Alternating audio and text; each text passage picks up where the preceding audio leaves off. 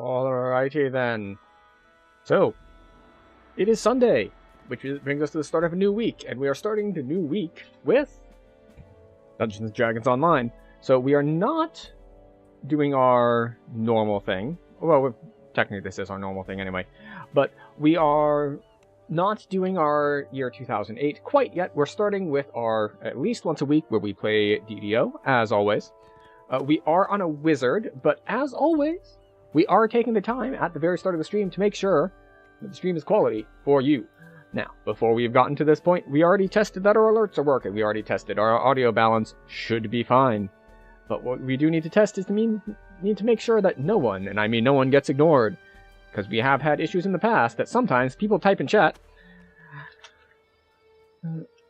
and I don't see it. And we don't want to have that happen. We want everyone to be involved. So, we want to make sure that when we type stuff in, I can see it, you can see it, it shows up, and everything looks like we are good to go. So, today, we are on our final life on Eladrin. We have so many past lives here. We are at 47 racial past lives. This will be racial life number 48, which will give us, for at least a short period of time, racial completionist. Before the next expansion releases a new race, and then we'll no longer be a racial completionist, because there'll be another one to do. But, these lives are being tested. Ah, yes, thank you. Shows up 2 places even. Haha. There are 2 points to test on this. One that I can see it, 2 that you can see it. But yes. So, we're a bit weaker on this wizard life than we have been in past warlock lives, and that's just because our build is not as good. But what we do have is we're trying to go into archmage as much as possible. We will be taking the T5s just because we are cheating and / bug abusing. You can see that we have this weird thing going on here with metamagics where we can take efficient maximize on the sides as well as the middle, which theoretically you shouldn't be able to do. Now, is this completely busted? No. And the reason it's not completely busted is it maxes out at 1 out of 3. So, it is more efficient than doing the non-bugged way, because I get 3 cost reduction for 1 point, but my max reduction is worse this way, because I could do improved empower here, and that would be -6, and improved quicken here, and that would be -4, instead of the 3 and 3, but that would cost me 4 more points, and instead I'm using those points to come over here and make my way up to greater color spray. So we are going to, in theory, be a force caster, where we go Archmage for force stuff and Fade Arc for force stuff, but so far what we're really doing is we're really just being a wizard, using whatever the best spells we have on hand at the moment are, which in this case is Fireball and Acid Blast. So, let's see, we have 1 action point, we are saving that action point, because the things we want next over here cost 2 points each. So, we did do 3 Barrel Cove off stream. So, tonight we'll be heading into Feywild first. And then, depending on where exactly we are, would be less than 0 if they were all 3 of 3. That's true. It would be quite early to get it to less than 0. You can get them to less than 0 with the right class split, and in particular once you get into epics, where you can get another like -9 to it. But right now, it's at -15. So, despite the fact that we have stuff permanently on, we're only at 17 increased cost instead of 25 increased cost. Gives a surprised laugh, then scuttles off. Didn't ask how big the room is. I said I cast Fireball. Yes. There's a whole series of shorts, Instagram things, TikToks, whatever. They're making short form content. They're probably cross-posting it everywhere, where there's usually a misleading opening, and then it cuts to, "It's wizard time, motherfucker! Fireball!" And that is the punchline. It is an effective punchline most of the time, much like Fireball is an appropriate response to most of life's troubles. In fact, it can even be used Plus the augment and enhancement reduction on gear. Yeah. I don't know which one you're talking about. I know that I have the orange one that drops out of, I think it's Thunder Peaks. It's one of the raids out there. And then, yeah, there's the gear with the enhanced meta magics. There's a lot of ways to reduce cost. And that's even before you get into the, I believe it's 1% per epic level cost reduction you get as well, just automatically for leveling. We'll see how long they can manage to keep that up. Just like, if the level cap gets all the way up to 50 or something, then everyone's going to have perhaps an unreasonable amount of cost reduction, because it'll be 30% cost reduction at that point. So, who knows, maybe at one point they'll have to split, like, epic levels versus legendary levels, and stop giving that particular passive. Alright. What's my favorite part of a Snickers bar? Yours is the vein. Well, I don't know if I should call you Neapolitan, because in theory that is a fake name. I will say I don't eat that much candy, but I am a fan of caramel in general. At first, things seem as before. Now, not to say I'm against getting a nice thick vein, but it's just not my priority. That Lord Arden is missing, and so are the flower and the loot. Oh, you know what? I forgot that I wanted to cut a bit of audio here. One moment. Excuse you. Please stop attacking me. I want to go click a different button on it. Thank you. Now, be a good adventurer and die. What game is this? This is Dungeons & Dragons Online. It is a 20-year-old MMORPG. It's based primarily on Dungeons & Dragons 3.5, but it's got, like, well, 20 years worth of power creep, as MMOs tend to have power creep. So, if you're familiar with Dungeons & Dragons 3.5, a lot of stuff here will look familiar, but a lot of stuff also will not look familiar. Right, let's see. Do you think FP has the maximized power onto the quest and cut and beyond? Crystallized unicorn. Ah, I don't know about that one. The funny thing is, like, pretty much no matter how much cost reduction you get on stuff, you're gonna run into some major problems in raids. It's like, in smaller 5-man content, looks retro? Yeah, it's pretty old. But I love it. I love it for a bunch of reasons. Partially, well, for two main reasons. One is how building works. You've got old school enhancement trees. You can multi-class. We're not multi-classing on this one because we're a wizard, and it would be probably a bad idea for us with what we're trying to go for. But the other one is which grinds are available. So MMOs generally are going to fall into a couple categories for what their end game looks like. There is, of course, the fashion end game. Fashion end game is always quite popular. There's also the raid grind, like gear treadmill end game. That's another quite popular one. And then there's like PvP grinds. Now, you can do the end game raid gear optimization grind here as well. But there's a different grind that is the reincarnation system. And what this is that when you get to level cap, you can choose to reset your character back to level 1 in exchange for a permanent buff to that character based on either the race or the class you were in the past life. So, for me, who at one point when I was playing WoW, I think this was when the level cap was 85, I had enough ults that I had one of every class at level cap.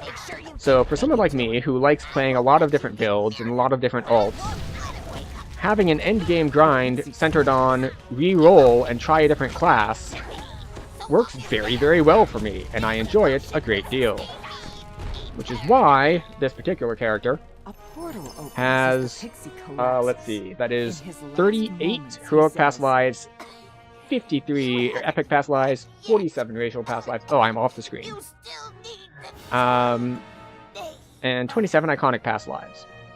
Because I said when you get to level cap, but that's a little bit misleading in that the old level cap, well, there's been a lot of different old level caps. But there have been a variety of level caps. There's the old, like, traditional Dungeons & Dragons level cap of 20, which is when heroic things stop and epic things start. So, things like I said, where you get it based on your race and class, those you can reincarnate as soon as you get to level 20. The current level cap is 34. It'll be going up to 36 in another month or two with a new expansion release. But at 20, that's when you can do the one based on your race or class. Then, of course, as I mentioned, there is an epic past life. That lets you reset back from 30 down to 20. And then iconics, they're like their own different thing. They're like special builds that they start at level 15. And they can't reincarnate until they get up to 30 either. Now, you might notice I said the level cap is 34, but that you reincarnate at 30. That's because they have not updated this system since the level cap was, well, lower. I believe epic reincarnation was introduced when the level cap was 28. That was like, I don't know, 10 years ago. It's been quite a while. And it's theorized that eventually there's going to be some sort of burn the roots along with Lord Arden's true name. You play a brief melody on Hearsom's lute. You mash the some sort of legendary reincarnation that happens above level 30. But that's probably not going to happen until the cap goes up to like 38 or 40. And that's going to be, I think their cadence, they said right now, is the level cap is going to go up like every 2 years? It's been a while since I looked into it.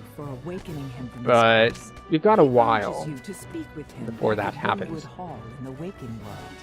But it's been good so far. This is, in fact, our last racial life. We've done all of the races. You cap out at 3 per race. And once you get literally all of them, you get an extra special bonus on top of all of the other bonuses. A motley group of red caps. That is an extra 2 to all stats and skills. It's strange that a noble of the summer so would retain those violent, it's very good. I will only have it for a very short period of time. A tree stands here by itself. A single, brilliantly red apple hangs from one of its branches. Oh. The tree does not like being hit. Hello. An enraged dryad leaps forth to protect it. Stop that. Okay. We missed our bluff check, so we had to fight. If you make the bluff check, well, then you can just get it to give you an apple instead of having to actually fight for it. Which is another thing I like about a variety of quests here. The sprawling courtyard seems deserted. Is A lone tower looms ahead. What can I do for is that sometimes you don't have to fight things. Lady White Lily has requested that you find her a snack. A frivolous request. So, in this case, you can do social checks, whether that's... Again, this is old D&D style stuff. So, bluff, intimidate, diplomacy. Now, you don't need them most of the time, but they're nice to have. Occupied by a very energetic chest. It gapes at you with a big, toothy grin and speaks. Remove Approach, friends! I am Riddlelock! Come, Alright. let us talk! So, this is a riddle. We already know the answer to it. But, yeah. Okay, so yeah, they didn't mention Legendary Lives for 36, so you imagine 38 plus, yeah. And even then, it might not be until 40, or it might just be, like, something that never happens. It would feel a little odd that if it didn't happen, based on how the rest of the game is structured, but there's gonna be a tricks to the game design space for like, okay, well, how does that work? What are we doing? What sorts of bonuses would they even give? Is it passives? Is it actives? Like, what's going on? Smithy, surrounded by menacing redcaps.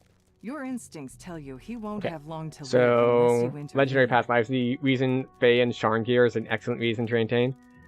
Yeah, that's true. I mean, the other option is, of course,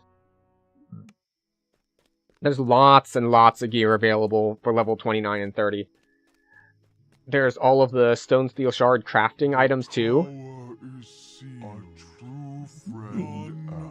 There's a ton of the raid gear from the older raids. But, yeah. So many options. As you reach for the door, a swirling torrent of Right. snowflakes Off we go. envelops you. We are definitely not going to make the unharmed. diplomacy check You don't here. even feel cold. Because what's our diplomacy at? A peculiar dog guards this door. all by 16. itself. Nope. Or so it seems. This is a notoriously difficult diplomacy check. Stop that. Oh, blink dogs. It's a notoriously difficult Eladrin guards check, wearing so the garb of the summer attempt a court social wait you in skill. this room. Diplomacy. One of them holds up a hand to hail you. Rangers, I would parley before we come to blows. You may step forward in safety to I always speak. forget how oddly You are loud faced the with battle an music is in unavoidable Feywild. Battle with the Eladrin. You have chosen to stay your blows Take that and down spare just a their peg. lives, even at the risk of your own. There we go. Yes, off we go. Like, we are theoretically a force caster. We are not really casting force spells because they are not good. But who knows? We'll do a little bit better at that once we get to level 12, but we're still quite a ways away from that. We also haven't really prepared any spells for crowd control, so that's also a trick. Oh no, oh! I was about to say, oh no, it's attacking me, I don't care. Except that it managed to get a trip off and crowd control us, so More red caps. that's not ideal. These look like they had fresh. You know, I just realized that I do have crowd control, it's just I haven't been using it. Because I do have web. I do have grease too, but there's no way I'm casting grease. I don't have freedom of movement. Regal Eladrin silently awaits your approach. He appears to be alone. Forgot the upgraded gear already 30 exact. That may be something. Gem of many colors re-rolling shows its face again. You mean the gem of many facets? Although I suppose you referenced that by calling it faces too. You the Prince of Frost wanted you dead, Me? I'm gonna move this down. There we go. But yeah, all the old raid gear is good. It's just the level cap was at 30 for so long. There's just a lot of stuff that's good at that point.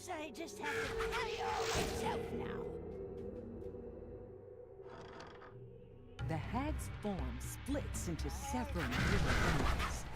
Oh right, they're immune to fire. Closely to see which one is the That real. one's not it. Wait. Oh no, that one's not it, that one's not it. How about you?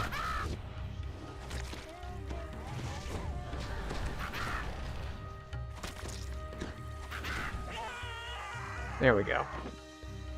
If you noticed, it's like, wait, how do you know which one is the right one? The wrong ones have a, like, they flash green After a moment, sort of the effect, Viscount rises to his feet. whereas the real one does not. Who was that? What's going on? I demand And an we're good. explanation.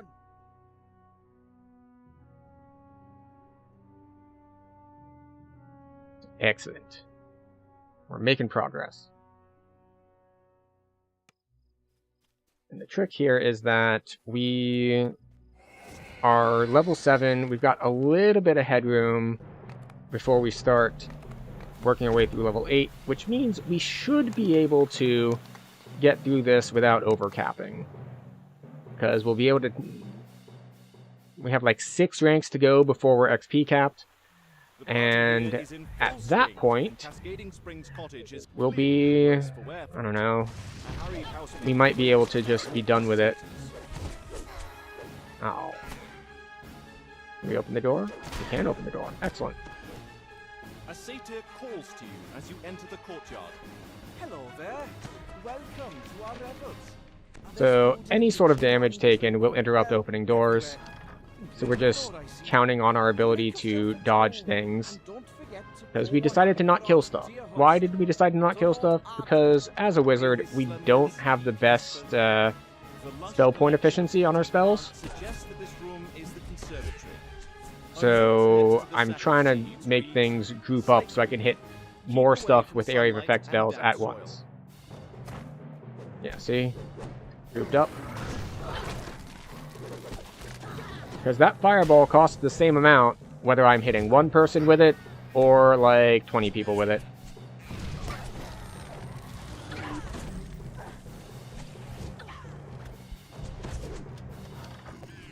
Oh.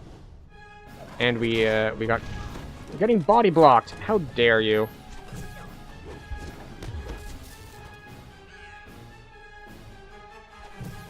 This is another downside, is that our SLAs are really weak. Specifically, they're weak because we don't have any area of effect SLAs. And for those of you who are not as familiar with the game, SLA is a spell-like ability,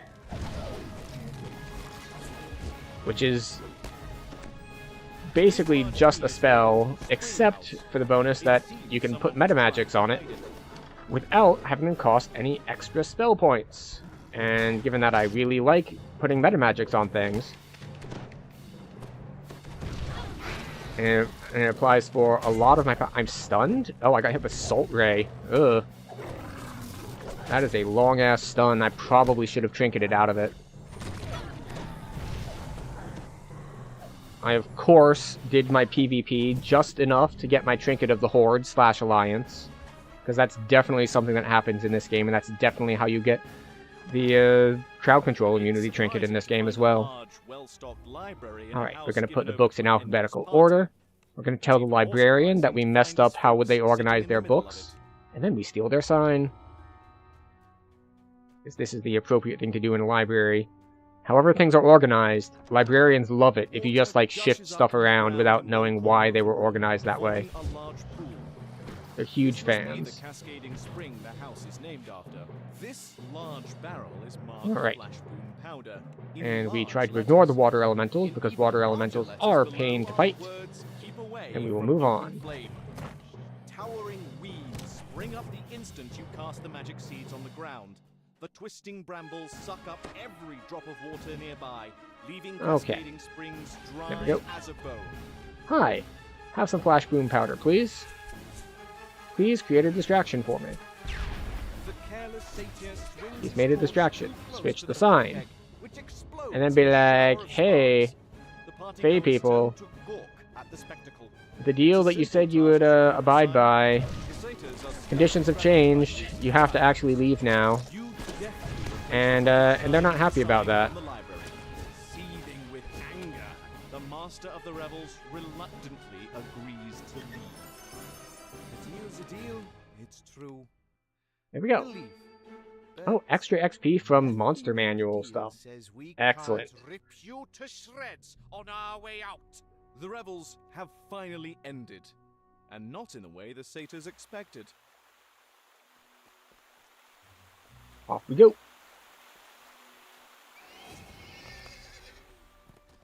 So now we get to go fight a windmill, which is always tricky. Well, I won't say it's always tricky. It can be tricky. It can be a little annoying at times. But, on the flip side, we do have web, which is one of the types of crowd control that actually works on the guys in here that you want to crowd control, which is a topiary lion. And if you're not aware of what a topiary lion is, it's like when you take a bush and you carve it into a shape. That. Except it's basically like a golem. So it's a plant golem sort of thing, living plant. And so it's immune to a lot of things. It's immune to mind-altering effects, like Hold Monster. It's immune to...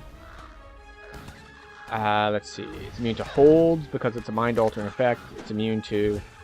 Oh, what else is it immune to? Stuns? I believe it's immune to most stuns. But what it's not immune to are things like trip, are things like web. So we can use things like trip and web to hold it in place. And you might be like, well, why are you trying to hold a lion in place? It sits menacingly. The night whispers to you. Talk to me about a plan. Right. I'm glad you So, believe me. She the tells goal of you, this quest is More than you'll ever know. the windmill is going to attack Bring us, your courage to the fore. and we need to find have your it come over confidence here well placed. Spindly legs and rise slam from down the on this wind special topiary lion creatures spring up around you. that has a crystal in its head. You can also body block them. Gemstone seems to be protecting this creature from spells and weapons. The windmill seems undaunted And by your weapons and the second one spells. should spawn The here. gemstone cracks, and the windmill shudders. Another Knocked down gemstone by the air cracks, elemental. and the windmill shakes violently. Where's that third one? Ooh, remnant. There it is. Hi. Oh, I was just wondering to myself, it's like, man, how is it breaking out of my webs so quickly? I know the answer to how it's breaking out of my webs so quickly. I cast Fireball. A gemstone cracks Fireball once is a more. The windmill really useful rumbles ability. deeply, However, then falls still. The magic that if brought you're it to life casting webs, seems to have it's a bad left idea to cast because it removes the webs. Thank you. the old knight says. Most magnets can be pretty Your significant trust in low in levels. me Feywild has brought some us particular nice ones. Yeah, like we got the victory bears this and Wake Me Up. There's all the You've plants that you can earned kill, a which is like reward. one of the first She places you're killing a bunch of plants. But All that sort of speak thing. with me if you'd like to Sure, help works a well, and they little have low further. DCs for it. Even on non-marshals, you can get it to work? I Oh, feel like the that part I culprits didn't still know. nearby. Like, I know I've tripped them on marshals. Especially, like, if you're on a staff life or something like that. Was meant to be a shelter, a temple, But good to know that, decorative addition assuming you to can hit the them on non-marshals, that it still lands. I find it funny that I'd forgotten the web and fireball interaction. within the distance Because of just a few like, short steps, yeah, that's the definitely a temperature thing. That's been in the game for then forever. snow It's something I covers the inherited ground. from pen and paper D&D, and it's something that just like makes sense. Yes, burn the webs away. Natural. Got it. I'm just so used to fireball being generic damage button that it's like, oh right, it does have other effects as well. You can blow stuff up. You can get rid of webs with it. Or I was gonna say this can also be an issue if you're using something like a gust of wind, but no one uses gust of wind and accidentally removes area of effect stuff, because it will remove stuff like disco ball, it'll remove stuff like wall of fire. I believe it still removes like sleet storm, Home to the Baron and Baroness but the trick to that is, in one of the many holdings of the oh, what is the Prince trick of to that? Frost. Oh, You have arrived at Bitterspine. because I had it set to public, I joined someone else's group already in progress. You proceed with caution.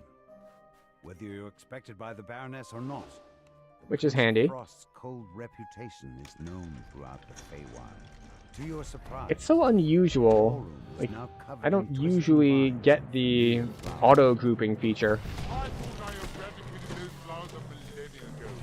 Now they're everywhere. Snarls the Prince of Frost. Stop it. Get some help. Outlander, we will fix this. I'll turn you into a block of Yep. ice. Lady Lazuli informs you that there were only 2 Eladrin nobles All she right. didn't recognize in attendance tonight. So off we She go. knows who can tell you more. Sir Snowdrift, the resident social butterfly of the Prince of Frost's court. Sir Snowdrift tells you that Lord Beryl No was one's last in seen the- slinking checking the off to cellars? kitchen in search of a fresh bottle of wine. Then he shoos you out of his crowd of adoring nobles. Oh. Lord Beryl says that There- Dame good, there is Elizabeth has someone- gone to explore the Prince of Frost's quarters. Speaking with Excellent. her, Now this is where I wish that I had... Wait, did I prepare Dimension Door? I haven't prepped my level 4 spells at all. How unfortunate. Well, that's the other thing that we did do off growth of stream, blossoming vines is has I sprung went up around the and court. I When you get actually close, bought a bunch of scrolls and scribed a bunch of scrolls into my Dame spellbook. Allegra saw a hooded stranger plant the frosted cerise in the garden. So, She bids that you to is, follow her, so she can help you search for clues Call of the about Kelpie. culprit. You notice a bizarre painting depicting the the hell hit me wintertime with ballroom. Call of the To Kelpie? your surprise, you're able to step through it and into the ballroom itself. Dame Allegra stands in the center of the garden. She lets out a low chuckle. How did you Okay. like my We're here in time to fight little things. prank? It was good Ooh. fun. Riling up that gloomy prince always entertains my master Hearsome. Allegra transforms before your eyes. You recognize her new form as Cadence, the night hag, who caused such trouble for the gatekeepers back in Pick Storm flower. Reach. Happy to see me, dearie. Good. It'll be for the last time. Cadence Where did my jump pants. go? There it is. I'm the Jump King, That's enough which is not taunting being for one confused with, day. you know, the I'll Jump let Queen my or the game Jump magic King, battles finish you off. which is not a game I think I will ever play. It's just not my genre, I don't think. In her place, a shambling mound rises to attack. The mass of flowers and vines crumbles into ash. Yet it leaves behind one last frosted cerise flower. You pluck There we the go. frosted cerise flower So from the hopefully snow. they're on the same route that I This am. time, the bloom stays in the palm of your hand. They probably are, of Instead course, crumpling away because, into nothing. well, most people are. Return to the Baroness to tell These her things what are happened. fairly Though the standardized. prince himself would Although, never this is admit something to I it. learned on the various Baroness hardcore tells you hardcore he's in servers, debt to thwart is a that moonlight scheme. they are kind of standardized, but a lot of these standards are on a per server basis. So, things that I think is like, oh yeah, you do the quests in this order.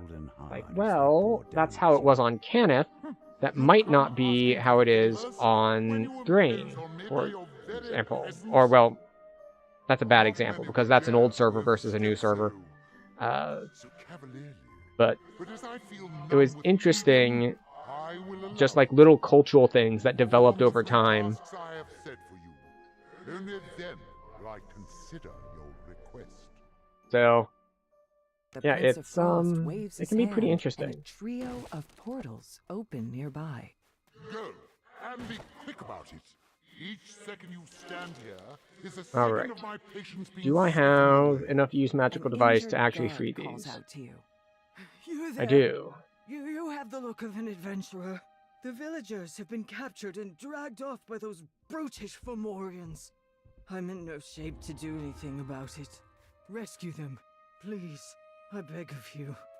You overhear an argument between the Fomorians. We need to wait for them to Perhaps talk there's to each some other way to anyway, take so advantage of this strife? no harm in taking the time to go and do this optional stuff. Lurtz considers There we your go. words, Bluff successful. then gives a single nod. He Now, begins on higher heading towards where difficulties, he last knew you his can, brother like, to be. wait for them to fight and bring each other to low health. Just, like, let them fight, and then afterwards, then you can jump in and finish them off. We're not going to bother with that. Lurtz looks you over. Well, if I get to keep all the captives for myself, Yep. I might as well add more to my haul. Then he attacks. The Fomorians have been So, defeated. and this the is one of those village is quests now that safe. it's really nice that I managed to find a party for it, because it's a quest that is literally like, go do these 3 separate things. And so you do those 3 separate things, and then the quest is done. So, if you have a party that can split, and some people do one thing, some people do another thing, it's way, way faster and easier. The next quest is going to be like that too. It's another one where it's like, go collect these 3 things, and then go to the end fight. This one doesn't have an end fight, you just have to do the 3 different things.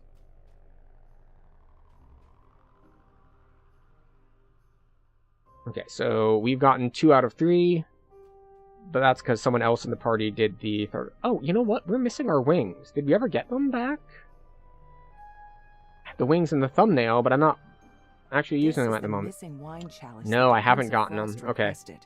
It's kind of odd that they made some cosmetics last through death, but the wings I need to reclaim every life as well. Through this well-worn journal, you learn that the bandit captain has a private stash of treasure hidden somewhere in the caverns.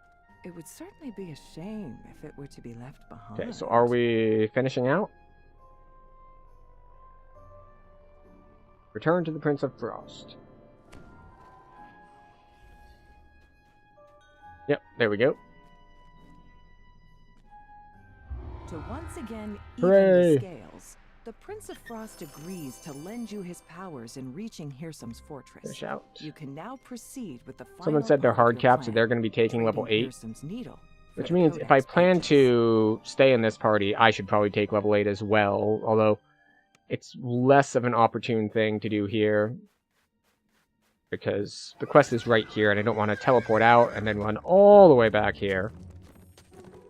Now, the other trick is, as I was talking earlier, there are different routes you can take, but they are semi-standardized. In this case, coming up here to the Dewey quest in this frozen section is not always routed the same. Some people will do the corrupted tree and the thornright first, and then come up here, and then double recall and go down into the swamp. Whereas others will take the route I took, which is go straight up here from Windmill, and then hit the corrupted tree and the thornright quest on the way to the swamp. I'll need some guards. Reliable guards, not a grumpy old flea bag like yourself. Let's see. We're going to put up resist fire and resist acid here. I wouldn't want to interrupt your busy. Now, the other good, really, really good thing about taking level 8 He's known you were there all along. is that Might as well come in. when you take level 8, Grumbles as he opens the you gate. get The to bear put on agrees to gear from fight the Lemuria. Baron, but first you must bring him 3 items.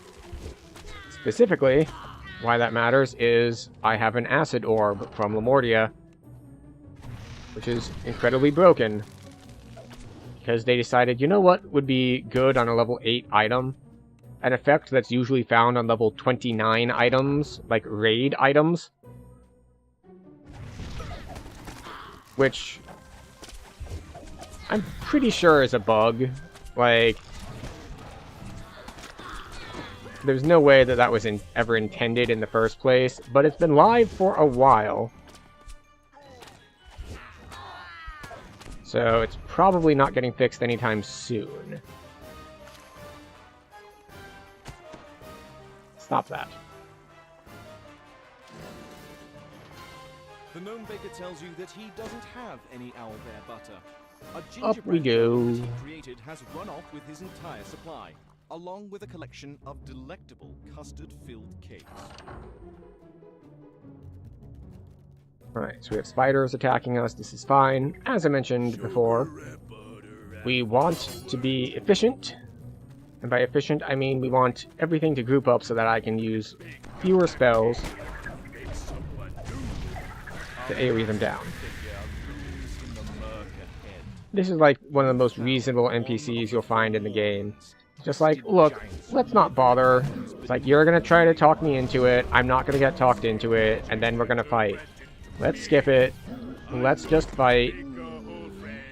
Save ourselves some time. You strip the gloves off of the dead Formorian, and they immediately So we did. shrink down to your size.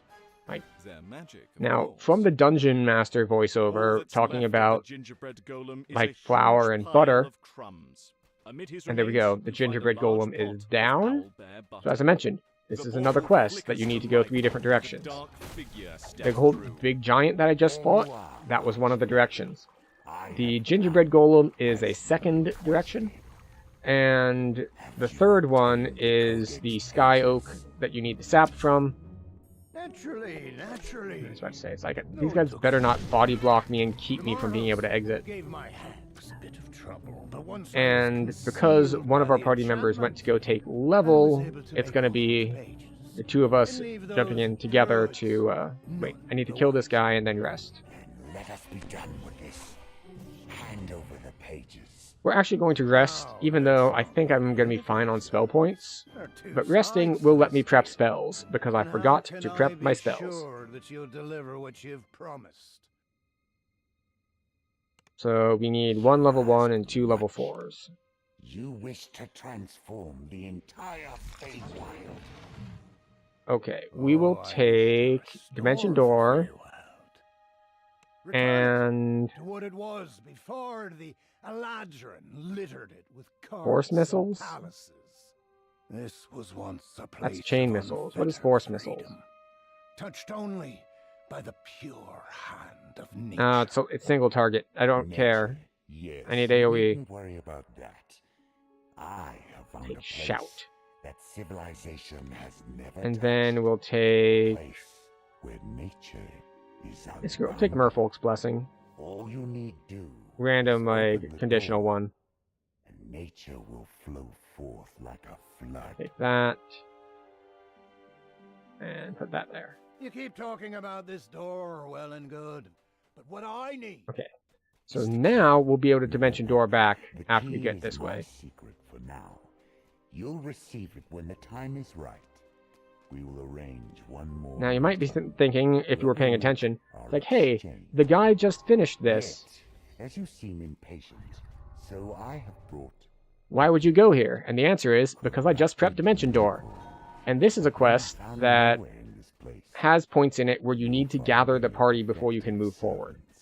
Which means, even if I tried to shortcut it and head to the end, I'd still have to wait for them. I'll find a So use by for going them, to meet them I'm sure. and dropping Dimension Door, we get to all You're not finish the out only one quicker who together. need this service. Yet if you fulfill your word, I will fulfill mine. Farewell. You don the giant's gloves, reach deep inside the bear's mouth. There we go. Pull out an Eladrin. A black unicorn bursts into the room, and a voice sounds in your mind. You have tampered with Out one we of go. Fearsome servants. So we double recall, I'll take level 8, and then head to whichever one they are doing next. Which might Says he knows a be secret that the could corrupted defeat tree, or it Fearsome. might be the swamp, depending on You which should route deliver they the took. news to Winwood Hall. You can use that information to plan your next move. So we will ask, what's next? And if they're not headed to the tree, then I'll just clean it up solo later. Swamp. Okay, yeah, so they already did. So they use a different route than I do. Alright, so they're going swamp. We take int when we level up. We put in the same skills that we already had.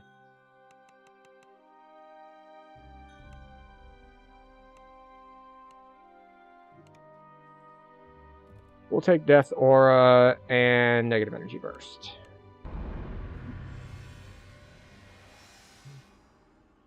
And then we put on our Emblem of Elemental Evil, and we put on our Arcane Contraption.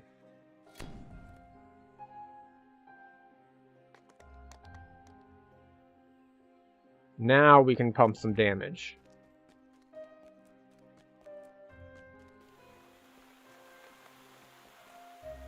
Right, and we get to prep more spells. We'll toss in Remove Curse. And we'll toss in Displacement. And then I need to catch up, because by coming here and leveling stuff, I've fallen behind. Oh, darn it. I'm too used to playing other classes. Yes, that. Int, not Charisma. We are Wizard, not Warlock. Or Sorcerer, for that matter. We are an int-based caster, not a charisma-based This caster. soaring structure is Winwood Hall, the home of Lord Arden and the local center of the summer court. Alright. We're doing fine.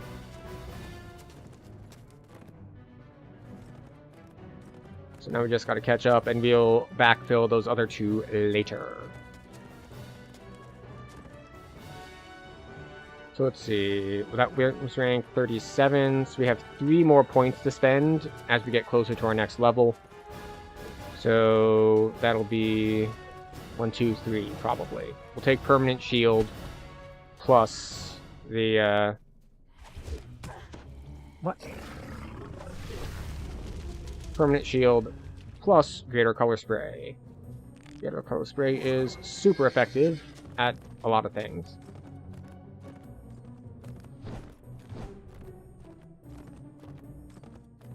And mostly it's a really cheap and easy crowd control. And the reason it's so effective, or the major reason it's so effective, is that it has 3 different crowd control effects on it. It has the daze, it has the blind, and it has... What's the last one? Silence? Daze, blind, and silence. So those are 3 separate effects. They have to make saves on all 3. Although, let's be real, the silence is not the most useful of those, just because you don't fight that many casters. But the daze and the blind are both really, really nice to have.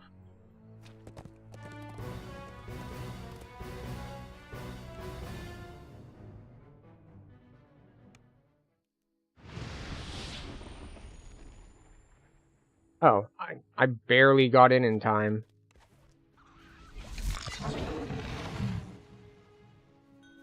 Which means I'm gonna get penalized for late entry, right? Most impressive. No. Okay, well, we just completely leached experience by taking a level.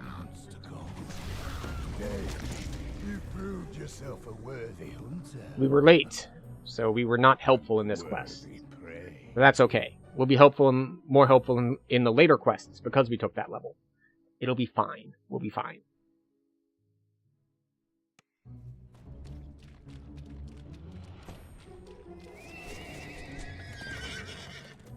So let's see, is the Wisp alive?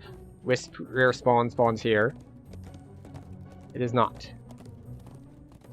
Then there's a Drowner over here, which is also not up. Get our exploration XP for going by the henge. In the midst of the swamp stands a curious... And we'll check for the sea lion who perches on this rock sometimes. That one's here. Description. You cannot find any sign of who built this. There we go.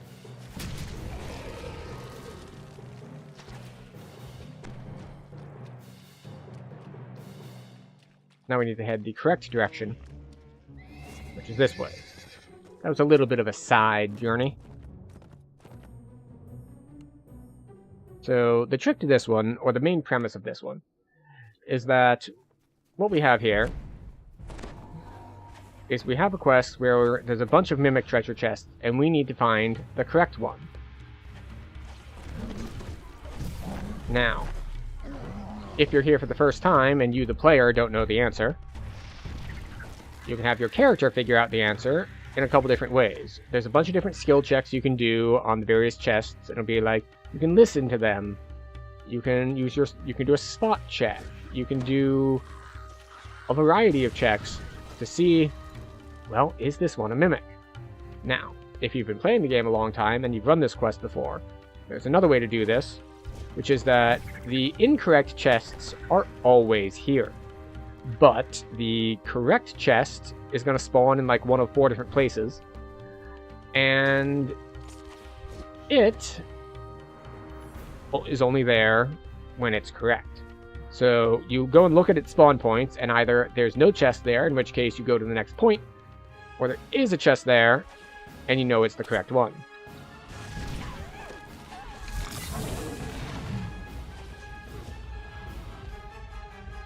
No, not that one.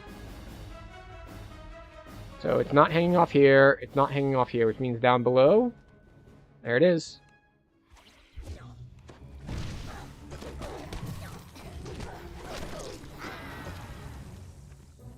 This is the correct chest. You have a good feeling about this chest. Perhaps it is. Now this is another place where web is incredibly useful, because the things that spawn here, as you defeat the unicorn, a deer bursts out from it. The deer and this time I'm remembering the blink dog falls, but something the raven that I want to definitely not do what? I want to definitely not cast Fireball, because I don't want to break the webs. Especially the Blink Dog and the Raven are really, really nasty to chase down. You see the glint of something that looks like a small winged shadow. So, being able to crowd control them and just kill them right as they spawn makes the game so much easier. Yeah, just don't Fireball. The tiny dragon-like creature. You might have noticed a distinct lack of fireballs in that fight. Like, is it the spell that I use the most? Yes. Am I going to use it in this particular fight? Absolutely not. And now we just have to wait for the pseudo-dragon to get here.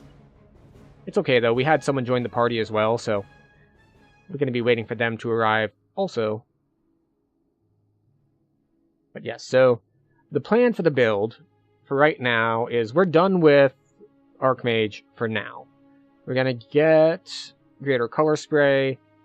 We're going to get more force crit and universal crit. And might build up to Fan of Shadow Blades. Having another force spell would be nice, although 1d6 plus 2 is not super compelling as far as a damage number goes. Like, to compare, Fireball is, I believe, 1d6 plus 3. Yeah, 1d6 plus 3. Through this portal, so, being able to be like, ooh, we got a 1d6 plus 2 spell. Like, no, that's... It's really nowhere near as good. In fact, it's way worse. The little dragon announces. We're gonna play hide and Oh god, I'm blind! I'm blind! No peeking. Whatever shall I do besides run through the darkness? I can cast Magic Missile, which is like the best thing to use to attack the darkness. Besides using a thing called Love, of course.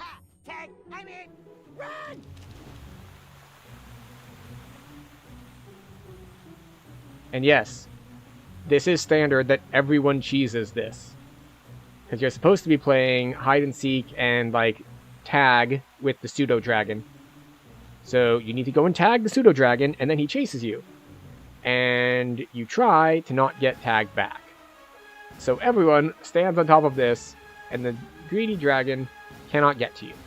However, the greedy dragon can, in fact, cast Delayed Blast Fireball. So he doesn't do it very often, but he can cast it, and it does hurt a lot. Jumps up and down. What fun! Thanks for being so very entertaining. You can have the knee. I just wanted to have a friend all along. There we go.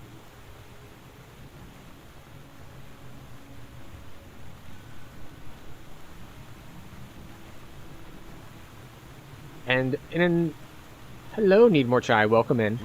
And in a break from what is standard, it's very odd that this quest finishes when you loot the chest. Like, I understand why. In theory, the needle that we came here to retrieve was put into the chest. So, it finishes when you grab the chest.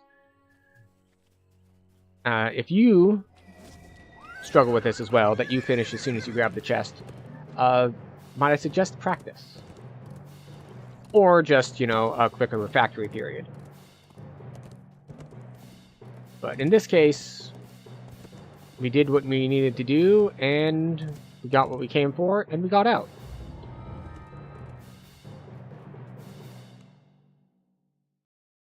So we've got this one, then we have the final quest in the chain, and then... You make your way deep into the Kelpie's underwater grotto, protected by the Eladrin. Oh, that hit harder than I expected it to. Keepsake you were sent to find. You hear the murmur of confused voices coming from up ahead.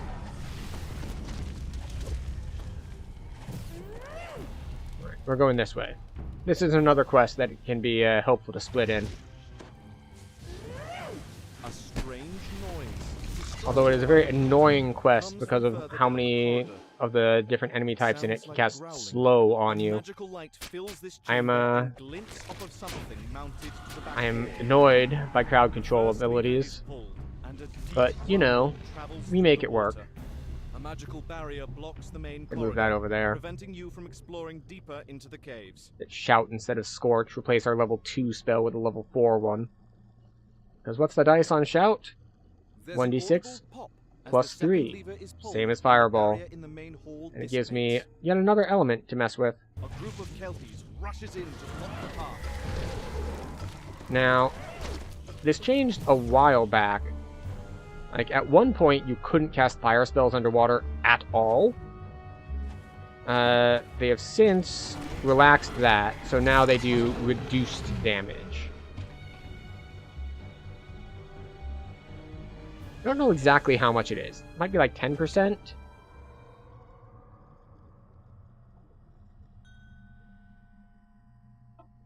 STMA. So they clearly used the /death command to reset when they didn't get in time for the last one, I think. So I don't know if they're actually coming or not. But okay, so we have 2 points currently. Yeah, so our next points, we're going to get permanent shield, plus if we cast shield or night shield on ourselves, it gives us extra defenses. And then we'll get our greater color spray, and that'll be good.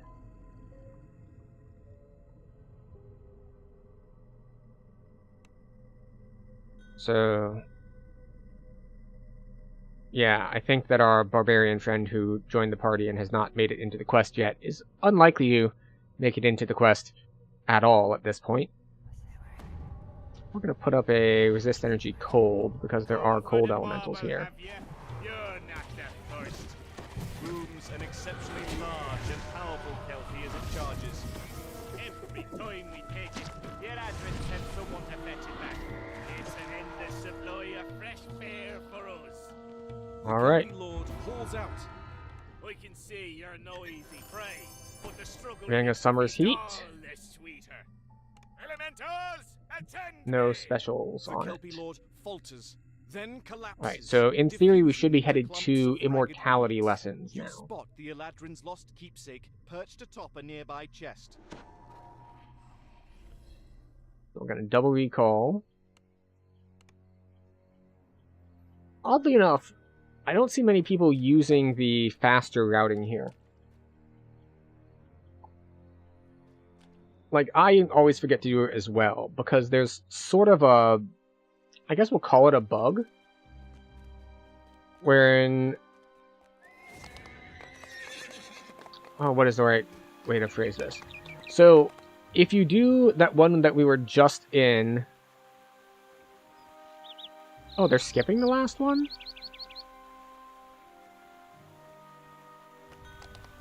Okay, so stop that. Let me out. Leave party. Alright. So there's a thing that you can do where if you go to the Lost Locket quest where we just were underwater, and then you go to the one with all the mimics, if you, instead of recalling out of a mimic one, if you go to the door and exit, it should kick you back close to the end quest instead of right outside the door. So it sends you there and it's faster. Very few people actually use that route though, for whatever reason. That said, we've reached the end of our first hour of stream. And what that means is, it's time for us to take a health and wellness break, because just sitting still and staring at screens for hours on end is bad for us. We all get the opportunity. I'm gonna run ads on Twitch, and I can't control the YouTube side of things. But we're gonna stand up, we're gonna stretch, we'll take 3 minutes. You won't miss anything, so feel free to, grab a drink, grab a snack, go to the bathroom, all that good stuff. And then we'll come back and we'll finish out Feywild. I will see you then.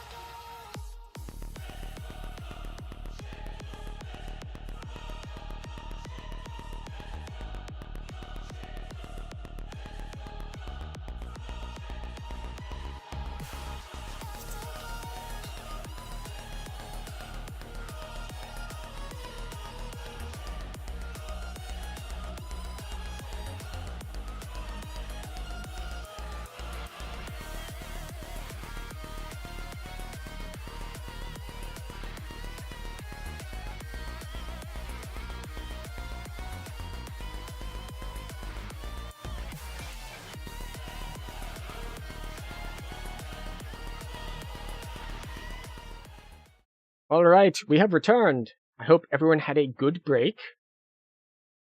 We got to get up and walk around, you know, refill our drink, all that good stuff. Oh, and, of course, the dog has returned. She decided to join us, so she gets her camera turned back on. We have been graced with her presence. So yeah, so we're gonna finish out this saga, grab the tree quest and the Thornright quest, and also then head to the end quest. And yeah, and then we'll be done with Feywild, and we'll head to, let's see.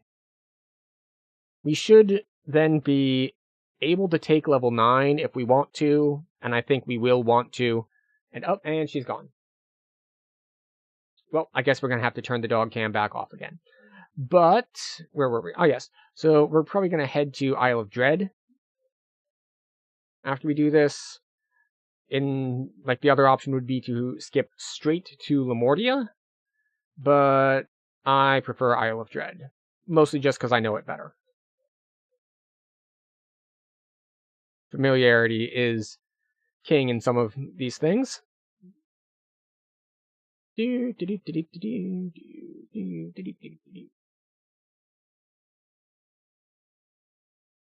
Bonk.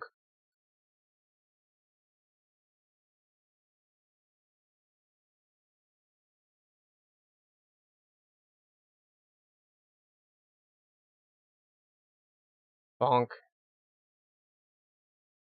And off we go.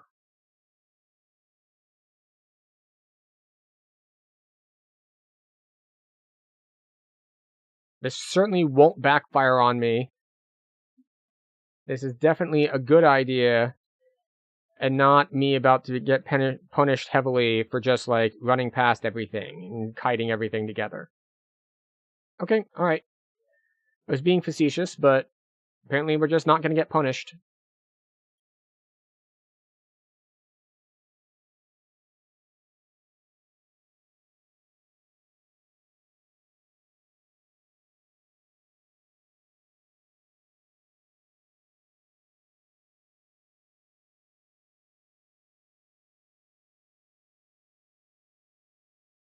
Okay, we got those. Bonk. Bonk. Bonk that. Hi. There we go. Hello. And we don't have anyone else in party, so there's no one to do the other side for us for splitting purposes, so we just have to do everything ourselves.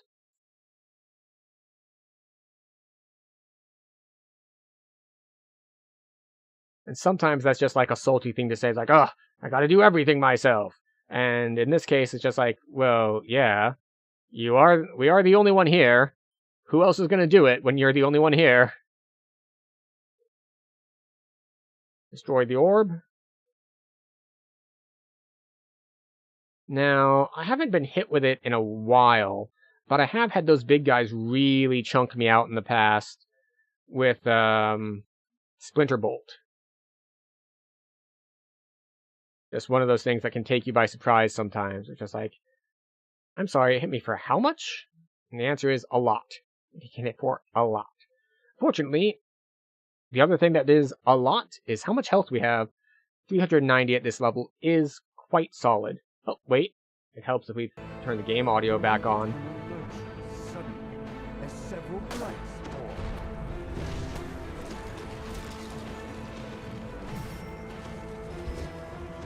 Excellent.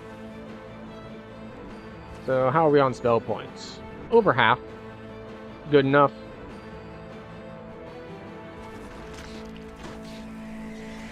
We don't need that many spell points. Close to the end.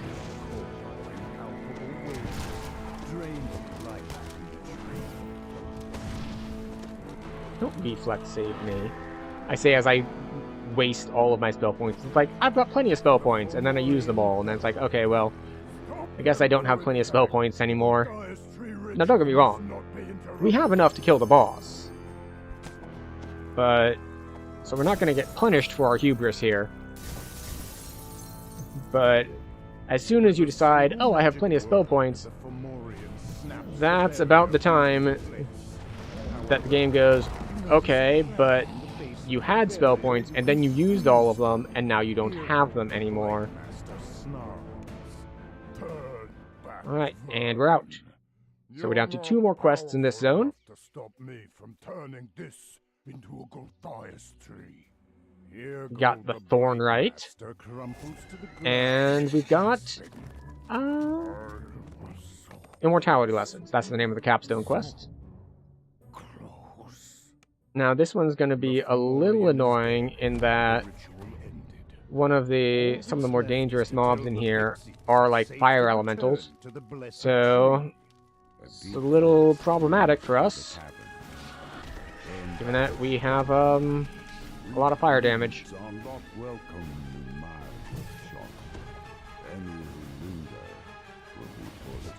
Alright. The fire beetles can actually hit pretty hard too, which is why we put up that fire resist spell. Hi.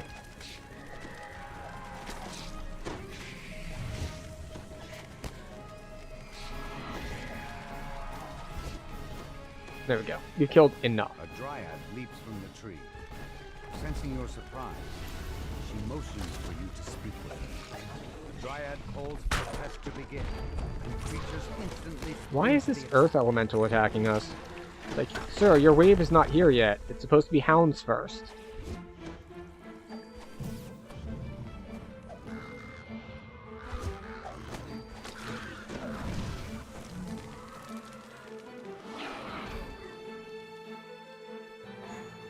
Alright, blink dogs. Shout at the dogs. Now we get our elementals.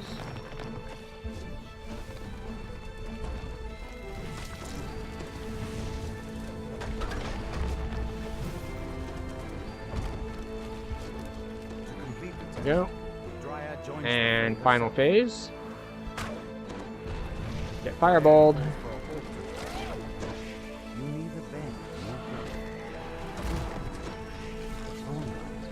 Excellent. She makes a gesture, and the door opens. A gnarled woodwork carefully picks through a pile of brambles, plucking out the largest and sharpest thorns. Surely this is the Prince's Scepter. The Thornright explains we don't that he need it. crafted a magic needle for Hissam. Alright. A needle And from here, now let's see, is it Hissam's faster? immortality. The Prince of I think it's Sages faster to then just took that ride. needle to some place called the Treasure Grove. So the other option would be to recall, and the recall would take us back to town, and then from town... excuse me. From town we would teleport out to the hut in the harbor, and the hut in the harbor would bring us to this entrance, and the next quest is right here. So we can either run this much, or just run this much, but it requires like 2 recall channels and like 3 loading screens. So we're just going to run it. Just running it is, I think, faster, but probably doesn't make a whole lot of difference either way.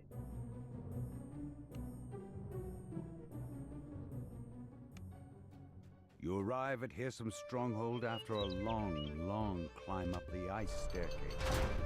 The Prince of Sages Unusually loud fiddling. a melody, while his servant Hermia flits nearby. So we need to wait for him to get done doing his thing. Like, we can't advance the quest until he goes away, so we're just going to talk for a bit while we review build things. So, next point goes into Greater Color Spray, which we could do if we just went back to town immediately, but it's not that important right now.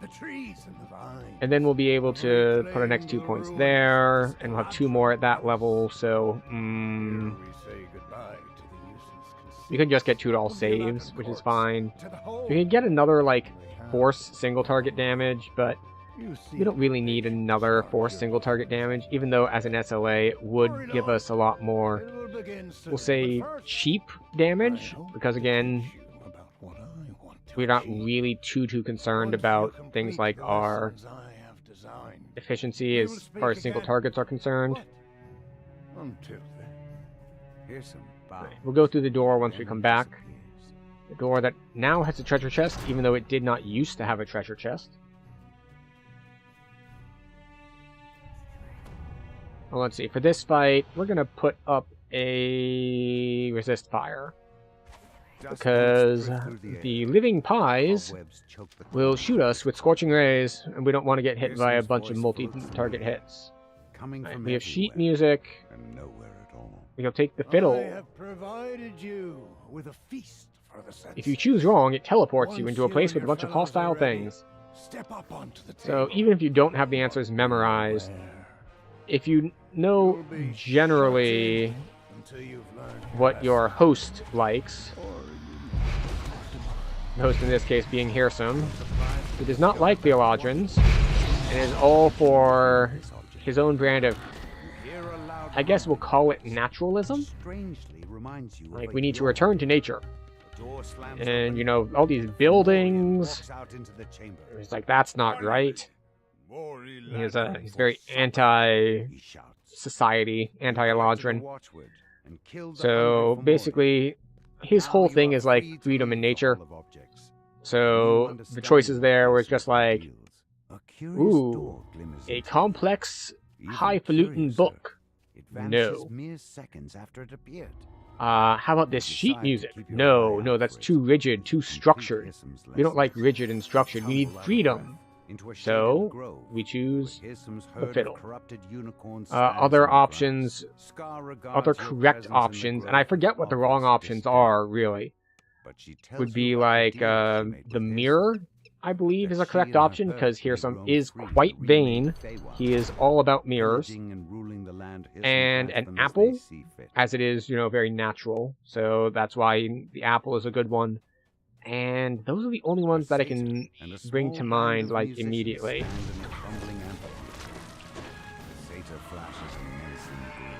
Right. Grab a fiddle. Now we need to find the fiddle. Voice drifts into your ears, like a far-off strain of music.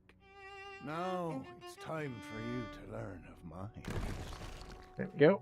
See this band, the power of music. Before you. Power of music compels you. Best them. Then you will be given the gift.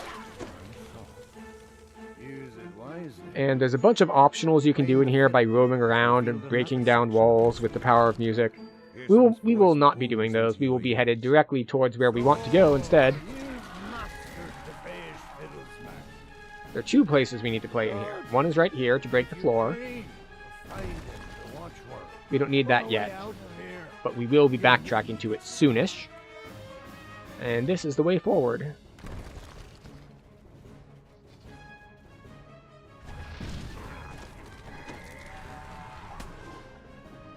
And yes, I'm aware that I didn't kill all of them, but that's fine.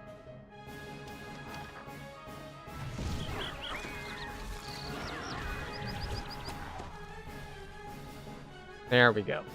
I will say we're doing way better as far as our power is concerned on the build. Like, level 5-ish, it was rough. We were running out of spell points because it took like 3 spells to kill anything. It's just, it was not great.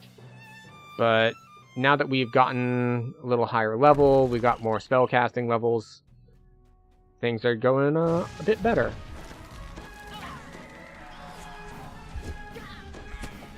You know, for so long, I thought you needed to play music because there's a music stand here that tells you, like, and you use the music to break things, but this is just glass. What? I swear I've broken it without playing it before. Like, that's what I was just saying. Like, I just learned this because I'd always used to break it by playing the music, and then I, like, found out you didn't need to, but now it seems like you do need to? Alright, I'm just wrong about things, apparently. That's just how that goes. Harpy, be gone!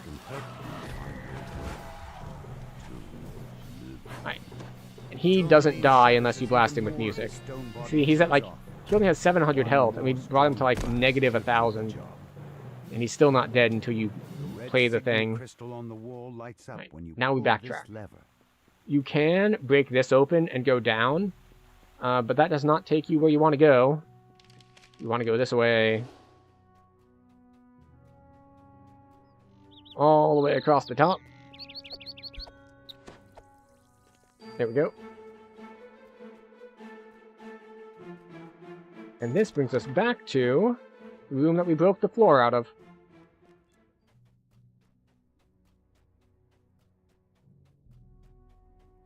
A solitary watchword number 2. Statue rests in this chamber.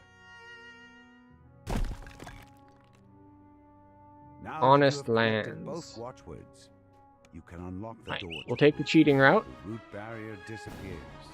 Behind it, which is this way. you notice a strange ring of mushrooms that has sprung up in the soil. You might be wondering, like, why is that the cheating way? Because if you go up the stairs over there, you have to fight another group. There's going to be a group of enemies that spawns here. Yeah.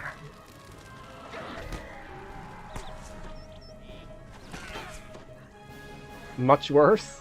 This door matches the one you used to enter Yeah. this labyrinth. You found the exit. Honestly, at this difficulty, it really doesn't matter. It's like, oh no, I have to use 2 spells to fight off these guys. Oh, right, in reference to the stream title. Yes. Yeah, Arcane Trickster has significantly power crept it. Honest Melody. You clear your voice and speak the watchwords aloud. The door rumbles and creaks open.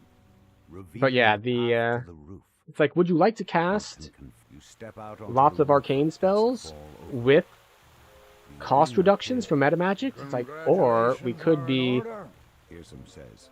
in Arcane Trickster, and when we cast that magic missile, it'll do like 4 times as much damage because you add your sneak dice to all of it.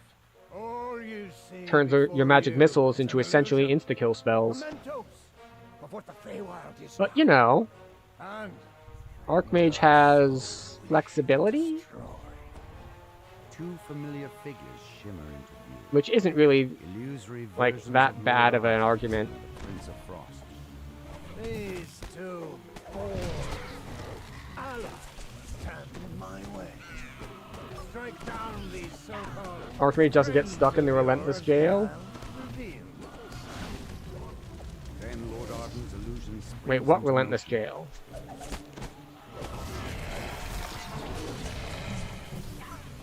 I'm not sure I'm familiar with this relentless jail.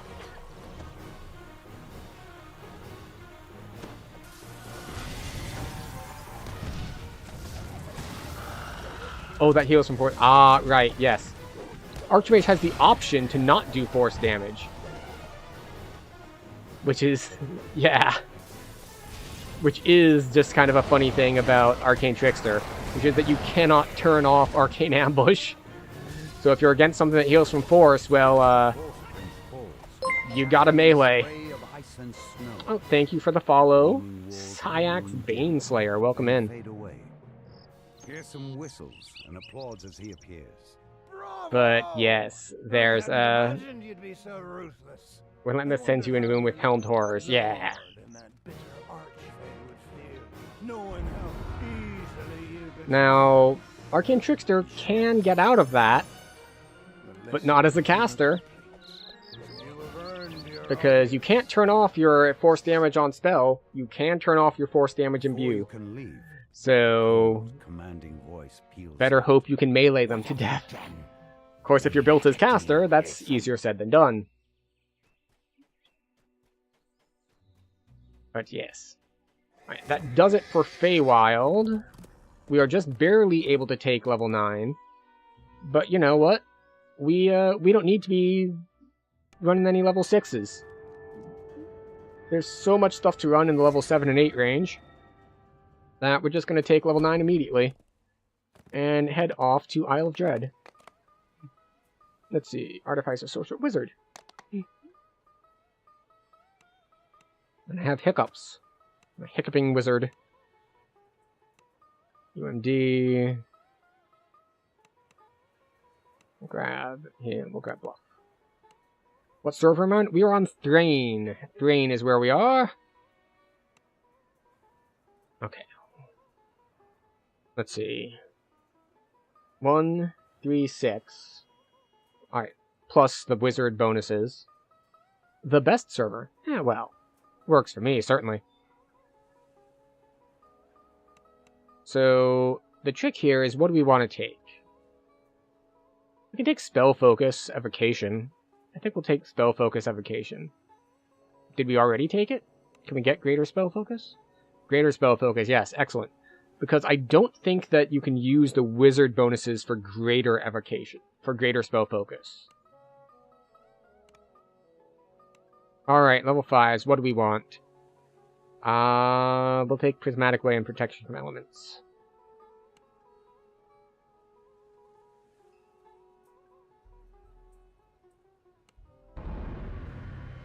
It is weird, yes.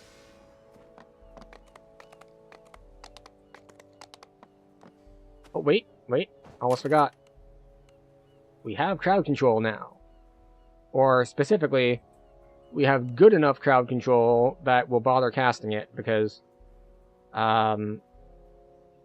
yeah.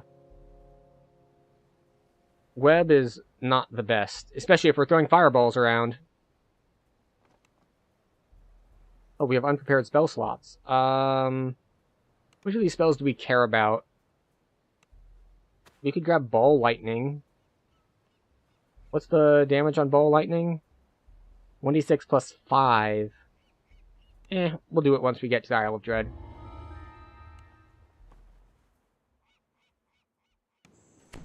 Foxpaw stands on the black sand beach, surrounded by wreckage. So we can do that. Doesn't seem to know where he is. And or how he then got there. we should be good to go. Foxpaw doesn't remember how you ended up on this. Hello, not distant Vecna. shore. So you tell him the story. A tale of pirates, a All right. shipwreck, and an angry god. It all started Alright. back in Storm Reach. We buff that, we buff that. Sent a message We're gonna summoning need you to resist the energy harbor. cold against the water Before you could elementals. find him, you were accosted by a mysterious stranger. The stranger vanished as suddenly as he appeared. Alright. Then, Foxpaw Come hailed forth, you from the pirate. water's edge. He wanted to discuss the strange teleporting island. Foxpaw said he wanted to show you some experiment related to Alright, the he's very dead. He had mounted the magical artifact onto an arcane device Hi. he had built. Foxpaw amplified the artifact's magical signature, creating bait to draw the pirates to him. Was this a bold strategy or reckless insanity? You were All right. about to find out. There we go. Pirate made her Everyone's way up down. from the docks. Aye, we're back. And this time So, you yes. won't escape. Surrender now. And my Alright, shipmates so will have to break any of your bones. that's that same barbarian who joined the different group and then left. Wonder what is going on with them. Maybe they've just got like something very busy happening in their household this evening, so that they keep thinking they can join groups and then like something comes up, like a kid starts crying or something. You dare invoke the name of Vecna. The mysterious But yes, stranger we get to put more transformed, points into taking force on and a crit, new and and terrifying then something For something some put points reason, various places. shape. Found We might yourself drop more unable points to into attack. Eldritch Knight for survivability stuff, but Pick that up. As if in a trance, oh, so Shadow Dale is the best because you specifically are on it. I see. Something dark side. Yeah, we are on the dark side now with Vecna taking control of us. But yes, we can get some more survivability stuff here. Honestly, I think Shadowdale is the...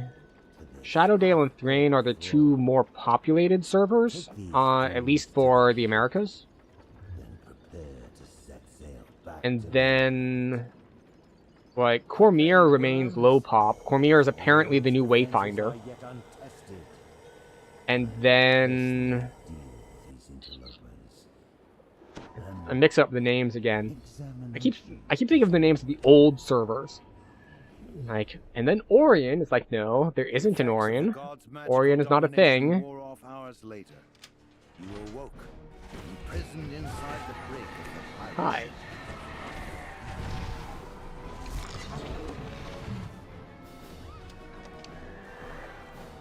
Of course, I wasn't even on Orion. I was on Caneth. You know what? Look at that.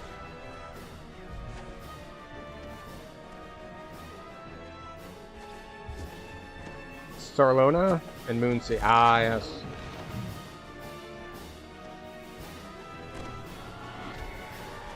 Oop. Oh, there you are. I was looking for you. But yes, the thing that we need to worry about in this quest is getting chain crowd control. It's not as big a deal now that we have allies with us, but if you're soloing, the first group of enemies that spawn in this next encounter... Oh no, second set? The casters that have the extra guys with them. They can be a problem because they'll do things like cast... What is it? It's not Cyclonic Rift. Something Cyclone. It's a knockdown spell. Vecna's form reappears. It's not Cyclone. Wait, why can't I remember the name of it? Is it just Cyclone? Cyclonic Blast. There it is. Also, it's bugged? What's bugged about it? Because the thing that gets me on it is that it's not just that it's I control the only way off of the island. Can't evade it even with reflex save? Actually, I was about to talk about that. But not for Cyclonic Blast. Instead, for the water elementals, because they're using Frost Lance. So you come in here, you think, it's fine, I have evasion, we're all good. Frost Lance isn't a reflex save. It's a Constitution save. Or a Fortitude save, rather. So evasion doesn't work on it. So if you get a champion who's doing extra damage on hit with the Frost Lance, you're just screwed if you get crowd controlled by Cyclonic Blast. You soon found yourself near shore.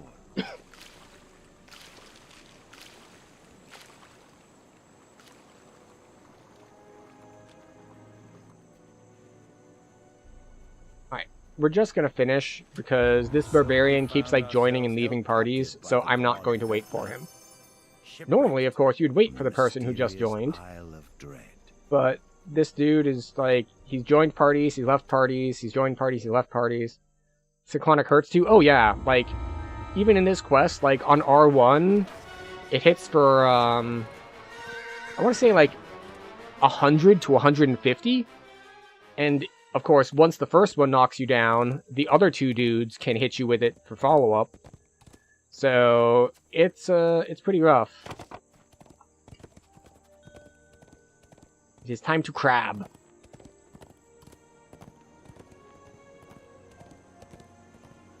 So yeah, that is it's one of those risky quests that even with a semi-prepared character, you can just get crowd controlled all the way. Don't forget the butter. Ah, I did forget the butter. Oh well. We'll just have to make do without butter. You can see the Kopu's encampment, a fortified stone structure built into We'll just have to rub it in enough garlic that it turns into butter. Reeves informs you that the Peace Monolith is protected by a gigantic crab. Yet the Kopu also fear the dark energies protecting the crustacean. And so they have developed a defense mechanism. Wait, you know what? I took level 9. I think that means I can get, yeah. A former slave you can get Reaper points for level 9. Mind control. You approach a group of guards who stand at attention before the gate. Little bit of healing. When they see you, they charge forward. You enter the natural stone enclosure. Inside, you notice someone has the solutions fixed. Or rather written down. Which is not something I've seen before. Like, I've seen it done for things like Shadow Crypt, but I haven't seen it done for Crab. So, alright, we'll be on 2. 2 is just 2 and 3. Of course, they're not active yet. The Kopru suddenly turns toward you. Intruders! Minions! Rally them, I find it funny that the voice acting here is like Richard Nixon. Koku Lieutenant crumbles at your feet. Oh. The rogue hits the ground with a thud. I targeted the wrong one. Still. Need to put this one Mystic back. barrier shimmers into being and bars you from exiting the arena. A Koku officer appears, along with a slew of reinforcements. The crab emerges So from the 3, sand. It rears up, exposing its belly. 1. Now is your chance to immobilize the beast. The Koku lets out a garbled cry before Alright, so slumping we've got 1 and 2 into the prepped. sand. A group It of is, however... reinforcements Oh, it's in front of enters the 2. arena. The crab emerges from the sand. It rears up, exposing its belly. Now is your chance to immobilize the beast. The crab emerges from the What? sand. It rears up, exposing Why its did belly. it... Now is your chance to I went immobilize based the off of the beast. audio cue, but that was apparently incorrect. Enters the arena. I guess that we were ahead on killing things. That's 4. Oh hey, the barbarian did make it this time. Crab emerges from the sand. It rears up, exposing its belly. Now is your chance to immobilize the beast. The bolt Hooray! rains into the crab's underbelly, knocking it off balance and stunning it. The force field surrounding both the crab and down. the monolith fade away. You touch the monolith and feel a jolt of energy as the attunement is bestowed upon you. Oh, reliable. What is old reliable?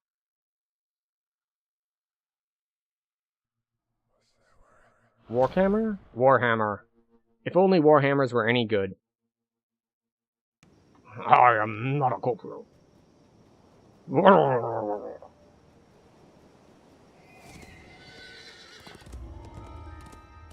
Okay, we'll go prepare spells.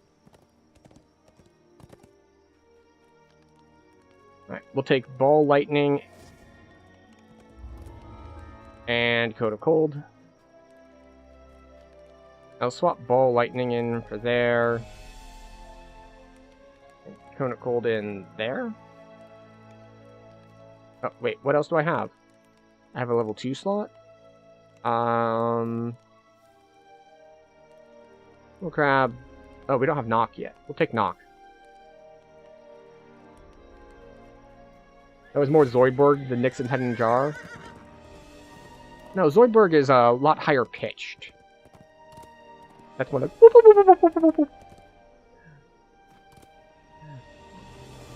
I don't quite have the jowls to pull off Nixon, is the problem. Like, I can get the lower intonation a bit, but... it's not really my strong point. Okay. So, where is everyone? And why are they headed that way?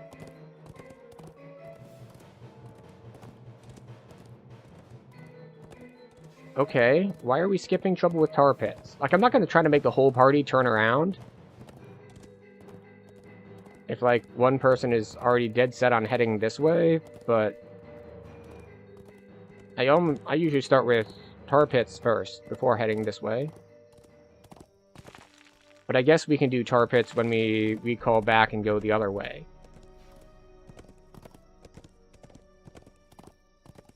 Oh. Free XP. I have seen civilizations scorched and reborn. There we go. We who bow to the Just giving straight to hail to the king, I remain suppose. far longer. Those who defy him quickly realize their mistake. The Alright, people have chosen so wisely. we have As new if spells to they cast, which is nice. The beast known as Sidewall has been terrorizing this part of the bamboo grove. It's time to hunt it down. You hear a rustling noise in the bamboo. Raptors leap into the clearing. Attack!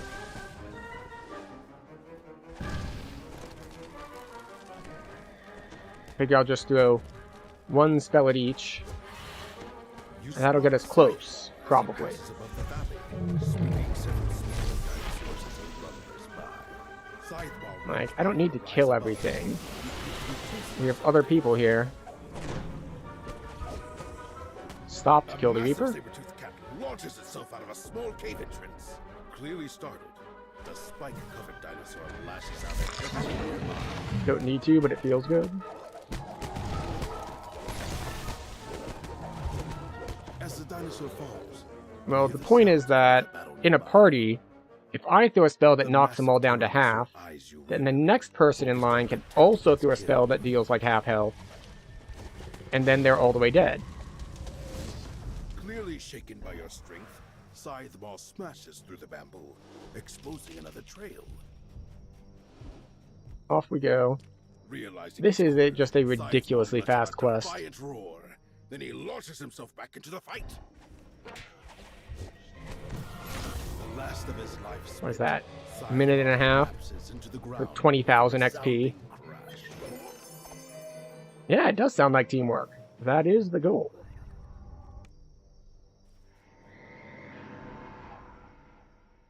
Not fast enough? That's right, I don't have sprint boost. So, clearly, the problem is that we just don't have the move speed to go and complete things fast enough. But also welcome in. Even back then, Perhaps I should be building into sprint boost then, eh?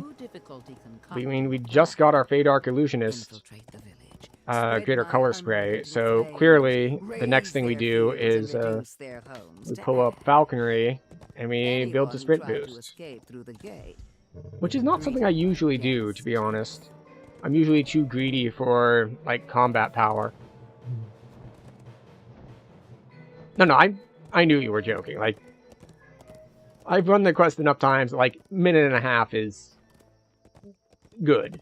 Like, essentially, any time that you're just moving forward the whole time, like, we barely stopped moving at all to fight. It was all just, like, throw spells on the run.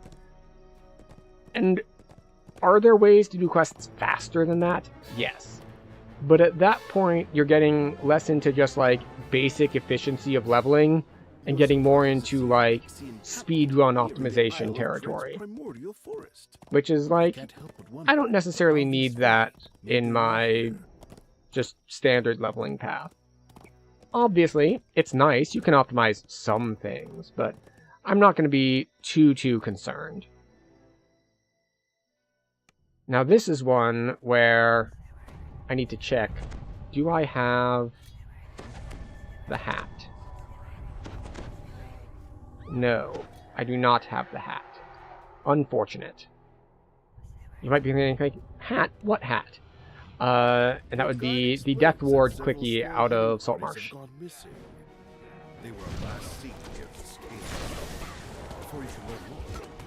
Because there's a lot of guys in here who cast, like, negative spells.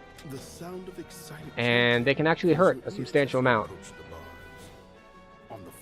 If you do Spiders and Flies, you can teleport to the Pixie Camp and save some running.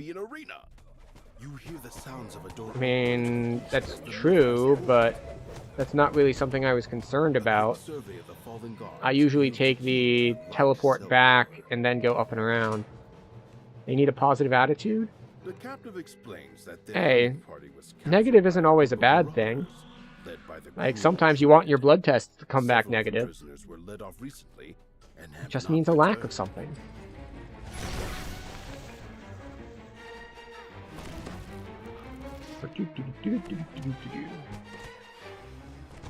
Right, so here we are.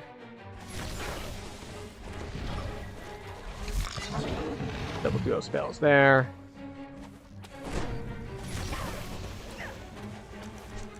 Alright. This is one of those doors that are locked by the force of life.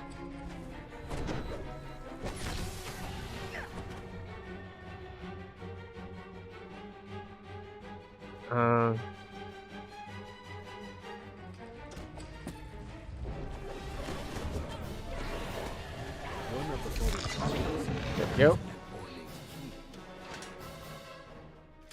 The captive points to the western corridor, explaining that Usually several of them were taken recalled down to and never came back. Then the former captives make their way towards the exit and freedom. As the lever is pulled, A door opens to the west. which does take it.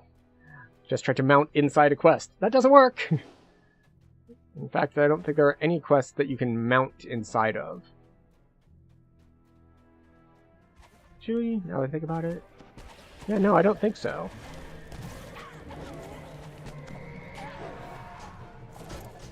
Like, there are places that are not towns that you can mount.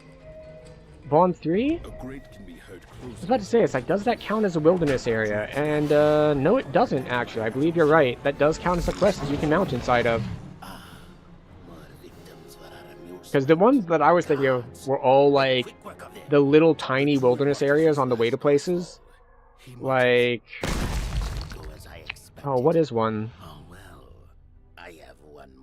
The one for the Restless Elders, or whatever it is? Like, I think you can go in that one. You slide towards the cavern opening further down the corridor. The slit passage gives way to a stone chamber. Marauders line the walls, cheering as you fall into the arena pit. The Protect the Mummy quest that sucks so bad, can't recall the name. Yeah. I think it's Restless Elders.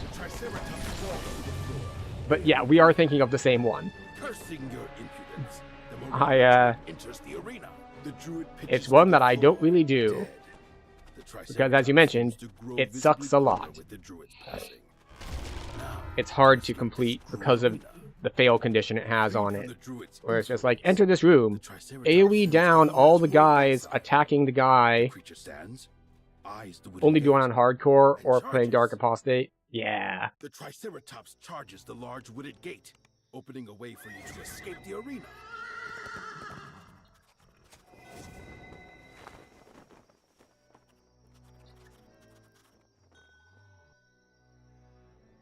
We recall and head to tar pits. We have 24 slots in our inventory left. That is more than enough. You know, while we were in town, we probably should have grabbed our clicky for the helmet. But it's fine. We don't need Death Ward. Who needs Death Ward? It's us. We need Death Ward, but it's not that big a deal. Because we do have Death Block, so we're not going to get insta-killed, but we can get level drained. Which is pretty effective against us at this level, to be honest. But yeah, I've also only done that quest if I'm pushing for favor for like a hardcore challenge. I mean, even if I were Dark Apostate, I wouldn't just do it out of the blue, because it's in a level range that I don't really care about. Is that base level 9 or base level 10? Well, look, I'll check it in a second.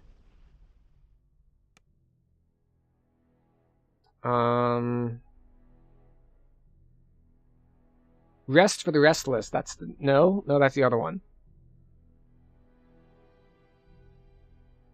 Ah, screw it. Not that important.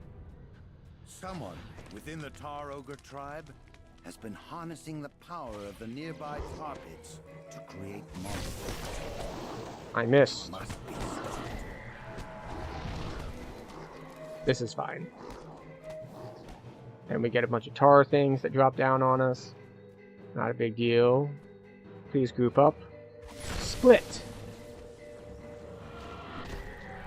Or don't split. I thought lightning damage split them. Strewn with rocks that can be jumped across, though falling in is not recommended.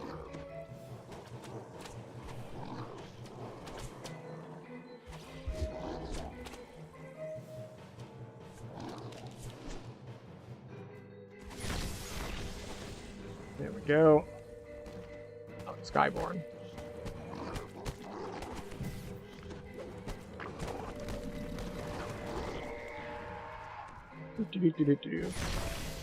Now, one good thing about lightning is that there are way fewer things that resist it than something like fire.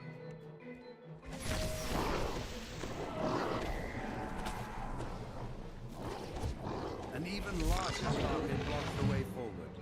The tar surges fiercely, causing rocks to surface, then submerge. Jumping across is possible, though dangerous.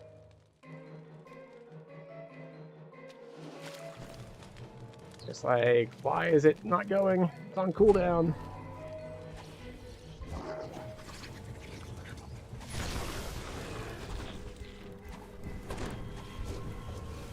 go. At least, unlike being on Warlock, we don't need to do anything special to break these down.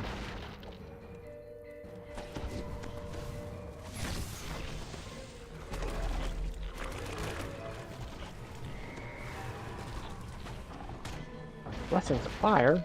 Neat. Oh, that reminds me, I should grab heal scrolls out of the bank. I'm high enough level that I can use them now.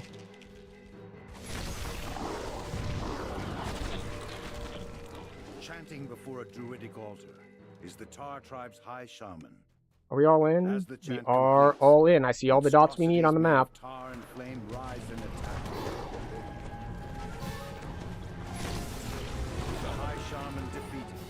There we go. Tar tribe won't be able to create more of these monstrosities for now. Alright. And then we go east. I think it's east.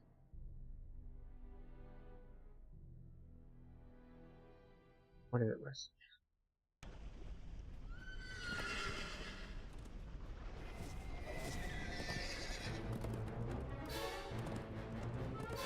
Northeast. Now, usually I would, because I would have already done tar pits, you just exit town, you hug the right-hand side, you go through where the where there's a big tree that you go through the middle of the tree to get through on the other side. The Tabaxi have set up a campsite here. But Their instead, colorful we go tents this route. burning in the So we'll breeze. take this tree across. The creatures don't seem to be worried about attacks from beasts or marauders. How long we have? Alright. No doubt, the Isle That's of enough Dread time. has learned to fear the Tabaxi's claws. Alrighty. So yes, up we go. Oh. Water's slightly too deep.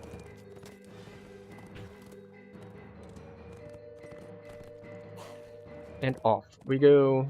According to the islanders, gargoyles roost in the canyon ruins beyond this weather-beaten gateway. Wait. That. This is another one that splitting is super effective. Behind the waterfall just ahead, you spy a large door embedded in the mountain. Ooh, I didn't think I made that must jump. be the entrance to the hidden crypt, the There we go. location of the missing tomb, and the lair of this canyon's tribe. So, of gargoyles. this first part of the quest, you need to grab 3 crests from 3 different paths, take those to a door, and then you can move forward. So in this case, what we're doing is, hopefully we split, I grab a crest, someone else grabs another crest, someone else grabs the third crest, and then we can all convene and move forward, and just be very efficient and fast. Now, are things actually going to work out like that, or are people just going to, like, group up? Now, I will say, either way works. This door is locked with 3 crests. I like splitting because it's faster, but staying together is safer. So, it really depends also on what difficulty you're playing on. You were open the delayed due to door DC, a dim but you and thought heal frosty scrolls took chamber. 11? You spy one don't of the think crests so. you're looking for in the back of the room, locked behind a gate. You find yourself in a They big might. mausoleum. At the back of That the might room, be you like spot a resurrection crest atop an scrolls. altar. You pick up the crest of the octopus.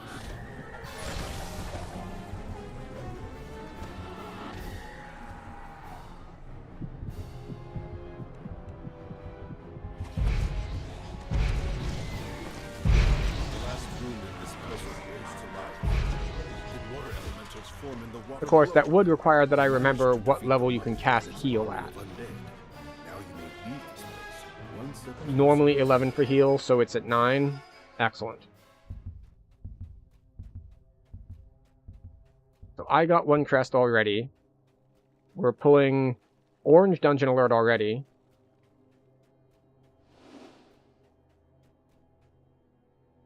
But okay. So the monk went for the Etten one. Someone else went for the water one. I have already done this one, which means that we can just move forward. See, do we do an optional while we wait? I guess we do.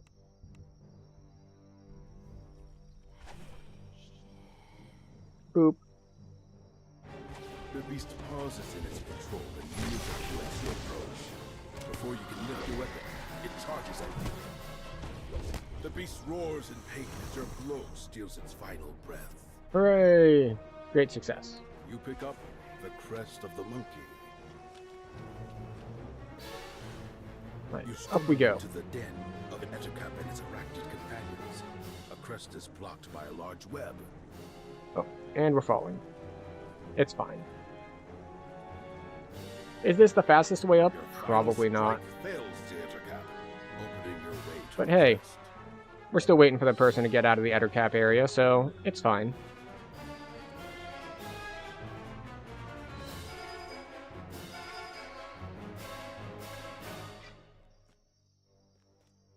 Actually, do I have scrolls with me? Did I grab them out of the bank when I did my reincarnation? I did not. Unfortunate. Oh well. So how much do we get? Like, how much are we missing out by not spending? We're missing 20 hit points and 1 saving throws, 50 there, and nothing useful there.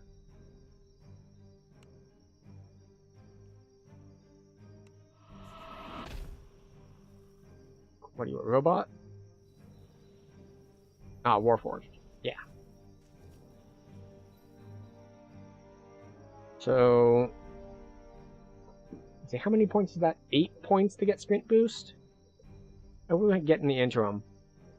We get either physical resist rating or healing amp. So we get healing amp, a little bit of PRR, and then sprint boost. If we go this way.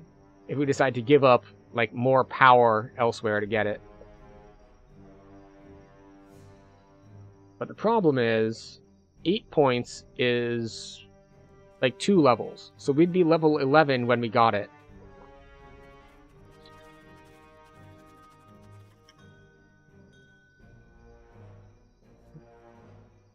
Power or Zerg. Yeah, because the problem is when we hit level 12.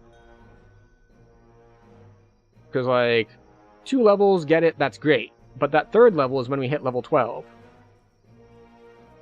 So it's like, do we give up grabbing Arcane Blast? And I don't know how good Arcane Supremacy is. It seems like one of those things that's more for fun than actually useful. Because what's the internal cooldown on it? Yeah, only pops every minute and a half. It's like, sure, every minute and a half, at best, you get superpowers.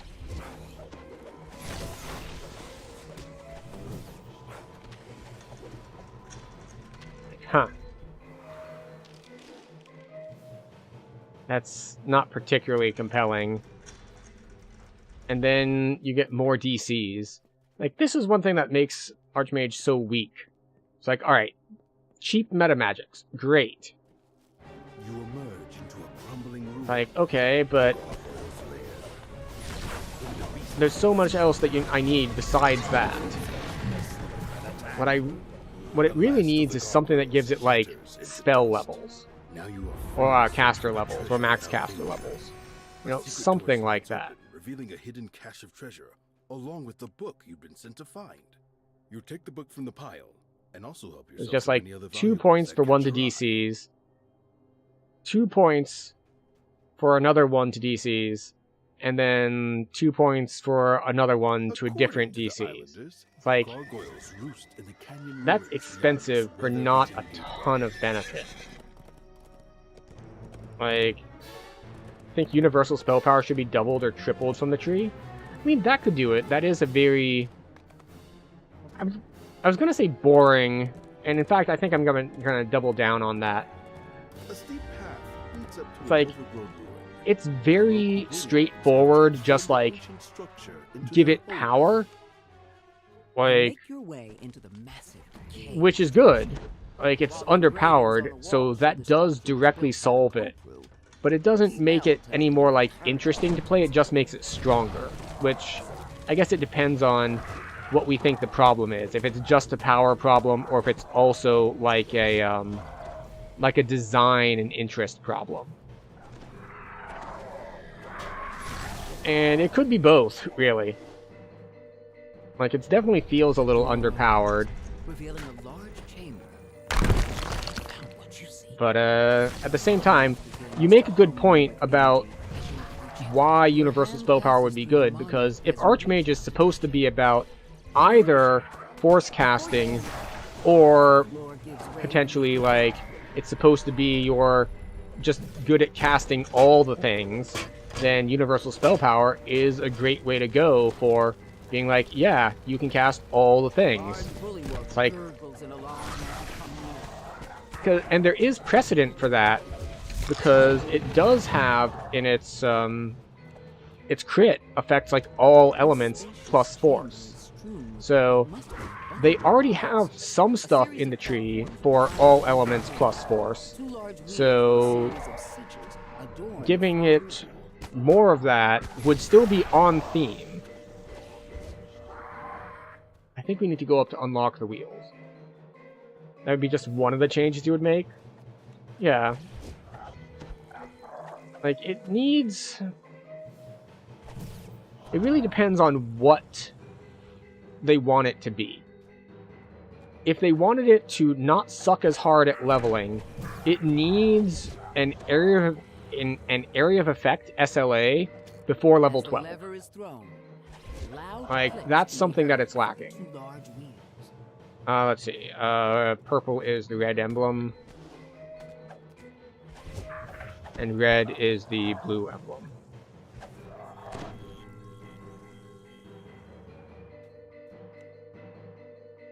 But yeah, it could really use some form of area of effect SLA, certainly. I feel like it might benefit more from some thematic stuff, like maybe some more orb-based stuff. It really depends on what exactly it's supposed to be. Like, if it's supposed to be just universally good... Actually, let's compare. So, because this is Wizard.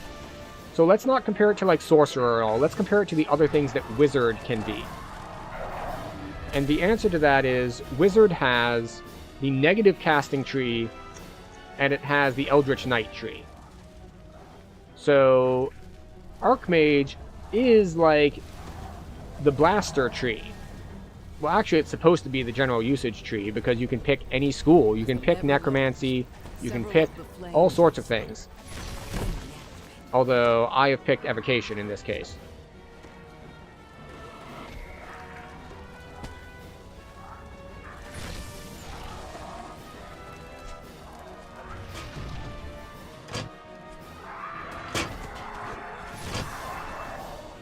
Do we need to kill them? No, they're non-threatening down there.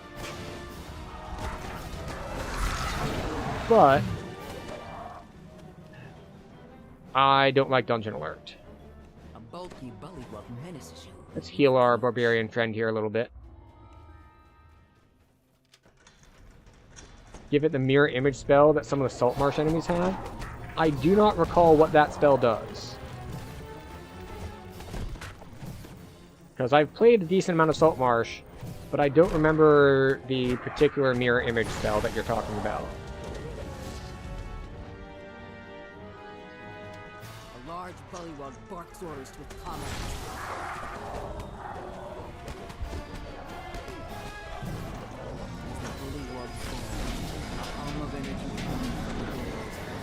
There we go. The real solid model stands before you, resonant. But yeah, like, it appears to be that it's kind of odd because it is Wizard's only, like, caster tree. Like, Pale Master is specifically negative caster. Eldritch Knight is a melee tree, or the Gish tree, depending on how you want to think about it. So Archmage is supposed to be the literally all the other things you can do as an Archmage with casting every spell type except negative. And based on it giving, like, crit, it's supposed to be primarily, if not exclusively, because you don't have to choose Evocation, but it's supposed to be primarily your Evocation style tree. Not Evocation. Evocation is a specific spell school. I need to stop saying Evocation. Your Blaster Nuker kind of tree. It's where all of your spells are except your negative ones. So we'll call it your Elementalist tree. Because we have access to a ton of elemental spells, wakes up from his forced labor. But the other two trees don't really do much for it. So you're stuck with just Archmage. The last of the pirates Like, have been defeated. if they wanted to lean in more heavily to the specialization angle, Inside the pirate camp, they could add more to the cores, like have them give more stuff to whatever school you got. where the monolith is kept. He also said that many islanders have been captured by the pirate. Actually, let me check that real quick. To free them. Do they don't give like spell levels to it, The gate nearby but open as guards rush out of it. alright, universal spell power, The inner compound is yours to then it's explore. just SLA, just Time to SLA. find Commodore's hut. Like, if the cores also gave like DCs to whatever your specialization school was, or like things like that, I think it could be cool. Because if it's supposed to be the pick a school and really specialize in it, right now it doesn't do that very well outside of just having SLAs for it. She quickly locks the door behind her and commands her guards to attack. You've defeated Captain. Like, it has the things up top where it's just like, And unlock the door. get more, spend 2 points to get more DCs for your specific school. It's like, that's not Commodore ideal. has stashed the monolith that you're here to find somewhere inside this place.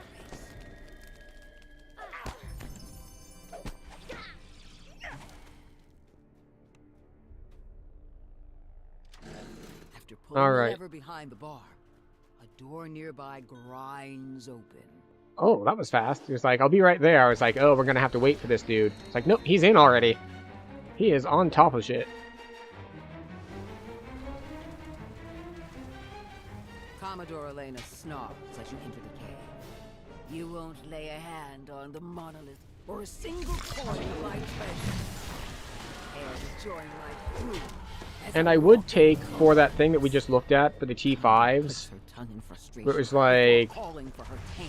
every 90 seconds you can get superpowers. Commodore Elena draws her blade, summoning forth undead to Like assist that? her in battle. That could be cool, but I'd Honor prefer it to collapses, be defeated. The magical barrier more blocking broadly access to the usable, treasury fades as well. because of how short Monolith most lies quests within. are. You've Like- attuned to the monolith. You're one step Like, if it closer were to an bypassing action the boost, curses that could protecting be the Forbidden interesting, Temple. One but step that would make closer it too- to leaving the Isle of Dread.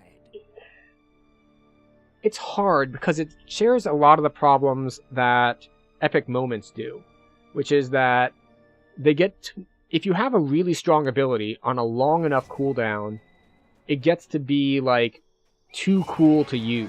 It's like hoarding all of your mega elixirs in a Final Fantasy game. Like, I can't use it now, what if I need it later? Or if you remember maybe old World of Warcraft, where warriors had 30-minute cooldown abilities, like Shield Wall, Retaliation, and so on and so forth. Like, they were incredibly powerful, but super, super long cooldowns. So, they were kind of pigeonholed into being used only in very certain circumstances, just because they were such long cooldowns. Like, alright, I can do this only once every half an hour, so I have to plan out specifically when I can use it, because it's, like, too long. I can't just use it randomly, I gotta be careful with it. Marauders are camped around the crumbling ruins. Summoned here.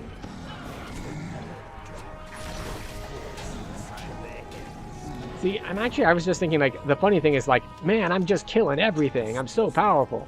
But the reason I can get away with being powerful is that because I am in a party, I don't need to worry about spell points as much, so I can play much more aggressively, and it doesn't affect me negatively. So, like, the reason that I am, like, out-damaging everyone in my party is because my party is here to cover for me just in case. They give me the confidence I need to, like, bring my full power to bear. The voice said, No, you do have to kill that guy. I've made that mistake before. Just go in, be like, haha, I can sneakily pull this lever. It's like, no, that does not work. In fact, he is, for this piece, the eliminate all Kupru in the Crumbling Outpost. He is one of the Kopru in the Crumbling Outpost. If you don't kill him, you cannot advance. Back from ads, well, casters are much stronger in heroics. That is true. And then you get to endgame, and it's all martial all the time. They made sure that to nerf casters again, though, so it's fine. Everything is fine. Caster-specific nerf for High Reaper? Yeah, we needed that. It was vital. Actually, I need to double-check the forums and see what's going on with the those changes that they said they were going to make for DC casters. Because the first pass was like, this doesn't really help as much as you think it does. Now, granted, it is the forums. There was going to be a lot of overreaction from people by default because the forums are not where the most rational voices go. But, like, and the example I'll use is people claiming it's just like, this is a nerf because I need to have full DCs for at least 4 spell schools. It's just like, no. No, you do not. Like, I can see how a DC caster might want that. Like, there are spells in 4 schools that you might use, but if you're saying that, like, that is just the baseline requirement to be functional, I think you have probably min-maxed the game too much. Like, your definition for what is a need versus a want has gotten skewed. Like, you need... I'm gonna say you need 2 schools to be competent. In the case of a DC caster, that is probably, in order of priority, enchantment and necromancy. And then, as nice to have, you're gonna want illusion and evocation. They haven't announced any other changes other than the Giant Hold augment nerf. Some large creature has wreaked havoc on the surrounding Okay, landscape. like, I saw that change, and I saw the specific spell focus schools are going to get a huge buff compared to generic spell focus. Which is like, which for anyone not familiar with this, essentially, if right now you could get a piece of gear that gives 6 to all DCs, or 6 to 1 DC, they're changing it to be like, well, you could get 6 to 1 DC, or like 12, oh sorry, 6 to all DCs, or like 12 to one specific one. So they're changing up the gearing to make it so, instead of just putting on your spell focus piece of gear, you really want to go for spell focus gear for whatever school you want. Level 34, 6 to 6 goes to 11. And plus 5 all schools go to plus 7. Okay. So yeah, they're heavily incentivizing actually specializing instead of just kind of grabbing your plus to all DCs and it being basically the same thing. Which I can be on board with, but it needs to leave people functional.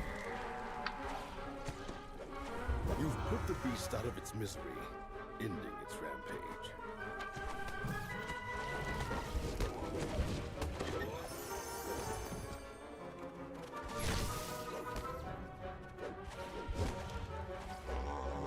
And I think the big downside I saw is that for the people who had run the numbers, it's like, alright, so net, I end up about the same. So it's just like, for a change that is supposed to help with the DC inflation, where DC casters' gear is not keeping up with the increase in saves that enemies have, it's not actually solving the problem they're trying to solve. Yeah, and then removing the stacking Giant Hold augment. Or they're turning it into a different augment, but an augment that doesn't stack. So it goes from a straight power augment, just like direct power augment, to a gearing flexibility augment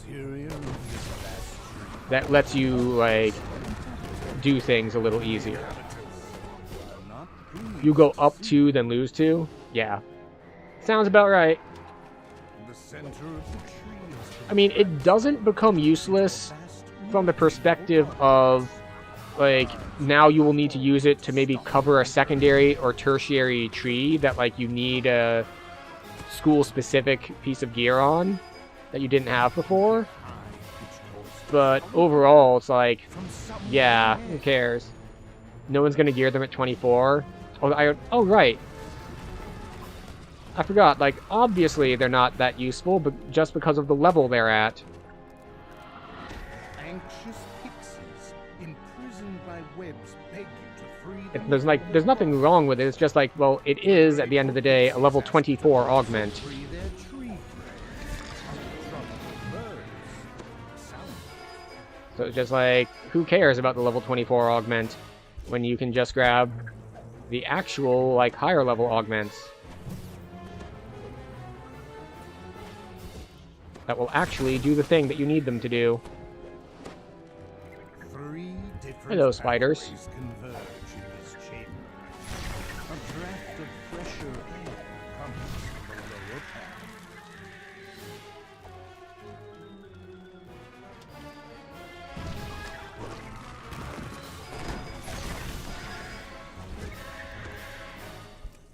Bonk.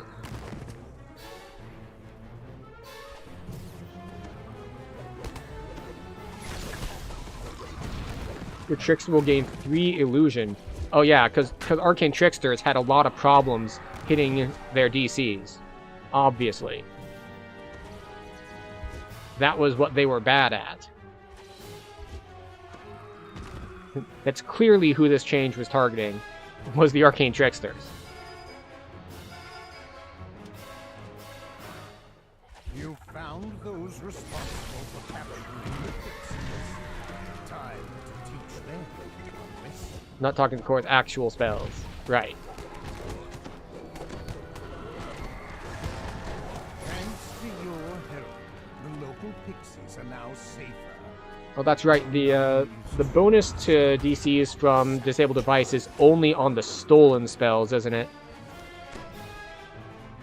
I've only done one Arcane Trickster life, so I'm not, I don't remember 100% of it. Which is, of course, actually one of the things I like about DDO, even though it makes me look dumb sometimes, is, there's a lot to know and a lot to remember. Base of this huge exotic tree. So, I don't always remember everything. The cleric wants to take 10 before the last one, which will make it give us less experience, because he'll be over-leveled, I think?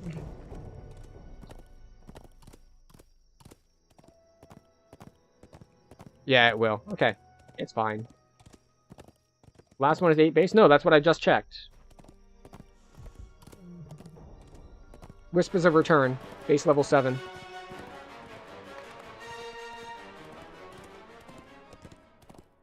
It's not like Keep on the Borderlands or those that the last quest is one higher. So, because I had the same thought. That's not the last one? Did I get my quest names wrong?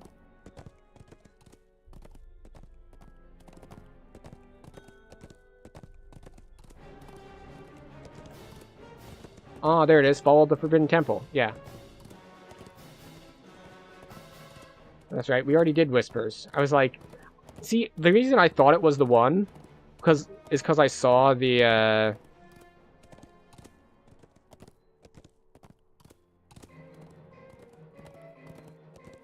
No, I had paper on it. Okay, never mind. I'm just being unobservant. Cool. So I could take 10 as well, but it's fine. I'm not too concerned about it.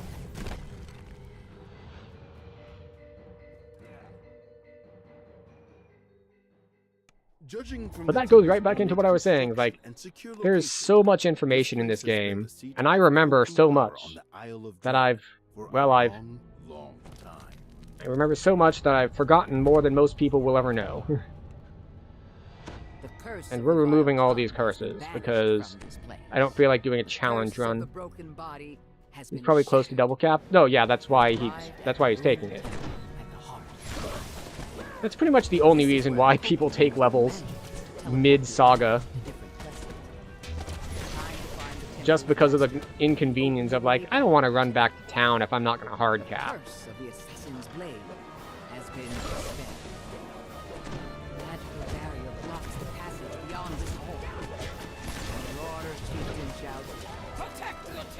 There we go.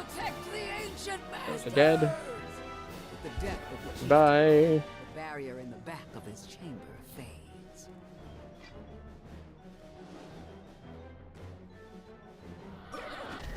Now, the other big caster change that I saw was the change to how proc damage is calculated with metamagics.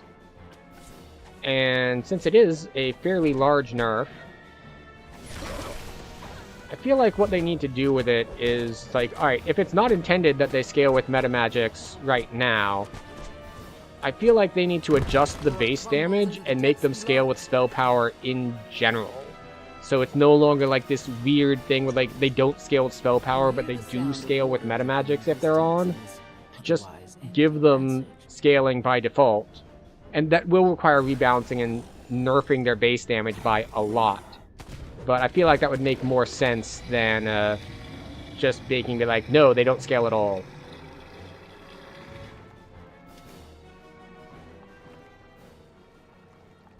But it is, because I can agree that it is kind of weird that, like, they don't scale with spell power, but they do scale with metamagic if they're turned on.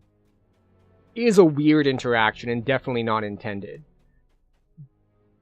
So, the unfortunate thing is, though, that they are so strong that without them, nukers are basically screwed. So, nukers either, like, need another way to get power, and I don't know what that is. I don't know if it's access to more, like, crit damage. I don't know, like, I don't know what that would be. But I feel like the nicer solution would be just straight up, like, alright, so they're in this weird state where, like, they scale sometimes, but they don't scale other times. Would be to get them, just give them normal scaling, and then balance them around the fact that they have scaling on them. That's my viewpoint on it. Because I can agree they're weird as they are now, but I also can see that if you just remove all of their scaling, it's a bad time. So, make it less weird. Make it feel more standard, and leave the power, or rebalance the power, because obviously you're not going to want to give it full spell power scaling just off the bat, because people have a lot of spell power. As you enter the mud-filled cavern. As well, just get out our throwers to smack the orbs. Just like, oh look, orb. Goodbye, orb. Orb. Goodbye, orb.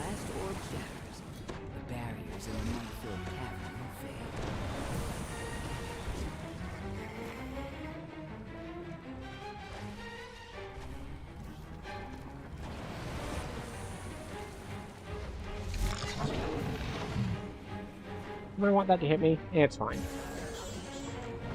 It only hits me for 90.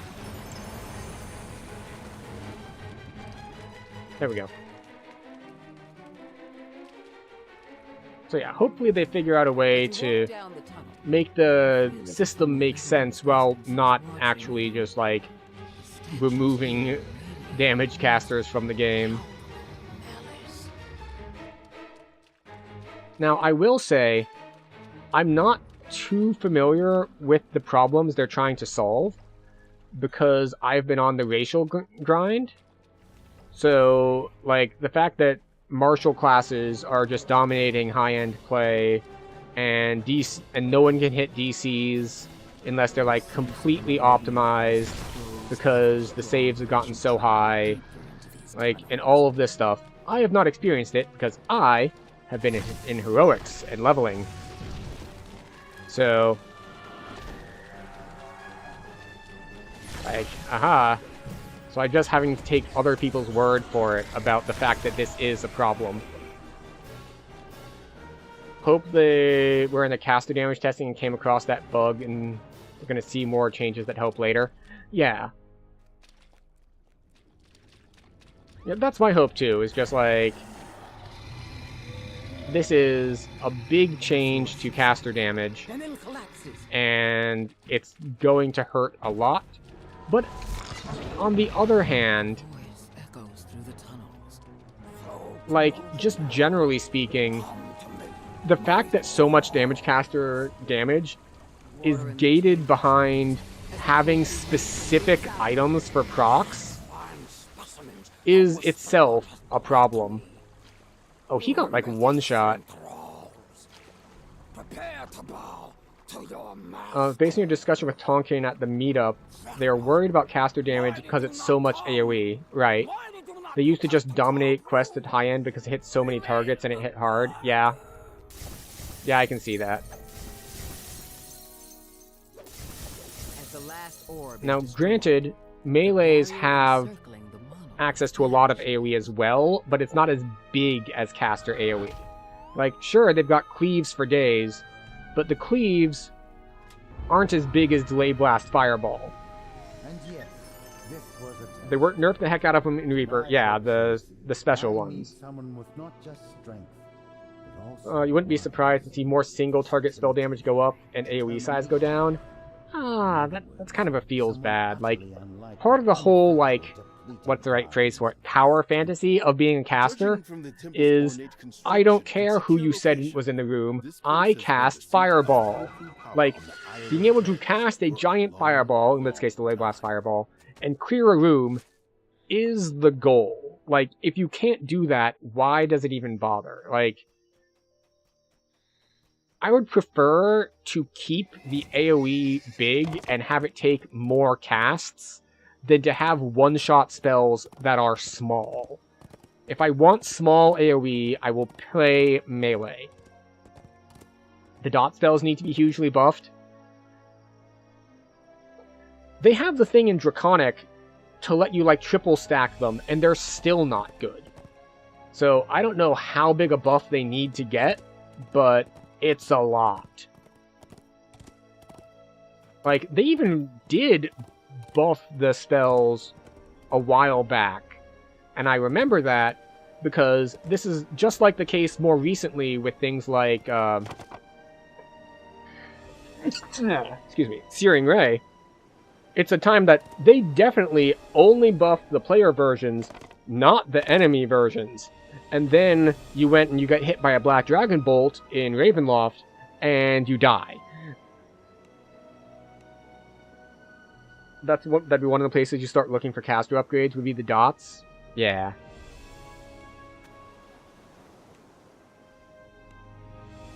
So, like, when they made the buffs to things like Black Dragon Bolt, just like, okay, alright. Is it good enough to cast now? No. Still not good enough to cast. We're gonna grab Mental Toughness. I want the crit.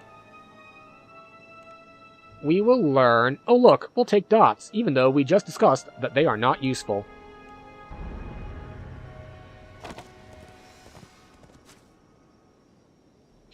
Okay, what do we have?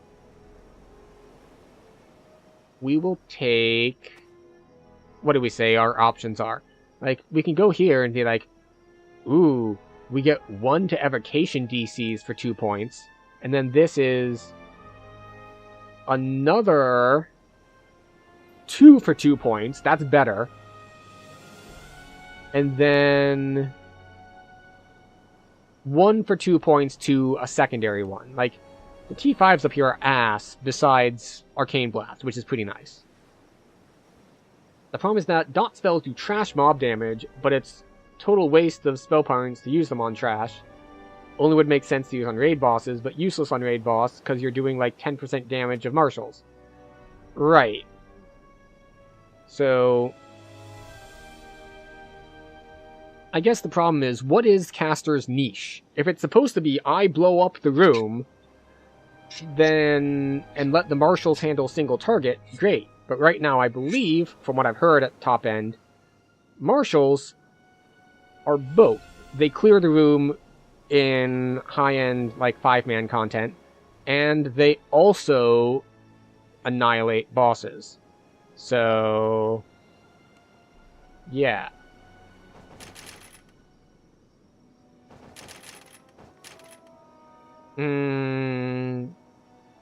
More force crit, because we're going to be greedy.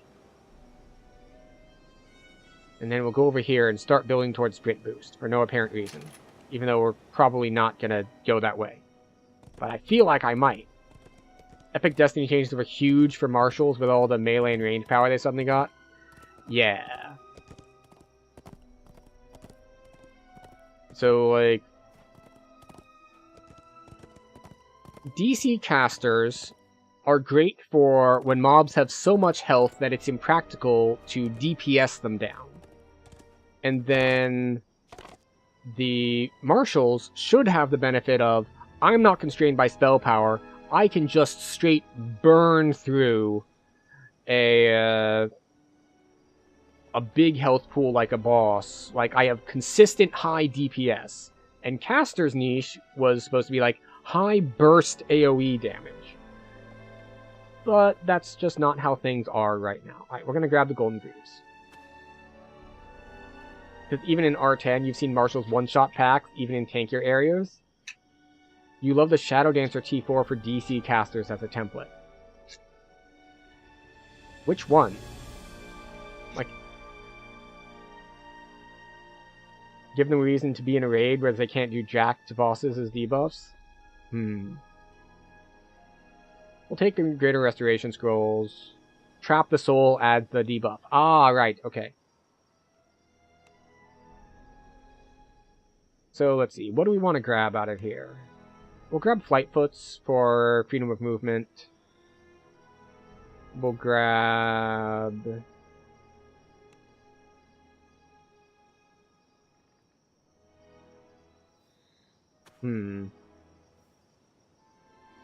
So this has our spell focus on it.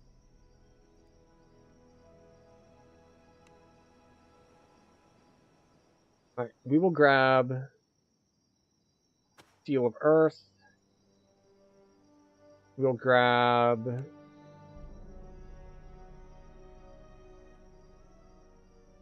Silver Neck of Prophecy. Azure Neck of Prophecy. Oh, our inventory is full. But I'm basically going to grab, like, different elemental crits is what we're doing here. So I can just swap them out depending on which spell is the strongest at the moment. Just something you think DC casters need in general. It's like, what do you bring to raid? Time stop. It's like, anything else? Of course, it depends on the raid. Like, if there's a raid that benefits a lot from having DC casters around to, like, hold monster and things like that, then that gives them something to do. But nukers in general... And the thing is, now that I think about it, I'm kind of fine with nukers just not being that good in a raid context.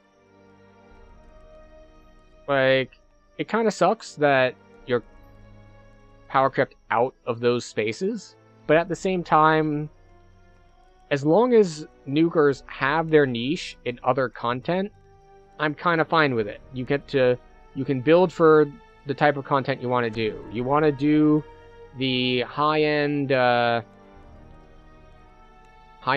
raiding stuff, then maybe you don't build a nuker. Or you build a specific kind. I think, like, for example, Ice Sork used to be better, as opposed to, like, Fire Sork would be good in your 5-man content, and Ice Sork would be better in raids. Stuff like that. An idea for nukers, that could be a feat you take that increases damage dot per different dot you have on the enemy. Could be neat. I don't know how powerful it is. It would also incentivize you to go into a bunch of different elements, which could be interesting.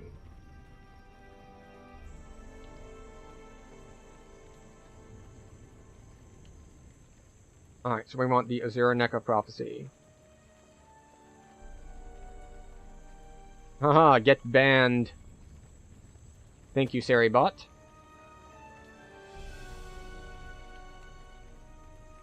Let's see, Torque Star.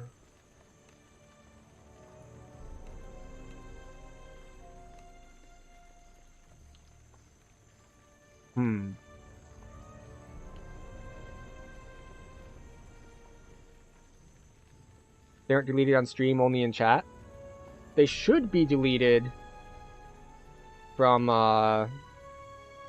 like, I know the ones on screen don't get retroactively deleted, but they should be gone from the, yeah. They should be gone, like, in the Twitch app and all, just not on screen. Yeah. Yeah, I know. I need to look into how to do that. They vanish over time with scrolling. Also, stuff only lasts on screen for... I think I have it set to like 15 seconds? So it's fine. We're fine. Let's see. We could also grab...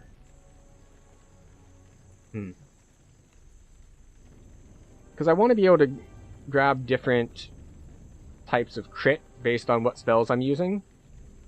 Like, what is our crit now? Now, right now, we do have Ring of Summer's Heat for our fire crit. So, let's see. Do we... I don't think I have Spell Focus Mastery elsewhere is the problem here. So, if we do that, then... I think I lose 3 to DCs, and I don't think I'm willing to lose 3 to DCs in order to get a little bit better crit. So, let's see. Save 37... 33, yeah.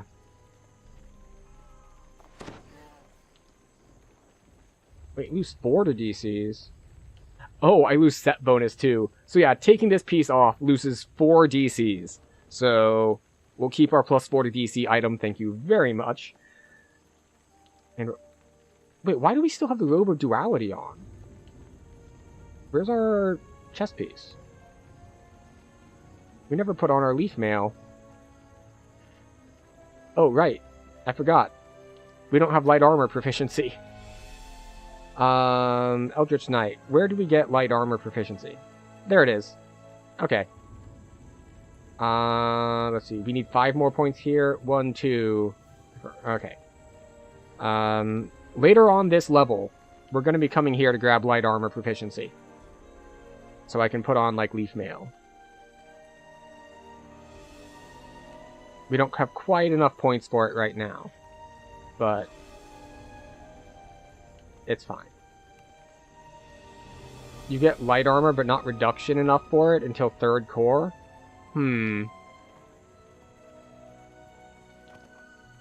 I might be able to get my reduction elsewhere, though. Alright. What slots do we have? We have a 4 and a 5. 5. What do you care about? We'll grab Protection from Elements. Another buff. And 4... We could grab Stone Skin. Castle Killer, Ice Storm, Force Missiles. Level 4s are just really not that useful to me. Like, obviously Death Aura is good if you're in an undead form, but... We'll grab Ice Storm.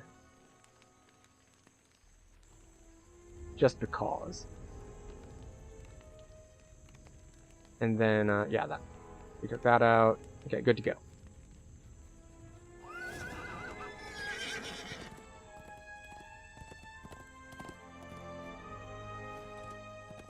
Alright, so that's Dread complete. Go to Guild Airship.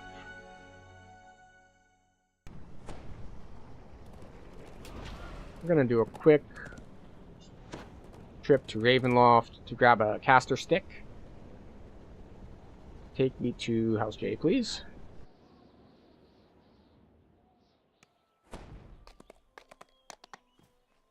What do we have as our current caster stick?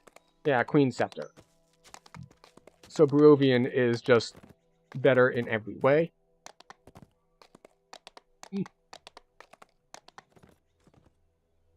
Step into the mists, yes. And then we head to the other You stumble through the Barovia. thick mists, only to find you spot a corpse in the grass near the abandoned cart. Hit up that resist fire. The wisp leads you to a Hey, small everybody. graveyard, then vanishes. Whispering voices call to you from down below.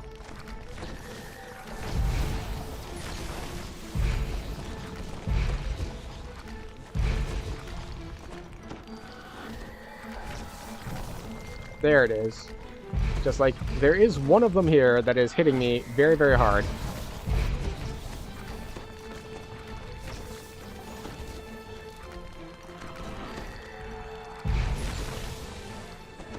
Ugh.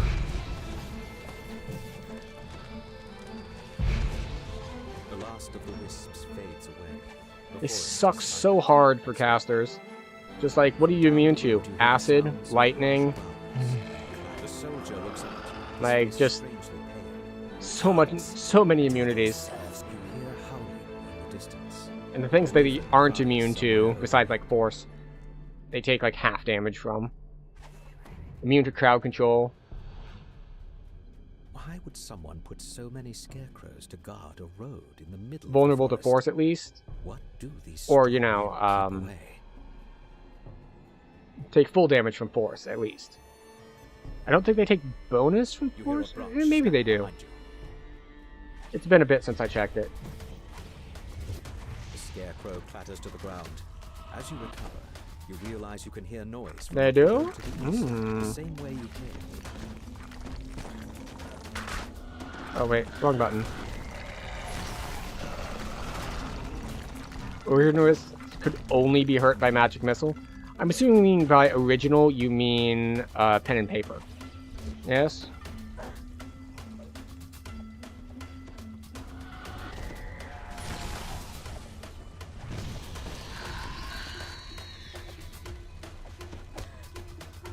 I was like, wait, why is my spell not going off? It's like, because I got feared. Fear is rough, I gotta say. Just like, completely helpless, you can only run around. First and second edition. Ah, I see.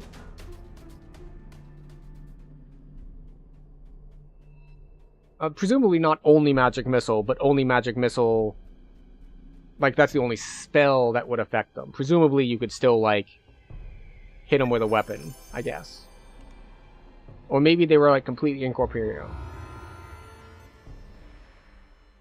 Yeah. They had crazy low AC. Yeah. That's the first thing I remember. Forced balancing. It's like, well, you want to all be spellcasters? Okay, have fun fighting these wisps. He'd shout whenever I wandered too far away from his side. When I was little, I thought he was just Barovian being Scepter? silly. Now I know what he felt. He was afraid. Alright, recall out. They were like -4 AC. I do not remember what the ACs were like for, like, 2nd edition. Like, I'm vaguely aware of what THAC0 is.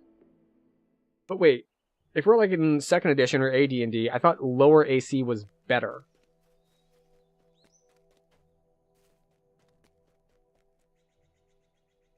Broken Scepter.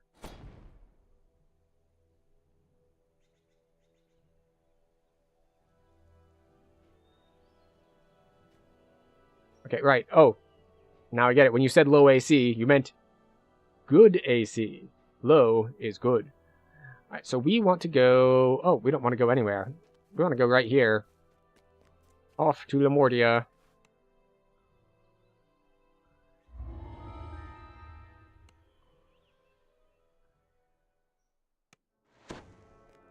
You stumble out of the frigid mists and into a densely... Alright, let's see how we do solo. Or, you know, if people decide to join us, that works too. Nothing. Somebody nabbed this one before we got here. The woman asks you to find the body of All her cousin right. Arvid. She thinks that body snatchers have taken it.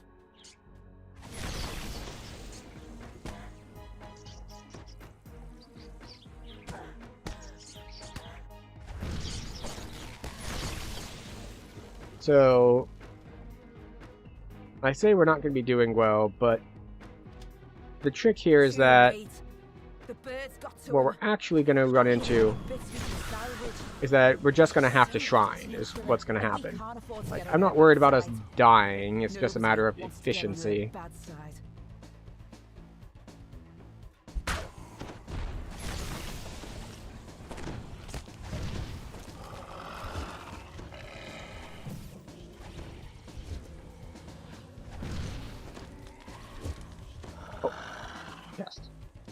Heroic will be fine. Yeah, it's just a matter of me using up all my spell points.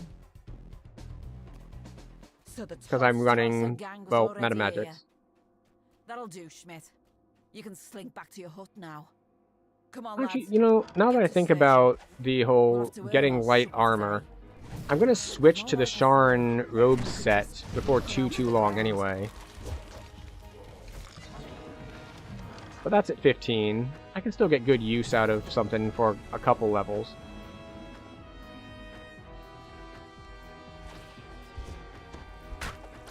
Maybe get the Feydark SLA? You mean for AoE or like the single target ones? Because the single target ones are kind of meh. Like, I'm not worried about single target. It's just casting the AoE all the time. Yeah, we can do that. It just takes a while because it's T4.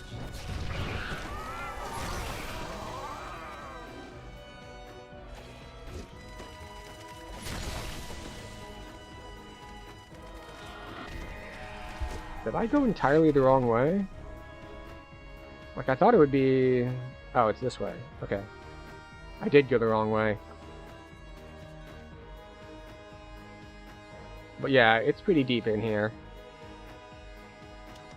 An angry voice rings out from the courtyard. Where are my bodies, Schmidt? You promised me bodies. You know what I think? I think you sold your tip-offs to all the gangs. Then when they came looking for the corpses, you claimed some other mob took them. But you know me, Schmidt. I never go away empty-handed. If I don't find bodies, I make them. Right, is everyone in? Everyone is in. Time, Excellent. you were keeping the bodies for yourself. Probably in that shabby little shed of yours. Cries out in terror. No! No! Ah! Well now, seems I like didn't promise you any bodies. Schmidt's hut is stuffed full of dead ends. Have the stitch job put him on the carts. A lone woman stands watching the murderous body snatchers. I feel like just chewing up, let the bodies hit the floor at this point. And the cold. One of the body snatchers spots you. Oi, get your hands off our property. That stitch job belongs to the dead. Alright. Deal with this rat bag, lads. I'm off to Dead Man's Crossing. So, I have not figured out the correct route to hit all these quests. Or I can only count to 4. Yes. That is an acceptable alternative. You found cousin Arvid's body. And for those who don't get the reference, there is a remix of Let the Bodies Hit the Floor which has replaced the lyrics with I can only count to 4. It's exactly what you would expect from it. It's fairly well done. But it is just exactly that. And nothing really more. It's just you can only count to 4.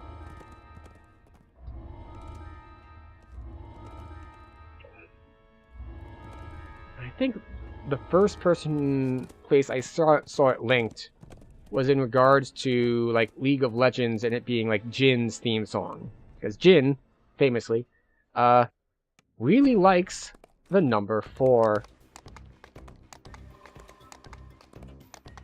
He has whole mechanic. Can you post a link? Automod will nuke you. And I do not know off the top of my head how to give, like, the short-term pass to not get nuked for a link. You've come to Ludendorff Asylum in search of Armin Auerbach, the only one who knows how to modify the unbreakable heart.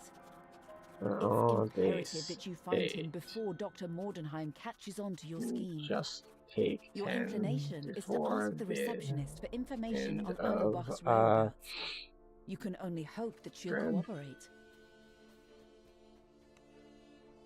The receptionist cowers Oh, as she I didn't pulls buff. a nearby lever, triggering an alarm. You hear a voice echoing in the chamber. The alarm! The voice says. An enemy of Dr. He ran Delira's. entered the asylum. Orderlies, hunt them down.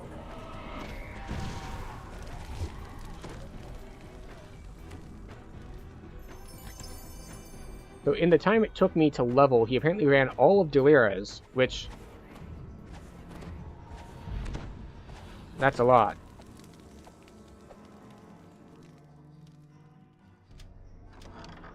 It's like... yeah, that's fine. It's like, I'll go until I can hit 12, but then I'll, like, I'm out. Like, yeah. Yeah, that's fine. You hear a growl and a slurred threat nearby. A patient must have confused you for an enemy. It's like, I prefer that you not take level immediately, and like, if you can't... if you're gonna cap before the end of the saga, that's fine. Not a problem.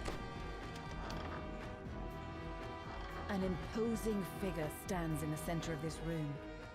He scrutinizes you for a moment. Then a snarl stretches across his face. I haven't seen you before. You must be the intruder. He gives you a curt nod. I'm the head orderly here. Before I pummel you... Head orderly. You know which orderly is the head orderly, right? Perhaps we can... It's the one with the worst knees. He beckons you over to him. Very Yep. well. Then I'll make Ninja orderly. you left when I gave you the chance. This wall looks weak. Perhaps the Ninja direct werewolf charge orderly. of the Yes, head orderly clearly. might bring it down. You try to escape the head orderly, but he rounds the corner, following you into this room. Excellent. Stupid immune to everything, dude. You run through the gap left by the broken wall. You expect the head orderly to come after you, but he hesitates when he sees the patients gathered nearby. Mm-hmm. Go ahead. Run. He says. Alright, I'll so find you I later. do not remember the Wait route for in prying here. eyes. Like, I've done You it a find decent number of rusty times, fishing rod leaning against the but I always fountain. forget the You exact bring it route. I with think you, this is the just shortcut in back case you have a door. use for it later. So that's just a shortcut door, so we open that, so that other people can get to us.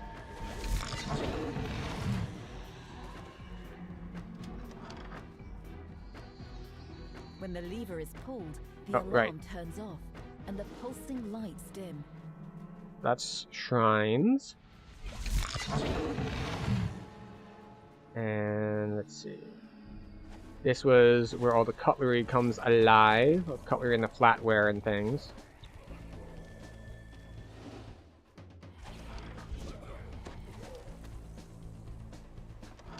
You catch a glimpse of something shiny inside the drain. A key. All right. perhaps, We have but the fetid a water speedy prevents you from party. getting a closer look.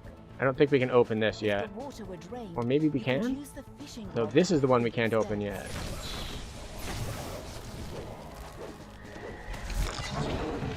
Optional. Right. Understood. Got it. Moving forward. This room is covered in valves and pipes. A gushing stream of water flows from one of the pipes into the floor.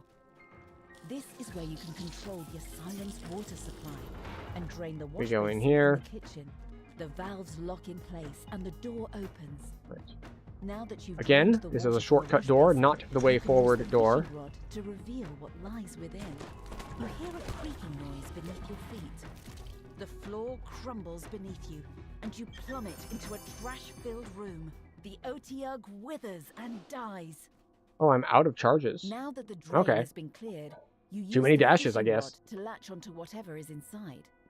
God, he's so much faster than me. Rewards you with a Oh, it is a silver monk. key. The missing key to the patient's wing. The plaque beside this door reads Patient's Wing. You'll need a silver key to open the door.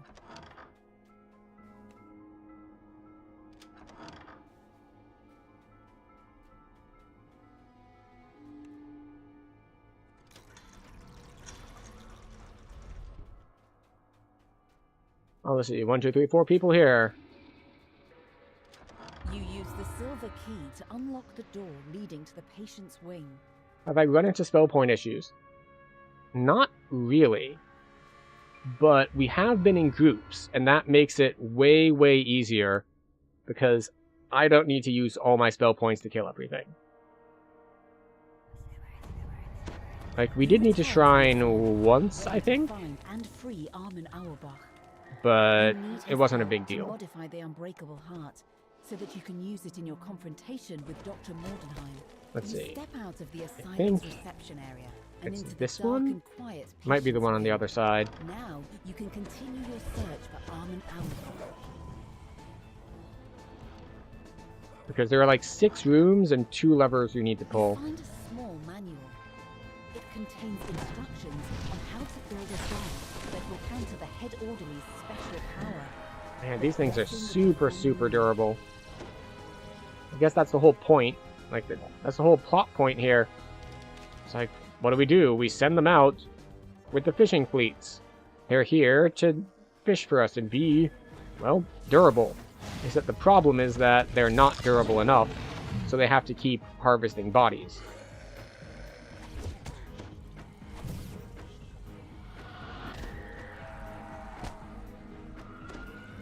It's like the whole thing is that, okay, so everything is too cold, so there's not enough food, so we get all of our food from fishing.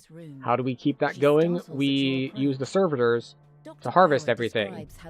And how do we keep that going? Well, we keep that going by continuing to turn more bodies into them, because dead flesh out in the sea exposed to the salt air and all the water, they don't last long, so they keep needing more and more of them. If you can leave the head orderly there, you may be able to trap him inside, allowing him time to continue your search. You remember what the deputy director said? If you can destroy the weakened sections of this room, you should be able to trap Did we get them all? the orderly. Fiery debris rained down All right. on the head orderly, pinning him. Now's your chance to escape. You flee the crumbling, fiery room. Alright, we got the iron key. We have paid the iron The price. safe springs open, revealing an iron key. You find an iron key inside the safe. This will unlock the door to the basement. There we go. You find an incomplete passcode inside this journal. Then you have less to feed. True. But this gets into the whole satirical answers. It's like, well, how do we solve this problem? Oh, obviously, to solve the problem, what you do is you feed the homeless to the hungry. Hey! Back beside this locked So full door Jonathan leads Swift. to the basement. The Which is door technically not what requires his. an His iron was key. about feeding the babies of the You poor turn the people iron key to in the them lock. to keep The them door going. to the basement swings open. A modest proposal to prevent the youth from being a burden on their parents or something like that. Now, you've probably heard familiar with the name, like A Modest Proposal. That's just not the full title of it.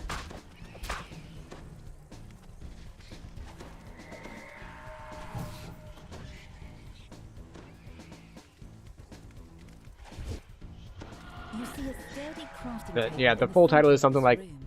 A You can Modest use it Proposal craft the to bomb. You found keep all the, tools needed to create the bomb, as to keep the described in the children from being manual you essentially being a found burden on earlier. their parents. Now to And the way combine that the you do pieces. this You combine the is materials to eat create them. the bomb.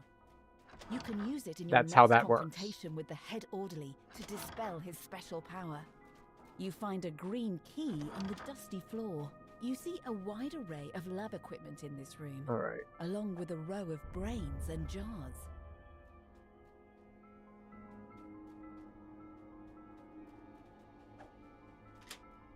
There we go. A panel in the wall slides open, revealing a hidden passage. Hi. You use the green key to open the cage holding Armin Auerbach.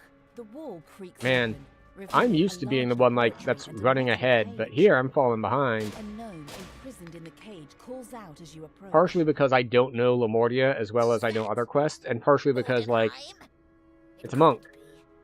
I'm gonna have a hard time keeping up with the monk just based on their, like, just class abilities. The asylum's director would never allow him to leave. To prove the point, both the director and the head orderly immediately walk in, seeking a final confrontation. The head orderly charges. The director How negative can we get him? We got him to negative 1700. The director crumples to the ground. He's teabagging us. He won't mistreat the asylum's patients any longer. Negative 2700.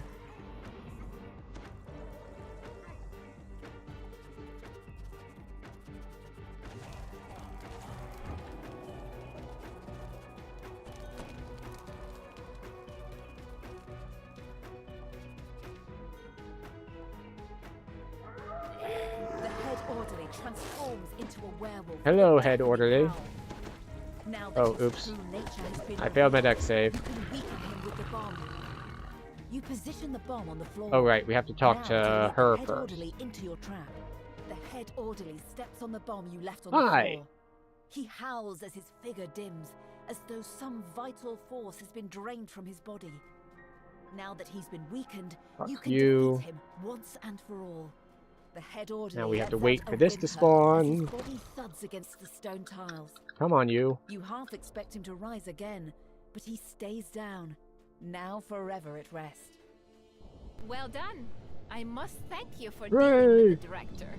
Dr. Bauer tells you that she has no allegiance to Mordenheim and doesn't see any reason to keep the technician in custody. This is my asylum now. At last I can do as I see fit.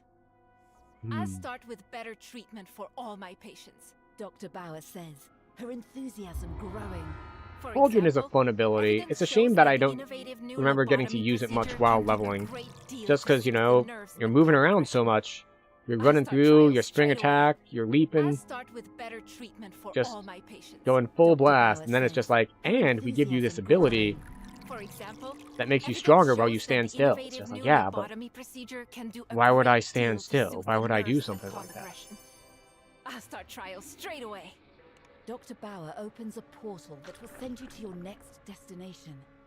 Elise's cabin on the Isles of Agony. You step out of the portal and into Elise's cabin. Armin, you're safe. Come, we don't have much time. Let's get to work. Elise says she's ready to undergo the procedure. Oh, wrong way. She nods at Armin, signaling him to begin. Armin begins work on the unbreakable heart. Here we go. Modifying its structure so that it will self-destruct when triggered by Elise. Elise gives you a grim on the trail of the mysterious light. Just get me in front of Victra and I'll set this off one the is fireworks. pretty simple. I might be going down, but she's coming with me. Alright. I'm ready to go to Schloss Mordenheim whenever you are. Schloss Mordenheim. Beating Victra won't be easy for me, but I think you have what it takes to help me do it. Victra, my love, your time has come. You've been sent to this courtyard to find the source of the mysterious light. Perhaps it's the woman with the lantern just ahead. You pull the lever and a loud scraping noise rumbles nearby. For some reason, you suddenly smell fried food and stale beer. We go up here. The bartender explains that the Deadmongers took over this building after they abandoned Riverbank next door. Apparently, with the last of this batch of body snatchers defeated, you can now explore the upper part of the tavern in peace.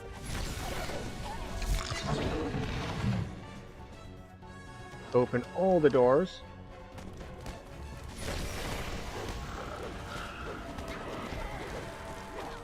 Ooh, remnant chest. Excuse you, that was very rude. Now we have to, like, actually hurt you. This is a side section. This is the way forward.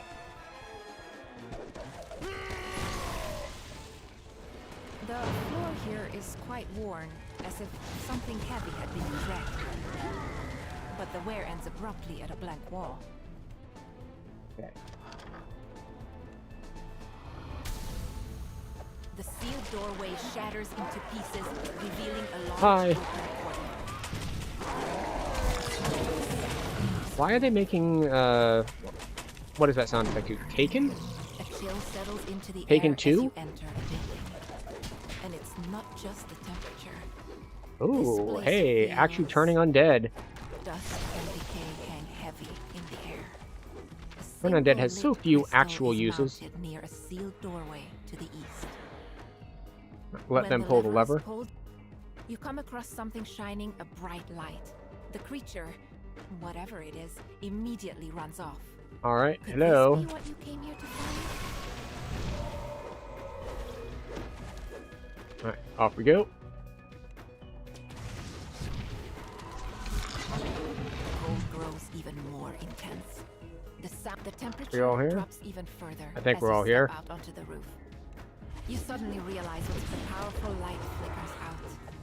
And there we go. Quieted the lost souls of Gruber Manor, bringing Quick and peace easy, to the get our neighborhood. materials, and we Now are to on report our your way. findings to the police.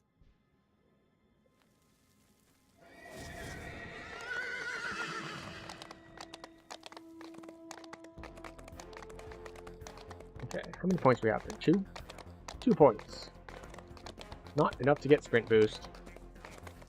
Of course, we're not going to get sprint boost this level at all, but that's besides the point.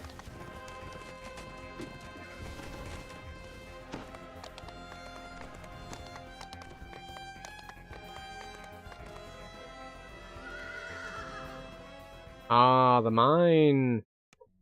This is when I might have to be more careful with my spell points in. This is supposed to be a working mine. It's a little bit longer than the Judging others. From the bones littering the floor, the strange goo splattered on the ground, something has gone terribly wrong.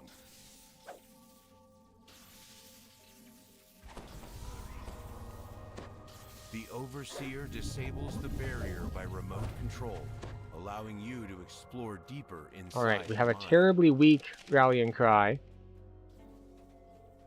Because I have not done my lives. Shielded.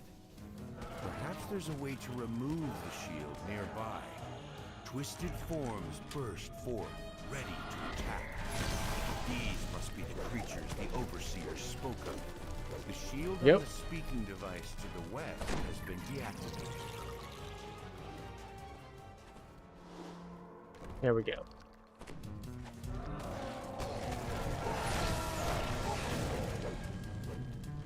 See? This is the problem with using a spell that has cast time. As you examine it, an unfamiliar It was voice on the way, calls you and from yet the west. it still did not land. Fortunately, it's an ordinary woman, and not one of the strange creatures. You hear a piercing cry from behind the door of judgment. You don't want to think about what that might mean. Okay, so they went that way. I forget if it's worth leapfrogging to here. It might be. They're gonna go that way, they're gonna get one of the pieces. And then stuff is gonna spawn here.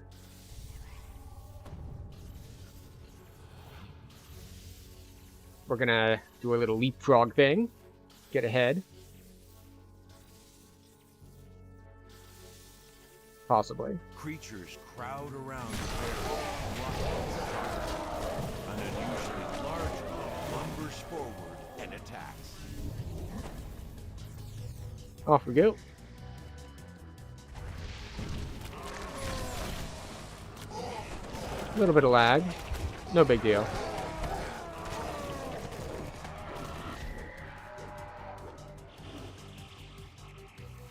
Hi.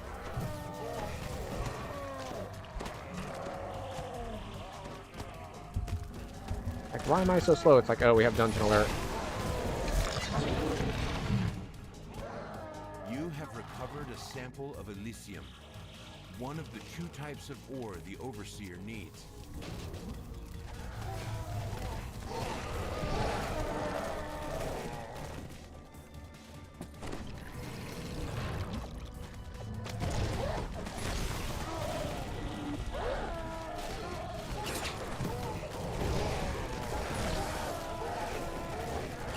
There we go. Okay. Steps forward, eager for you to give him the minerals so he can activate. The Overseer says he's going to be credit for cleaning out the mine and finding the unbreakable part.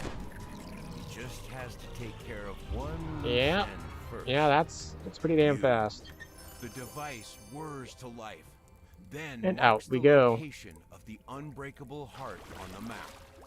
It's a place to the north, Rank known 49. as the Isles of Agony. With this information, you can now track down Elise and enlist her help against Dr. Mordenheim. Yeah. Head all the way east. It's a bit of a ride, but it's not too bad. And this is something that you need to take into consideration if you're trying to optimize your leveling path, is the travel time between quests. Now, this is more of an issue for places like the Cogs, where the individual quests are very, very short. So while they give good XP per minute, they don't give a ton of XP. And that XP per minute goes down if you have to take a long time riding between quests. Now, on the far opposite end would be something like the Depths Chain in House D, where you go straight into the next quest from the quest you're currently in. So you have no travel time between quests. So that makes it much, much better than it would otherwise be. That said, the Depths Chain has been, we'll say, excuse me, power crept significantly. Also, Liesel continues to prefer to not be with us.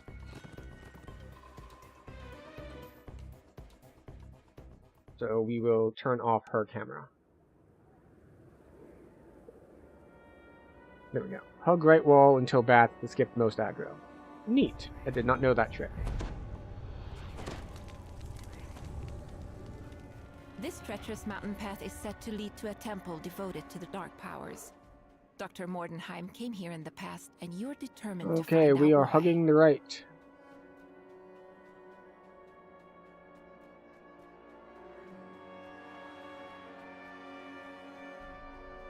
Neat.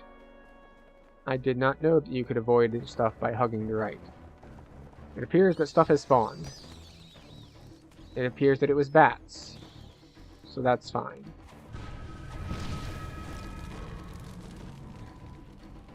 We still have green dungeon alert, even though we killed things.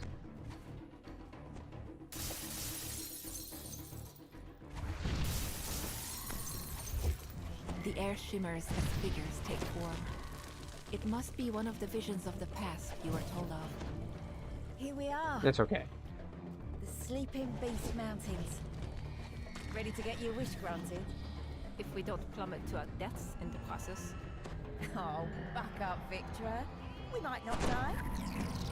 I merely Might jest. not die, indeed. How could I let us fail? That's the He spirit. takes very little healing. Your vision of his previous journey up the mountain fades, and then there's a crashing sound as the Okay. ice wall collapses. And forward we go. I need to default to casting fireballs in here with all the ice stuff that we're fighting. This place is very dark. Can't really see much.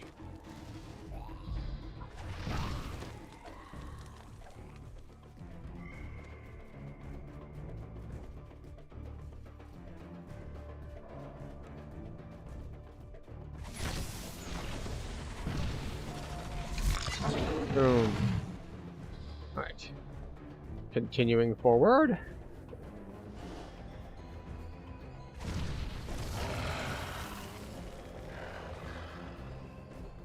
The snow There we go. swirls as I another wanted to vision trigger of these guys Victra first. and Elise forms.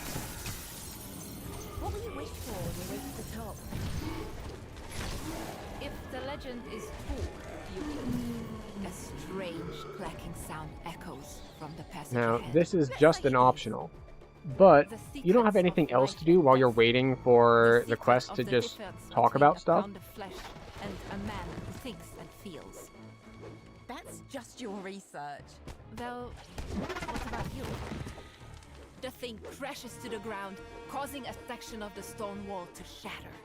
Oh. How about a lifetime supply of its kind? You must be joking. I am serious. If you grew up like me, So much you wouldn't faster. doubt it. So, we have One day, the pursuit of one truth day, by and which I mean next level, the I will have pursuit sprint of boost. food. You could wake up one day and all those comforts you're used to could be gone. You'll still be here, at least. I will be. There we go. Always. Plenty of time to A do that portion of the optional and wall get back. crumbles when the vision ends. Third vision, here we come. Oh, I always forget that what I'm broadcasting is actually lighter than what I see.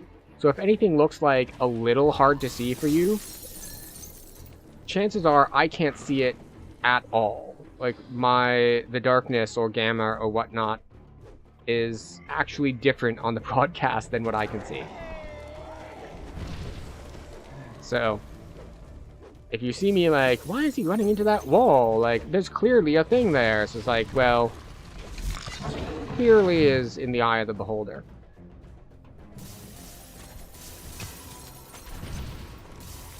The final skeleton falls and the walls explode. There we go. A vision of the past And we once again emerges wait. on the ledge in front of you. Is there a shrine here? Can't possibly be the There end. is. Excellent. And once again, we take the opportunity while they are talking I will make a way. to shrine. Stand back. So the trick here is that how much of this was by design? Like, did the developers specifically put in a shrine while we wait for them to talk and an optional while you wait for them to talk? Very well. I'm guessing yes. The mountain will be That at my was a mercy. deliberate choice When where it's the just vision like, fades, alright, we have a several quest pillars of ice erupt from the that frozen there's gonna be ground. multiple points that you're stopped and you're blocked from moving forward while people are talking. This vision We can seems more either recent. just Victor Mordenheim make seems people older wait, and filled with a or clear determination. we can, for subsequent runs, when they're going through again and again and again, This time we I can give them something to do in the meantime. Whether my that's wish an will be optional, whether granted. that's like, well, Heart. they're gonna be talking, we might as well Wait for me, my shrine. love. I will bring you back to life. The vision ends with Dr. Mordenheim triggering a switch in the wall, causing the concealed door to slide open. Oh, he overwrote mine with his. Just because his is stronger, and better, and more handsome.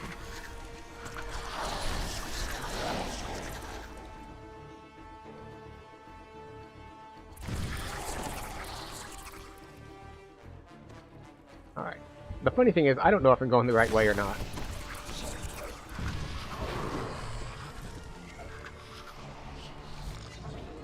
Alright. The first crystal by the barrier flares to life.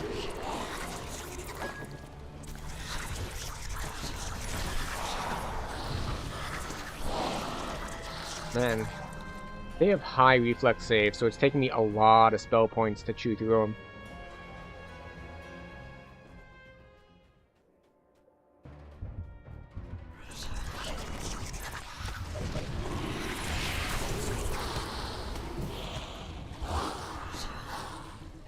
There we go. The barrier wavers as the second lever is pulled. The final lever is pulled, and the barrier fades. That looks like a hidden door if I've ever seen one. Now, I don't have the spot for it, so it doesn't help me any, but... You know. Sometimes you just do what you can. Ah, right.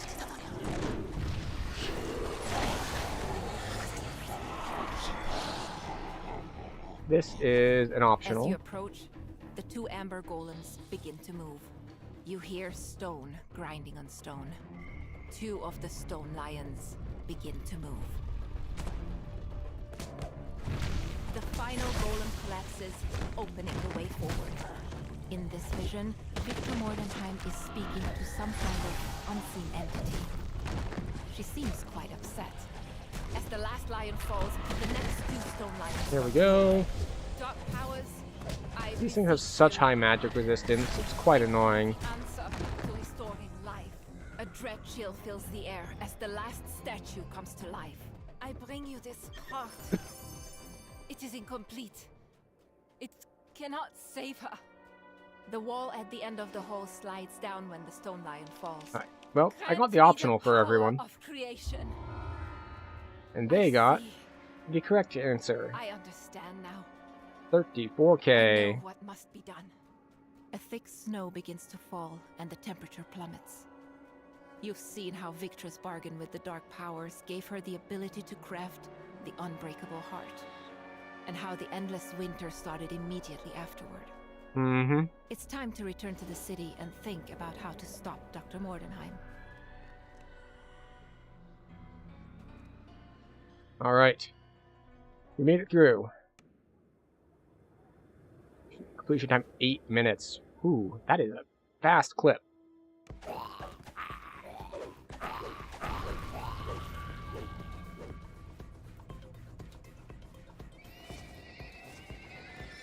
What is the next one? The zoo?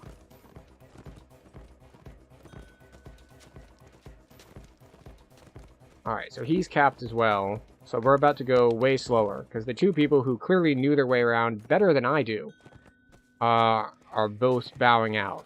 One just because they said, you know, I'm done for now, and the other is probably hit the level cap that he said he was going to hit earlier.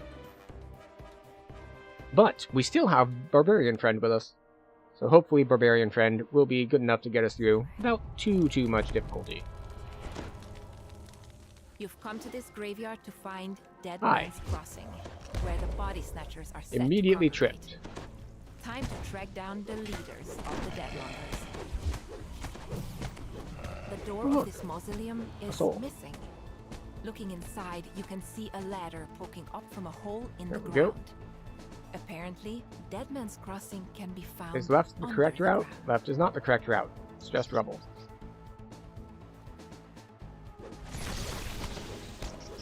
Go hit him with that lightning ball. A network of tunnels connects the basement. What is the next powerful spell I get? I think it's Chain Lightning. Chain Lightning, I believe, is a level 6 spell, and then Delay Blast Fireball will be at 7. But we've got some time to go before that. This is, again, the wrong way.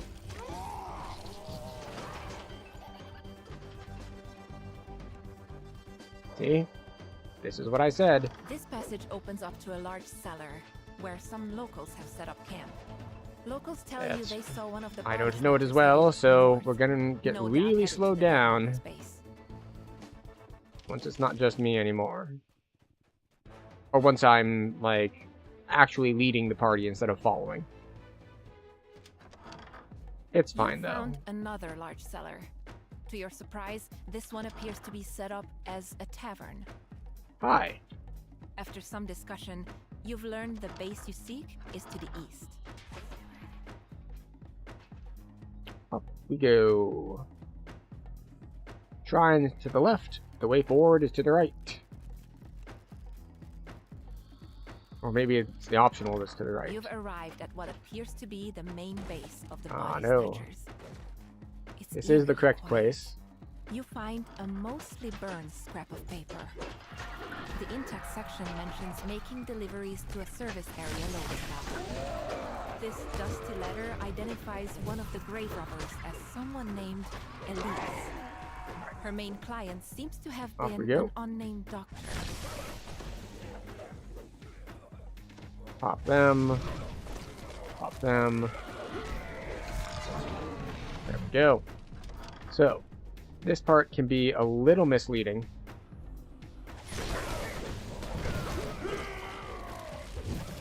Because that room that we were in back there has 2 doors out of it, but you can only see one of them.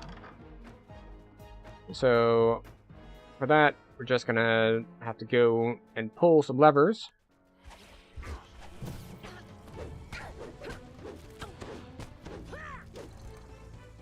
Make progress. I can remember where the hell they are. Is it this one? There it is. Right. Stop poking me with tiny bits of force damage. You hear gears grind when the lever is pulled. Alright. Now the other one, which it is also possible to miss, is in this room on the other side. We don't need to go upstairs. We just need to go left and right.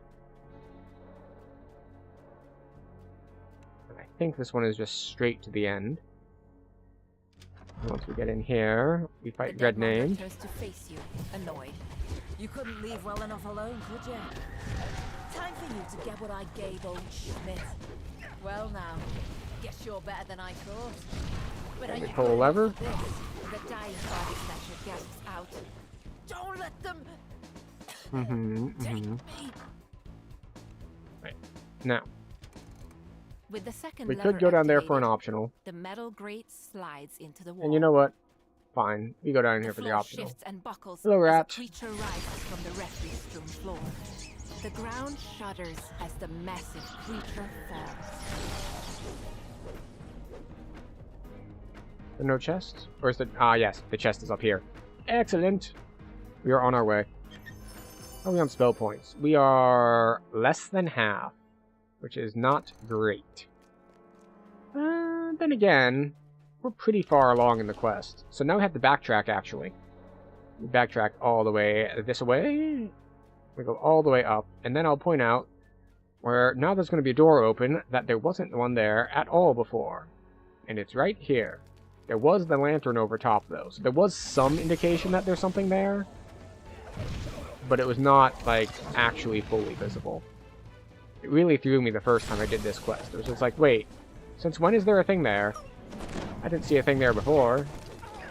Judging by all the guards, you found the Deadmonger's base.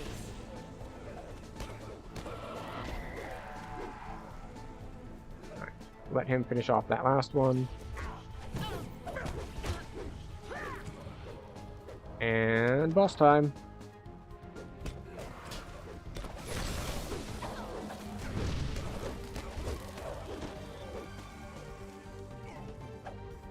Okay, maybe one more room for boss. Or maybe I'm just misremembering entirely. This is way more groups of ads than I remembered. I'm down to only 200 spell points. The Deadmonger leader sneers at you. But that's okay. The beleaguered Deadmonger If we get behind, the Deadmonger leader slumps to the ground. we can just rely on our party mates to carry us through. He dealt him. You've defeated the Deadmonger gang, but you've learned enough about this place to realize Downcast defeating static one cloak. gang won't stop the trade in fresh bodies. If you can't end the supply, Or perhaps static you could cloak? cut off Stoic the cloak? demand instead. Time Stoic to cloak. investigate where these bodies are being delivered. Quality cold absorption, insightful magical sheltering, and then 2 slots.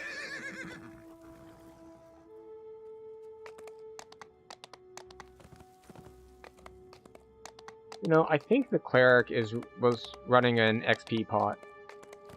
Because he appears to be getting a lot more XP than I am. Just like, yeah, he was capped, so he had to take 10 before the last quest in Dread, and then he said he ran Delira's, and then he was capped already here. This is where goods of all kinds are delivered to Ludendorff University. Perhaps the foreman knows why dead bodies are being brought here. Alright, The scientists off we go. warn you away in no uncertain terms. The foreman says the bodies are being delivered to the Institute of Revivification Studies. He suggests you find the Institute director and ask him about it.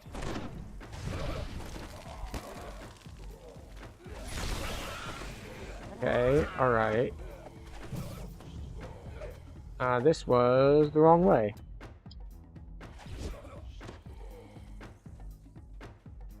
Okay. Our party member has not found where we went yet.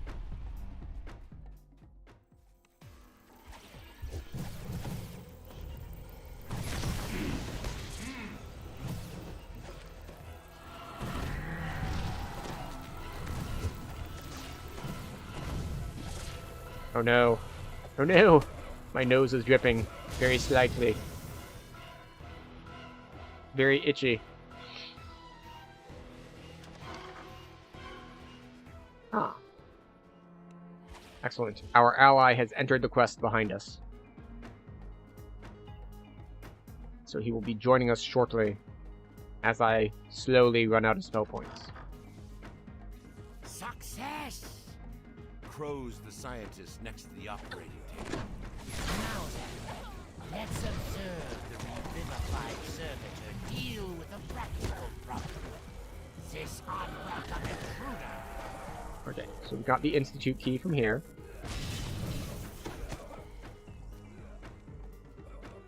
Take a little bit of healing. But we are now being more aware. Alright, we're going to put up resist electricity. There's enough stuff that's popping us for electricity that it's worth putting up. And I'm not going to waste spell points on, like, one dude at a time. This room seems to be where dead bodies are stored before the scientists set to work on them. Alright, so this appears to be an optional space. And I think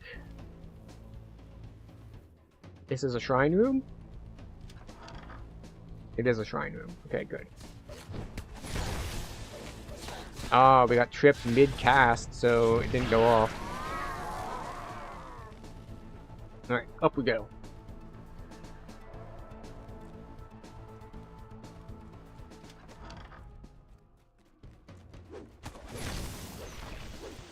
Miss. Big waste of spell points there. Alright. And I believe this is a loop, so it doesn't really matter which way we go first.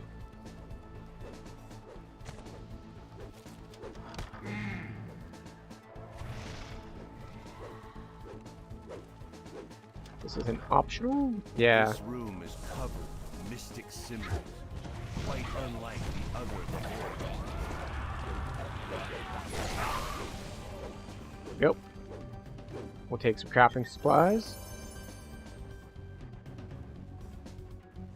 Maybe I should have used that shrine room now that I think about it. The answer is I should have gone to the other side first. But I need to pull the lever there to open the spaceport on the other side.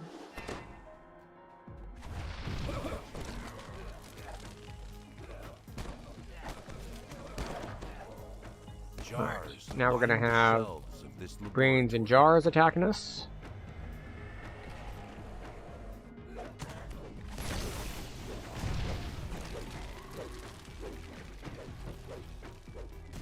Okay. Then through here. You found the director's office, but the there we go. Institute director isn't here. Pull this Perhaps lever. the memo on his desk contains Read a the clue note. to his whereabouts. The On our Institute way. is creating a huge number of flesh constructs to work in Lamordia's fishing fleet, under the supervision of Dr. Victra Mordenheim. You must destroy the equipment in the construct creation laboratory, then notify the authorities. Excellent. So this is one of those puzzles where... Actually, no, we don't do this one yet. Or do we?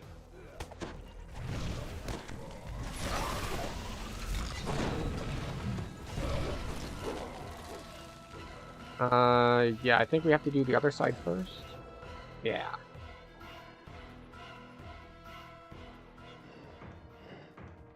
So we're going to start in reverse. So this can only go here. So that goes there.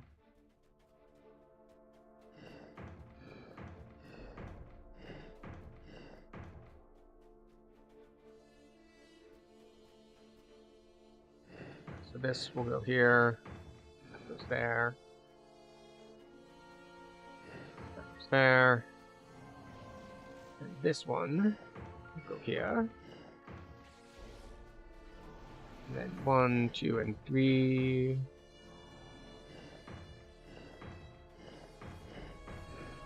There we go. Ding! But now, there's one in here that has a light on it. This one.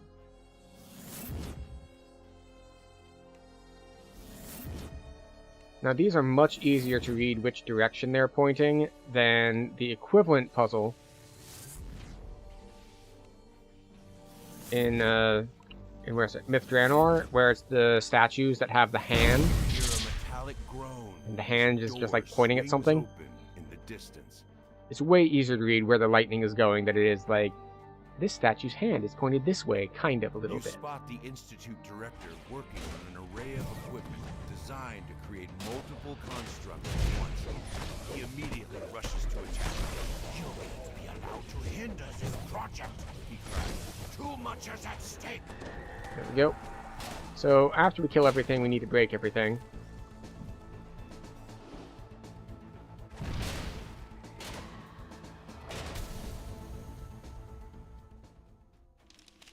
We need to go up here.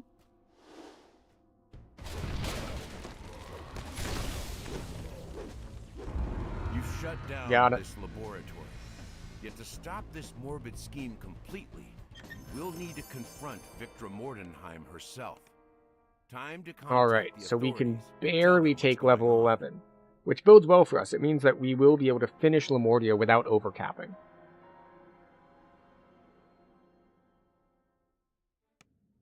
Which is fine, because there's lots of level 8 quests. Like, so many level 8 quests.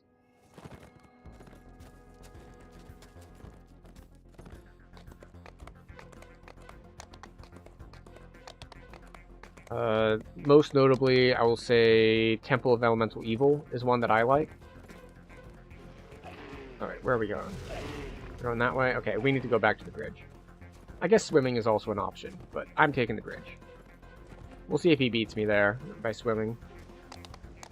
Probably will, but yes, the other 8s of note would be Vault of Night 1 and 2, and Temple of Elemental Evil. In particular, the top side of Temple of Elemental Evil is really nice. The nodes, less nice. Specifically because the nodes require you to be stronger. They are more difficult, and also they are worse to solo, because they are another classification of quest that does really, really well if you can split. So they are both more difficult and more supportive of wanting you to split the party. Which means if you have a strong party, they're great. Because you can split, and everyone goes their own way, and everything works out fine, and everyone is happy. But that is not always the case. Now, on the other hand, the first part of Temple of Elemental Evil is, comparatively, much, much easier. It's just really, really good XP. And it also benefits from being able to split, but it doesn't have the same downside of being, we'll say, as difficult. Like, the pack sizes are a little higher than some other quests on level, but just in general, it's not as tricky or difficult. A long-dead explorer lies here, half buried in the snow. The Right, note activate the clutched first in his ward hand stone. tells of a deadly cold valley ahead, and a cave sealed by 3 ward stones. Alright, so we don't have Featherfall Piercing on. cold clings to the floor of this valley. Stay up above the ground to avoid the cold's frigid bite.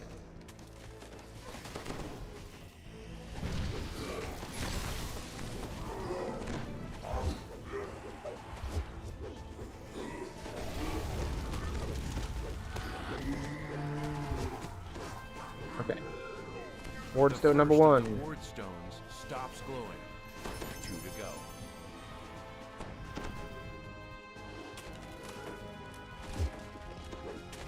Take it halfway down. Take another one down. Oh, our barbarian friend is struggling. Perhaps we should have played closer to him. The magical barrier So fades this when is you the downside, deactivate the second ward stone. which is One left. how I tend to play, is that I tend to trust the people in my party will be able to handle things, which works great when they're able to handle things. If they're less able to handle things, then it just gets kind of awkward.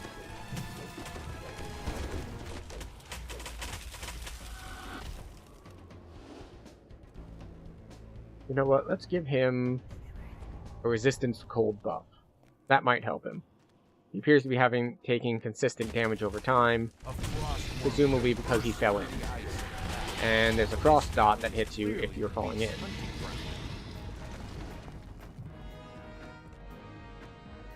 Touch the ward stone. Oh, wait.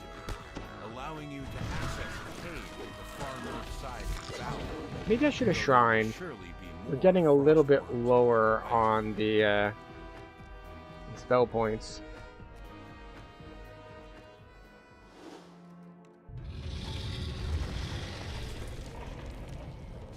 Alright, fine, we won't fight you then. If you're just gonna bury underground immediately, I'll go about my merry way and ignore you. You know, if I had stopped in town to spend my Reaper points, I would get 50 more spell points by walking through there. Can't reach you here, deep underground. But the cavern We'll go ahead and shrine, though. with the distant sounds of more Do we, frost strictly speaking, need to shrine? No, I don't think we do. I think we're good without it. But, just in case.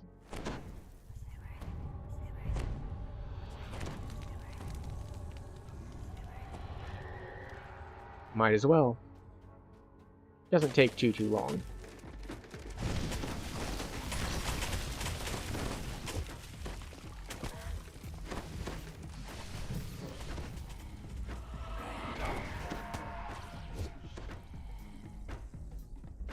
Old Light Walker is This is annoying. the same type of magic barrier you've seen before. There must be another ward stone nearby. I think it's down here. I don't know that for sure, but I think there is. I believe it's up top. Yeah. Going left there brings you down below, and there's an optional place where you fight a bunch of the worms and break a bunch of eggs. Now, should I go down there and do that optional? Most likely. I don't have a ton of crafting materials here for Lamortia, but, you know, we'll skip it for now.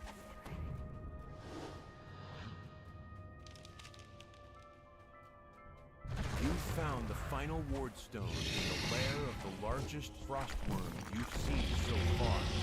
Defeat the beast and deactivate the ward stone. Touch the ward stone, turn around, and be on our way. The final ward stone. The final ward stone's magic fades. Now you can advance further into the cave. And now we can waste spell points on breaking things. Should I use a spell, this fireball, that costs me 32 spell points in order to do that? Probably not, but that was the final boss, basically. Not that it's really much of a boss encounter. So, I don't think we're going to fight anything else. So, I don't have any other use for these spell points besides breaking things.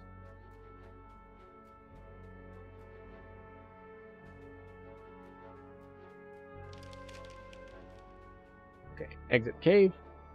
And then this should just bring us to the shack. Yeah, love shack, baby. Sorry, hut, not shack. So Jabba, not love. Where Elise is hiding. The air inside this dimly lit cabin is barely warmer than that of the tundra outside. Yet you can feel Solar gem of spell DCs radiating from the corner of the room. Elise finishes telling her story. She's agreed That's to quite help nice. you defeat Back, Dr. one second. Mordenheim. But first, she needs something from you.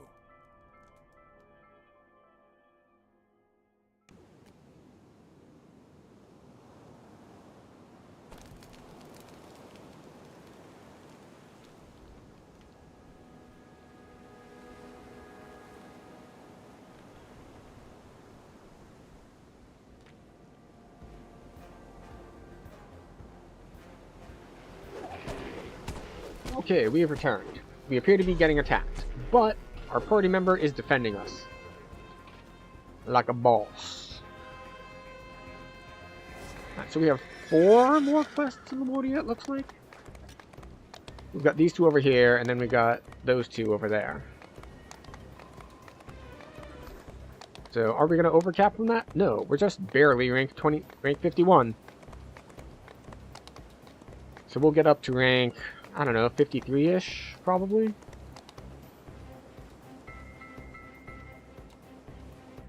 Schloss Allbreaker.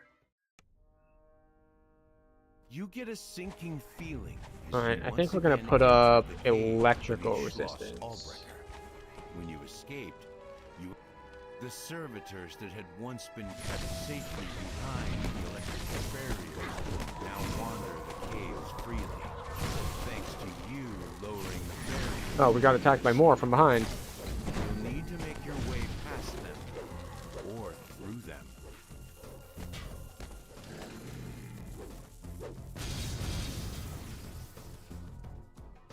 Alright, last time the goal was to overload it. This time the goal is to opposite of that.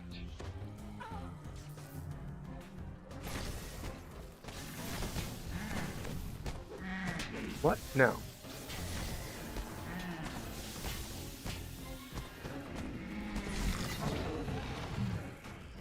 There we go. That's what we wanted.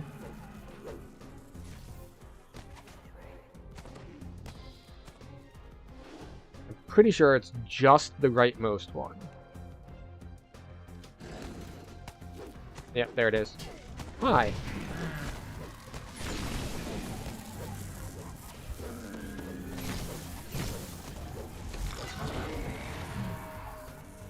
Okay. Off we go. That's Famine Reaper. Dead Famine Reaper. Fireball. And I don't think it's time to shrine yet. This isn't optional, by the way. Like, we don't need to go this way. It looks like this door opened when you cut the power. There's a monster behind this door. Why are there always monsters behind these doors? Because we're going through doors in like a mad scientist's lab. Like, what else would you expect to find behind the doors of a lab like this?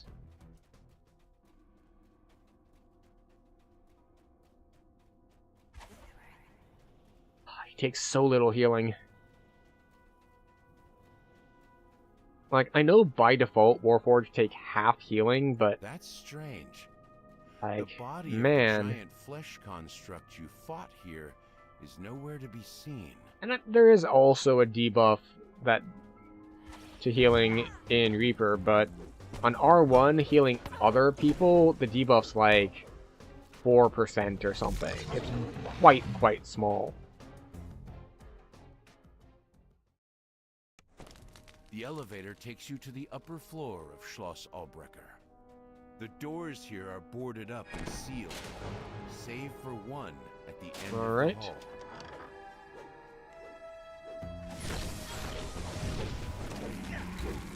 Go. There we go. Grab the soul. From a distance, this is why I like elf classes, or sorry, elf races. Having auto search for things like that, where it's not a difficult thing, it's just, for this quest, there's going to be a hidden door, and because we want the quest to be completable by pretty much everyone, we're going to make sure the door is hidden, but also make the difficulty check low enough that everyone of appropriate level should be able to find it. Which means, on an established character like this one, auto search will find it for us. Ah, heroes! I should have known that you'd return. This time, we meet in person. I must admit I'm loath to entertain guests in a state such as, well, this. Very few have seen their stalwart leader in this form, aside from Dr. Mordenheim and her associates, of course. Let's see. Speaking of this Dr. is... I'm afraid she has asked me to deliver a rather grave prescription if I saw you again. But you mustn't worry. I won't make you suffer any more than necessary. My new form has its challenges, I admit. Okay. Yet it also has certain... There we go. Go back to breaking stuff. Heal you a little bit. Why are you doing this? Do you want Lamonia to starve? The Baron has run out of there we go. Bodies. Now there's nothing left of him but a brain pulsing feebly on the floor. He's paid the price for helping Dr. Mordenheim with her murderous scheme. Oh yes. Time to move on to find You're getting not quite so much experience because they are fairly short quests. But this one is going to be a little longer, I believe. This is the other Schloss Aussprecher. Go. And on the way. Arrived at Schloss Albrecher under the pretext of attending the Baron. The Baron's Grand Hall is just that, grand. Gain an audience with Baron. We're going to take the combat route. Sights, sounds, and smells of this opulent reception. Yet the Baron himself Gosh, you're a is Ritz. nowhere to be seen. You'll need to find someone close to him to gain an audience.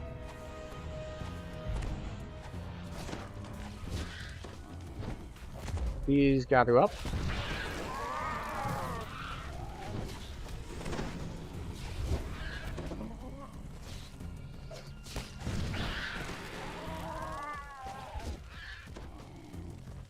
Alright, okay. Are there more? Oh, there's another round. Okay. Any more?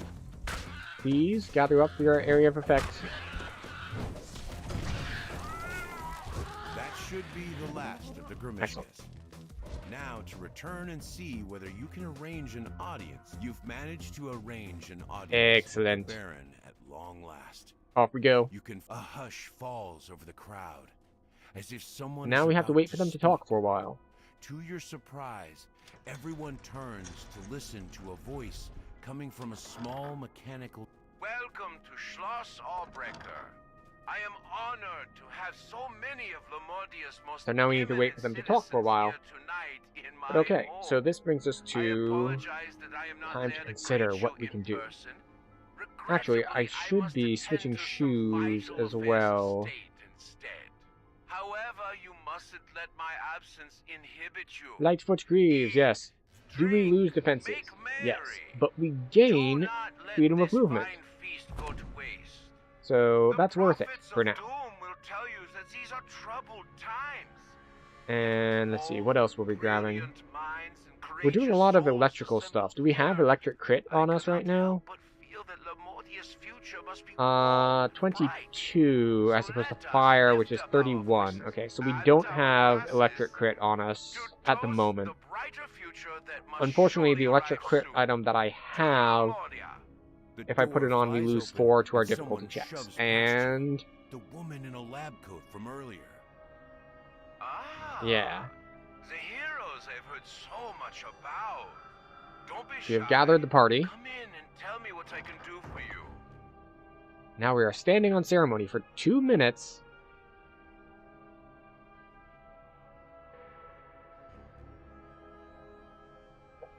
You appear to be obscuring things a bit more than I would like. The fishing fleet, and without the fleet, Lamordia would starve in a matter of weeks. So, a few must die now to provide servitors. This saves lives later on. Surely you can see that. I must admit, it's not the sort of thing the masses would understand. Which is why I can't let you leave. Get on with it! I have your lackeys and servitors to kill. Beneath you gives way.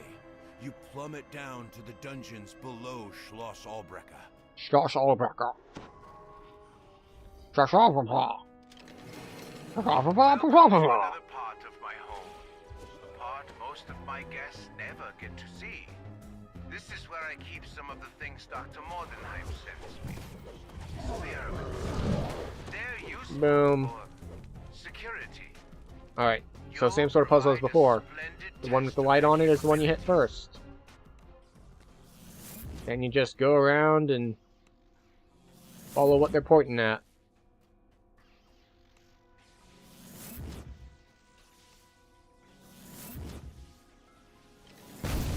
Boom.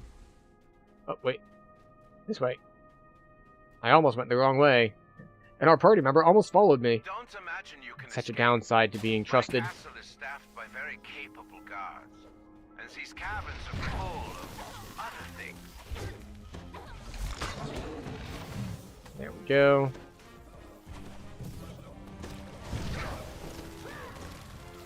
We're gonna hit this, we're gonna hit that. And now this time, like before, we came in and everything was overloaded, and we needed to fix it. Well, that's because we're doing things out of order. That's because the last time we were here, also known as this time that we are here, we're going to be breaking it.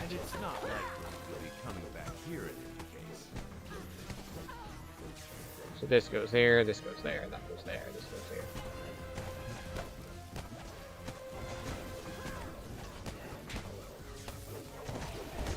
Oh, hey. Someone joined the party. I forgot that the party was still open.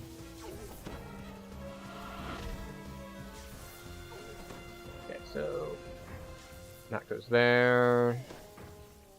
That goes there. Yeah, this goes sideways. This goes upside down. Yeah, there we go.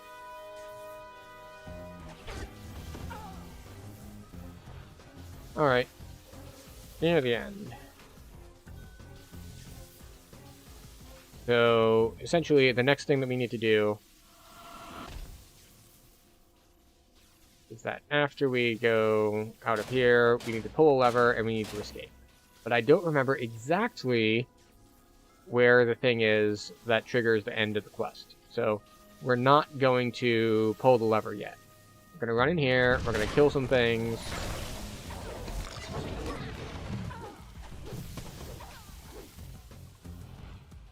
And we're going to leave well enough alone.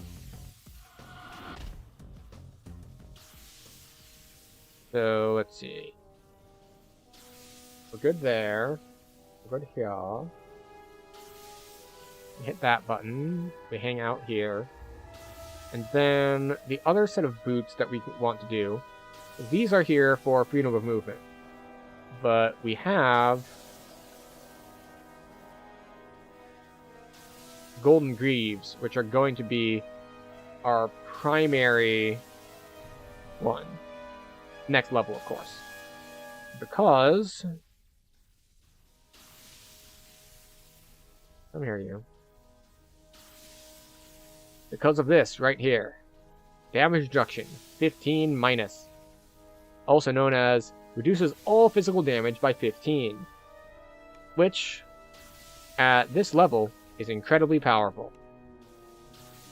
The sounds of crackling electricity fade as the power in the... I don't know where you think you're going. There isn't anywhere in Lamordia for you to hide. You will pay for meddling with Dr. Mordenheim's Wait, you have two chests? one way or another. Did we get an optional chest somehow? Oh well. It's fine. We're good to go.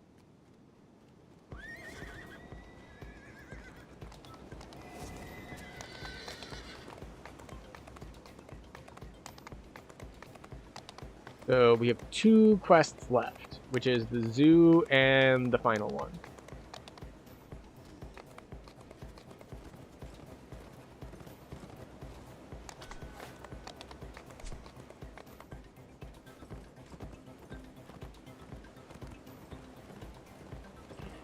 Alright, so... oh, the person who just joined for the end of the quest has apparently done the only 2 that we have left. So he said like, oh, I already did those. So he just joined in, grabbed some XP and left. But, earlier in the stream, we did have a party just straight up, like, finish the quest by the time we got in. So we just showed up and grabbed experience, and so we leached XP at that instance. This time, we were in the group that finished the quest, and someone else came in to leech XP at the very end. This is not a moral failing on anyone's part. That's just how things go logistically sometimes. Sometimes you're late, sometimes you're early. And it all evens out in the end. We're all just helping each other out here. Now, that said, this assumes that everyone is acting in good faith, and no one is, like, making people wait for you. I have run into circumstances where it's just like, I'm waiting for someone, and they're just, like, not paying attention and not really on their way.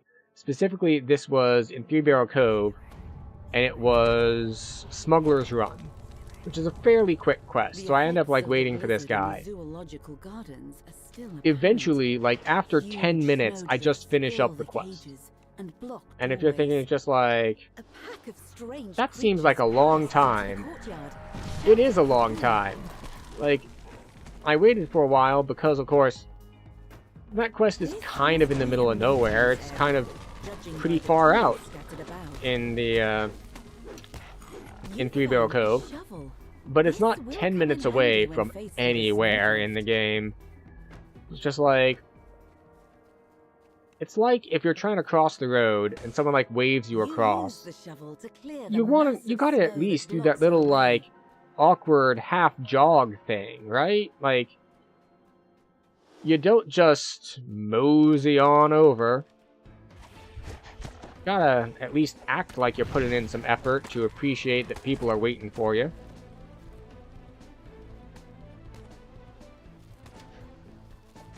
Alright, now one problem here is that this quest has a couple routes.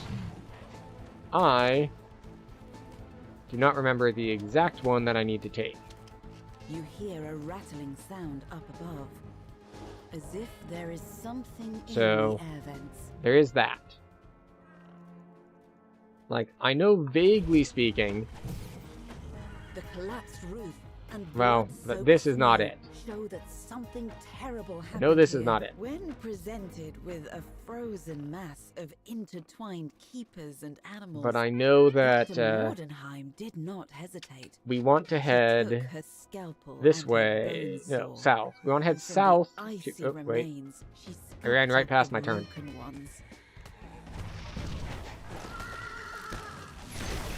We want to head south for the last part, but we probably shouldn't head this way yet. I'm gonna do it anyway because, you know, we're here.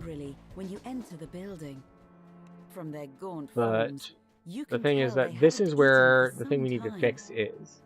The zoo's automatic feeding system has Yep, broken there's down. one of the pieces that we need. If you don't repair it, the remaining animals will slowly starve to death. This is a component part of a larger machine. Okay, so we need to head further north and over. Well, actually, we need to head north and left. North and left, I believe, is where we need to go to actually get the next piece.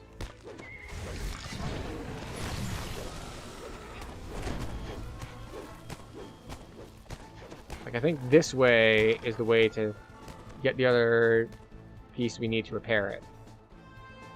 Hopefully. There it is, yes! Excellent. I'm either getting much luckier, or my vague memories are becoming less vague as I run the quest more times. I'd like to think that getting more experience, like me, the player, getting experience as opposed to the character getting experience, because both make you stronger, but in different ways. This should be the way to the end of the quest.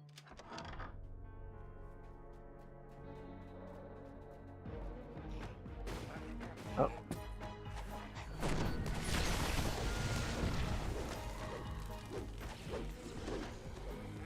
Yep. I just stopped to take out the Reaper. Excellent. Here we go. This device is designed to send food throughout the zoo using a series of pneumatic tubes. But the automatic feeding system is broken. There we go. Creature from the vents comes for us. You replace the components.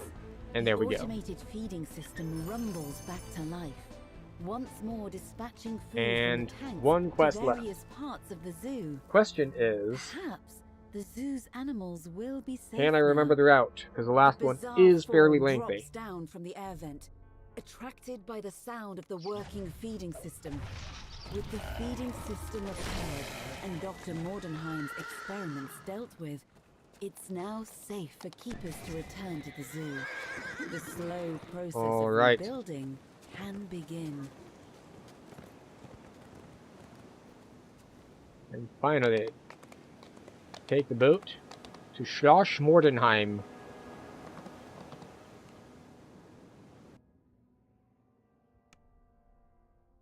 You enter the quiet foyer of Schloss Mordenheim, a vast, half-abandoned castle.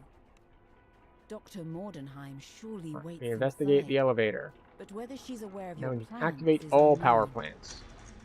Elise beckons you over, restless to get started. This Victra's is probably up in her tower at the top side of the room. castle. She doesn't spend much time anywhere else. The lobby is littered with electric machinery and what must be Alright, deliverance for Dr. blue is the red There's a icon. conspicuous elevator in the center of the room. You investigate the elevator. Power has been cut from all levels, aside from the entrance floor. You'll need to find a way to restore the power to each level. Why did that not land on anyone? Propped up against this wall. A yellow crystal between So this them is the trick touches the about... one above the door. Oh, there are two wheels. How do I... Do I need to find the answer to both? No. You only need to find the answer to the one. Door opens. So you have the one that you know the answer to, and then you just keep turning the second one until it works. Because you know one of them is right. And you know what's going to happen when both of them are right.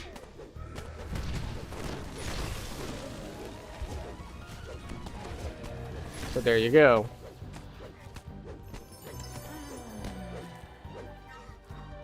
So this was a side area.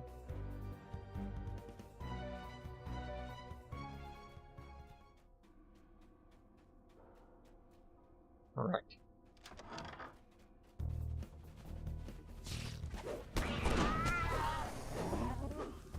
Go.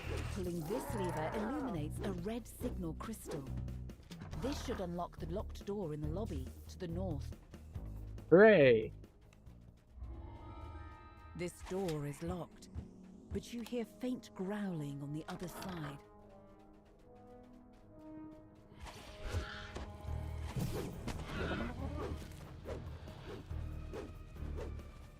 Okay.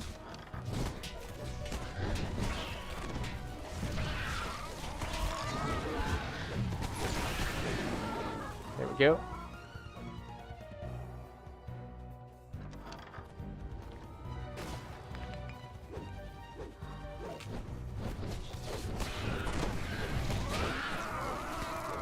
There we go. More crafting materials.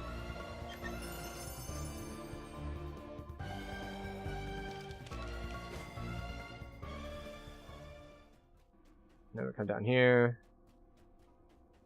And turn. No, not that fast. Ground floor.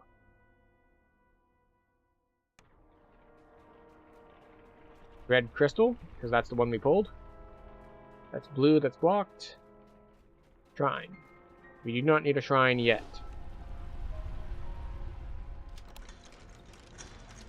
You hear a stream of yellow coming from the level above. Wait, my spells are gone. Did the little spell eater thing debuff me? Or dispel my buffs, I suppose, would be more accurate? I'm guessing the answer is yes.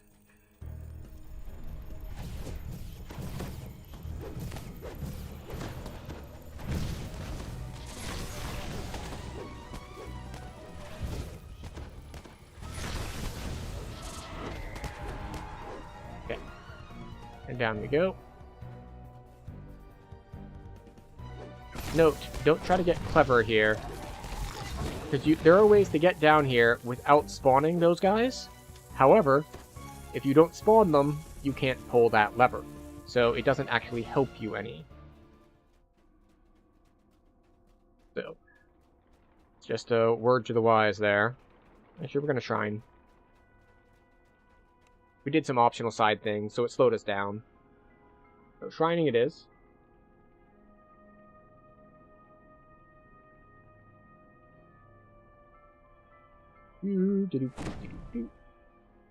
Excellent.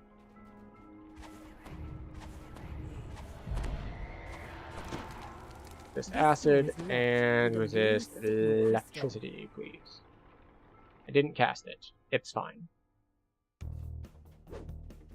Just electricity. This door is locked, cutting off your access to the rest of the experiment floor. However, you can see another door down the hall. Inside this room, you see a massive creature. It must be one of Victra's experiments, judging by the brain implanted into the creature's head. Then, to your surprise... So I got killed here when I was doing a challenge run and actually ramping up how many of the how many skulls I could put. I had forgotten that he spawns extras. Could this be the Baron? The thing doesn't seem to recognize So we can't unlock that. It attacks. Access to this level from the stairwell is locked. The door requires an iron key. Another rune on this elevator has been powered. You can now access the next floor. All you right. Step out of the elevator and onto the experiment. Oh, our floor. third member has arrived. Excellent. Can't go that way. We need to do the green thing.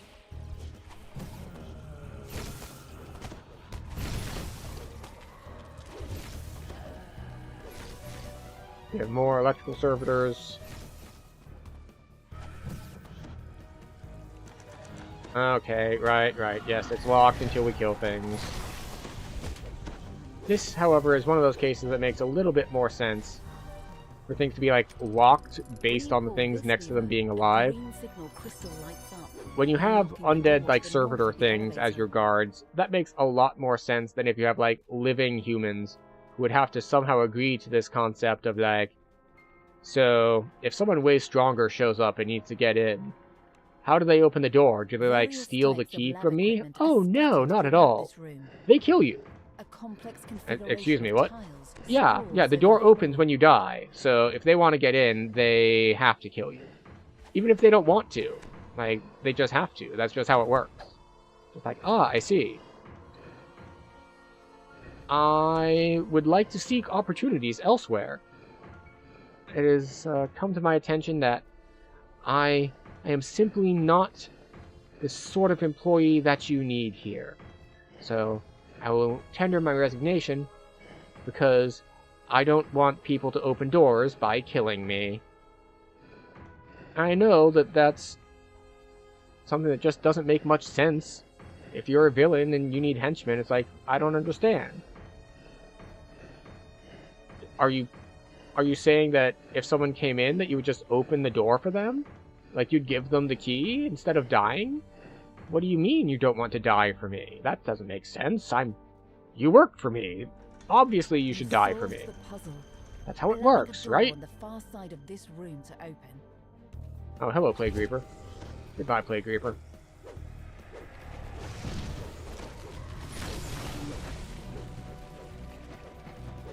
Hi. Go.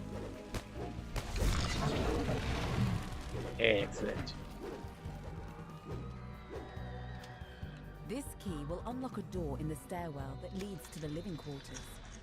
You should make your way over there to continue your exploration. Right, yes. So we pull this lever. When you walk through this door, you find yourself just down the hall from the place where you defeated the Baron.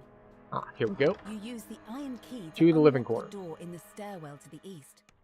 It leads to the living quarters. Can't get through there yet, This so we have to go here. And this is where we go up and over.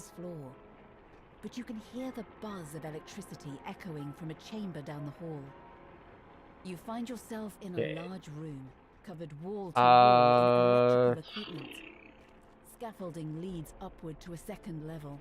A mass of lit buttons is configured in a pattern on the floor. Beside it, you see a lever marked with 2 dark runes.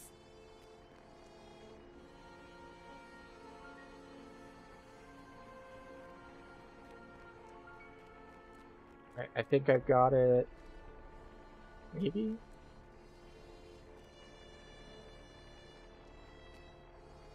No. Boo! Boo, I say.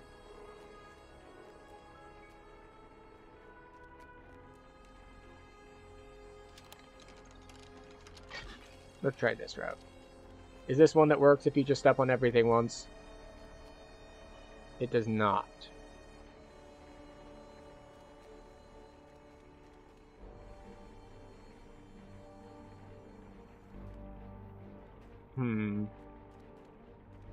There we go. Aha! It took us a little bit, but we got there. The lever on the right of the room clicks unlocked. Pulling this lever restores power to the elevator, granting you access to the living quarters. Okay.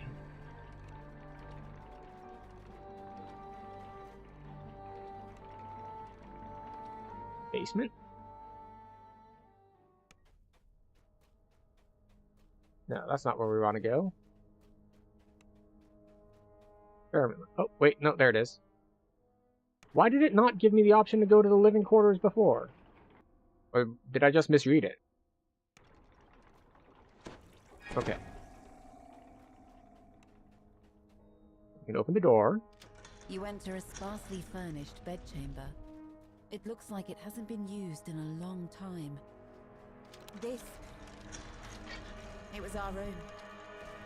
I'm not surprised it's so run down now.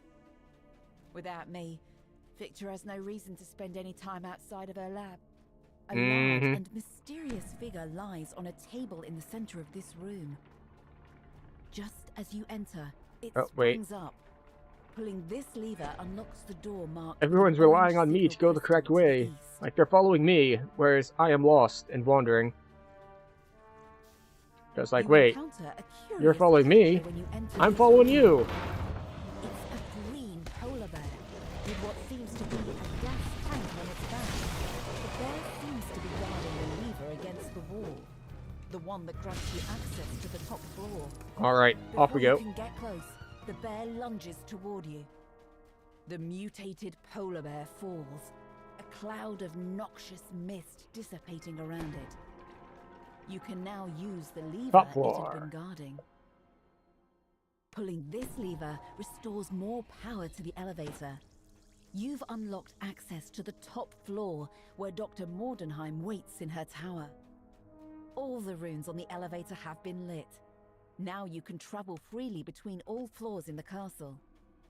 You've arrived at the top floor of the castle. It's boss time. You should find the entrance to Dr. Mordenheim's tower nearby. You have made it up to the tower at last. Near the back of the room, engrossed in an experiment, is the woman you've come to confront. Dr. Victra Mordenheim. Victra's eyes flick upward as she takes you in. Almost Without certainly so much as a a grunt, scammer. she We're going to ignore them. work.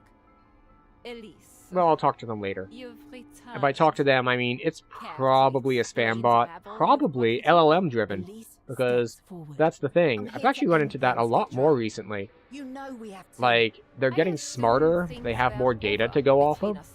For example, one was trying to imitate a different streamer. Not someone I know, actually. It's someone I checked the name they had in their profile. The name they had in their profile was a valid name of someone on Twitch.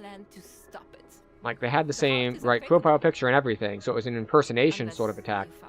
They talked about wanting to collaborate and whatnot, and they asked, like, oh, what game did I play? Like, specifically in order to test the bot, I was just like, oh, you say you saw my stream? What was I playing? And it was able to actually answer that correctly. You know, I've been teaching myself ways to use the code to my advantage. Which is interesting that they are even good enough to do that now. The temperature in the room drops as Dr. Mordenheim attacks. So there is that. And then there was a different one that actually sent me a DM on Twitch after I had said something in a streamer's chat. It was like, hey, you're like funny, I saw that thing you said in like such and such streamer's chat, which was the correct name of the streamer. So the bot was in chat You reach the top and floor of this it tower. was Victra glares messaging people who sent messages in that chat so that it could then try to seem legitimate, like human, be like, hey, I saw that thing you said, here. So it's getting closer to something like spear phishing as opposed to just random phishing. Compared to the everlasting life of the unbreakable heart. I said it's over, Victra. I meant it. It's over, Victra. I have the high ground. Both plummet over the side. Victra lies motionless in the snow, with Elise beside her. I'd back up if I were you. Hooray! 30k, but it took 15 minutes. Elise, don't. Victra croaks, struggling for every breath. Alright, Adam. Goodbye, Victra. You're free! Despite everything, Or as free as a always servitor had my can heart. actually be. Without another word, Elise puts her hand to her chest. There is an explosion of heat and light. And they are gone, with Victra Mordenheim dead, and the unbreakable heart destroyed. That is Lamordia. Done. So, for stream tonight, what have we done so far? We did Feywild, we did Dread, and we did Lamordia. So, that's a pretty quick clip for 4-ish hours. Now we're going to clear some inventory space. And we're going to finish out with the first part of Temple of Elemental Evil. Because I like it. Do we need to do it right now? No, probably not. But hey, I like it, so we're going to do it. And also, we had ads hit in the middle of that quest.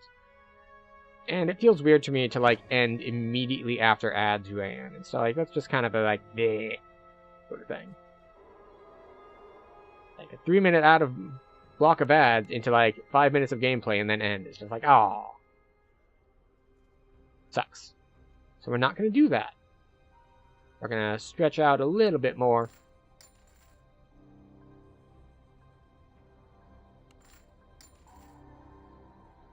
And be on our way.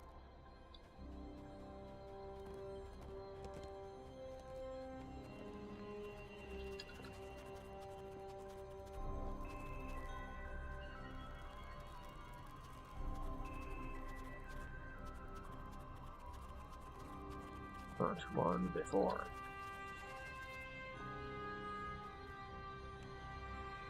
Go to Guild Airship. We'll grab our buffs back. We will spend points. How many points do we have to spend? 2? 4? Ooh.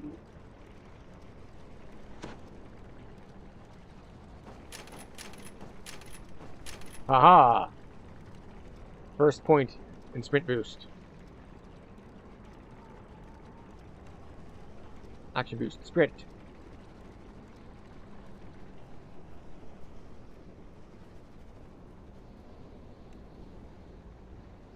We want the Gatekeeper's Grove. That's where we want to go.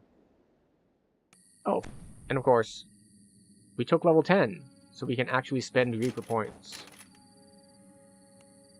See? Completely out of habit, I took Charisma here. That is incorrect. We are a wizard. We want intelligence. Shows you how often I play intelligence-based casters.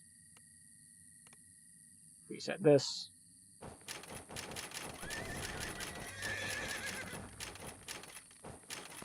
Intelligence, please. Thank you.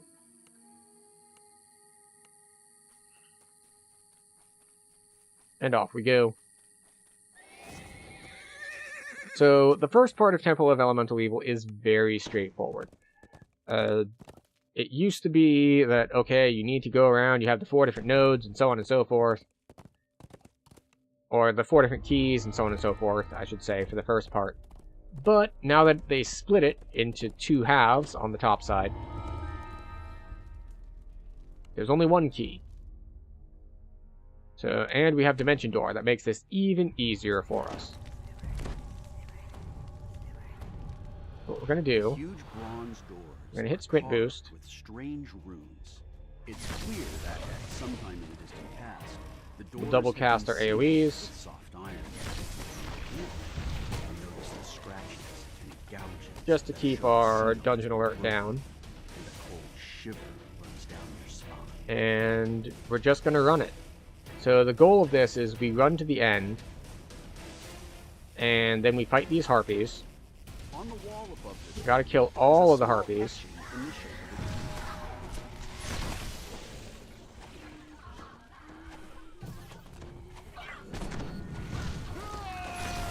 And you want to try to burst them all down, because they do have a silence effect that they can hit you with. Once you've killed all the harpies, the rune unlocks. And after the rune unlocks, we just detour back to the entrance, hit our sprint boost again, and now we head to rune number 2.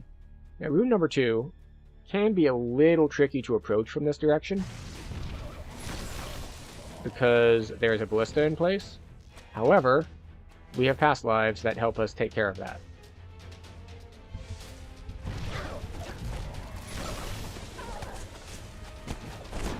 Okay, so,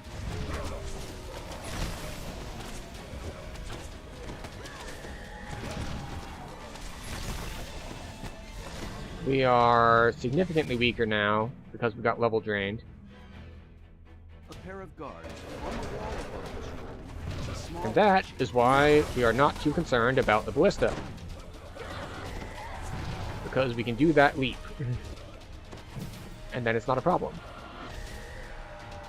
And normally I would not shrine here, but I really want to get rid of the 4 negative levels. Because we've got tons and tons of available spell points. Oh, we did before we got level drained. Now we don't have quite as many. But it's fine.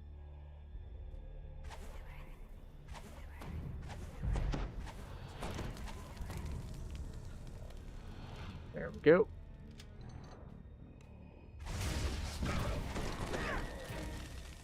Remnant. And sprint boost. So we got the 2 runes, so this is open. So we can go in here. Funny thing is, without Death Ward, I believe the red name here at the end will also level drain us. But for now, we fight Earth Elementals, and Earth Elementals do not level drain us, so we're not too concerned. In the center of this chamber, 4 massive Earth Elementals patrol around the altar.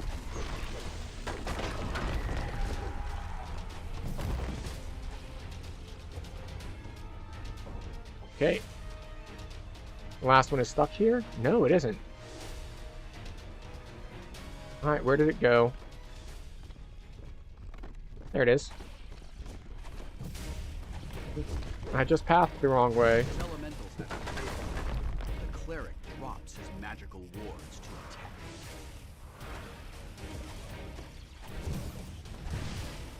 What? Roman, There we go. curate of the Earth Temple, falls. And grab the chest. And we can be on our way. Alright, people are in.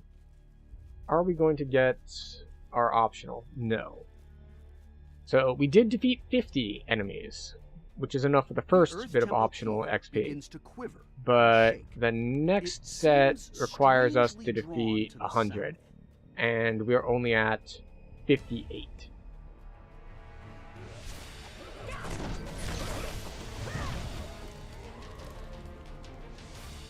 Okay, so we're at 63.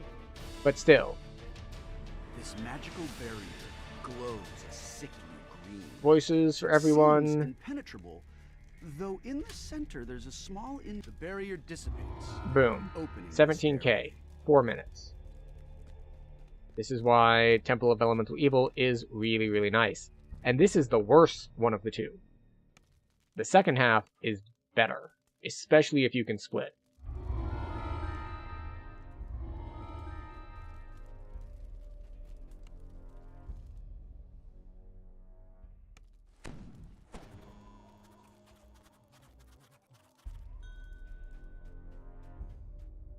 I have just told my party that I will get the fire and the water keys, that this is trusting them to get the air key. Now, fire is relatively easy, because instead of fighting, you can pay money, and we have the money for it. So,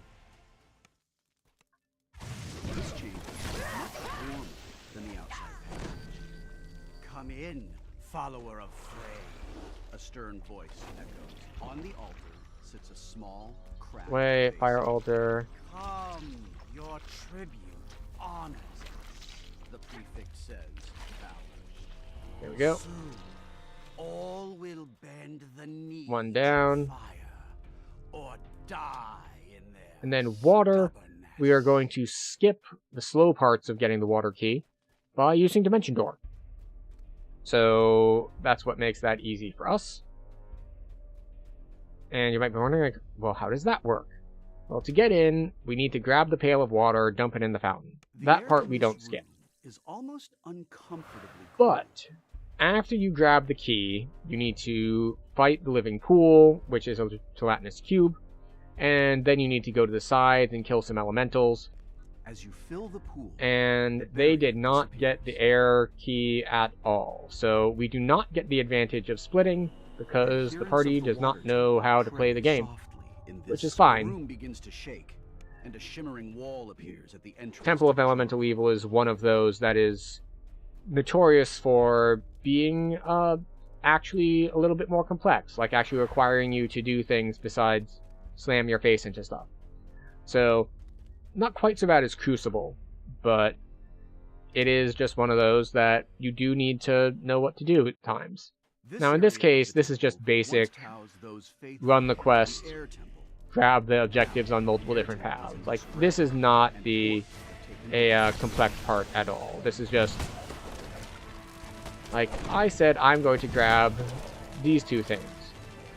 And they did not pick up on the fact that I meant, please go do the other one that I am not doing. On the wall above this room is a small etching in the shape of a crown.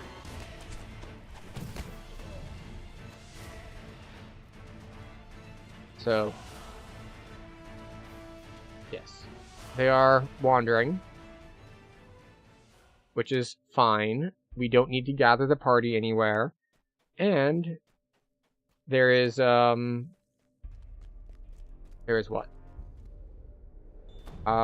There is an optional that gives you bonus XP for killing stuff. So if they want to wander around killing stuff, that's just bonus XP for the party.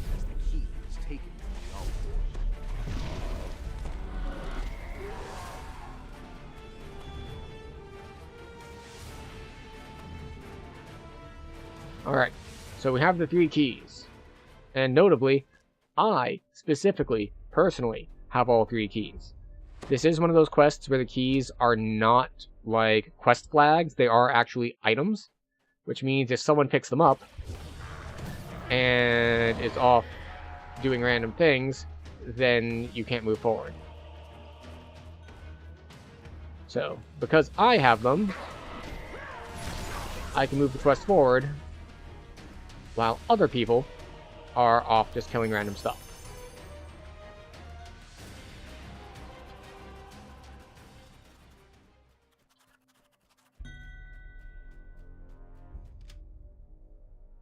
That gets fire done? It's like, yeah.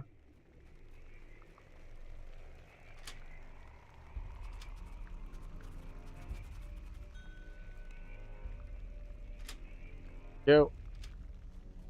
These weren't here before, by the way. With the 4 barriers dispatched, this changed when they redid the quests. So what happened is,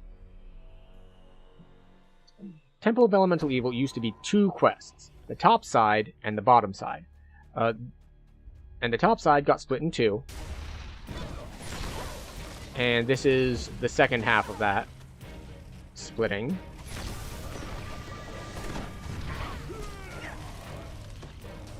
And the bottom side, which is all the elemental nodes, used to all be 1 quest, but you didn't need to go through all of the elemental nodes. That was like optionals. You basically got randomly given 1. And you'd have to go to that node and find the key to open the way to the last section. So now it is very, very different. This is the entryway to Falreath's chambers. So these 4 gates here used to be where you used the 4 keys. As opposed to now, you saw that we opened those 3 gates on our way down here. And the 4th one was the one that we opened in the previous quest to finish out in the Earth Temple. The wizard Fallring floats high above the So here we are, and this is the part of the quest that you need to actually know the mechanic for. So the mechanic here is that in a moment there's going to be 4 elementals that spawn to fight us. They are immune while in their respective sections. Like, the water elemental is going to be immune while he's in the water section. Likewise, the Earth will be immune as long as he stays in Earth, which unfortunately our party members are holding him in Earth, where he will stay immune until we get him to move somewhere that is not in the Earth quadrant.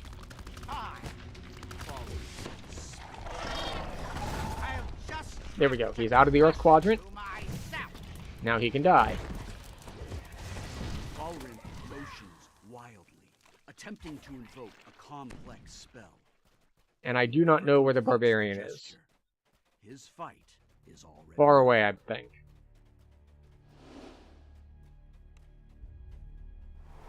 Spit boosting our way around. We grab the page. We grab the journal. If Fallrinth's journal is to be we grab the orb. The demon Zuggitmoy has nearly been freed. Through the door, and off we go.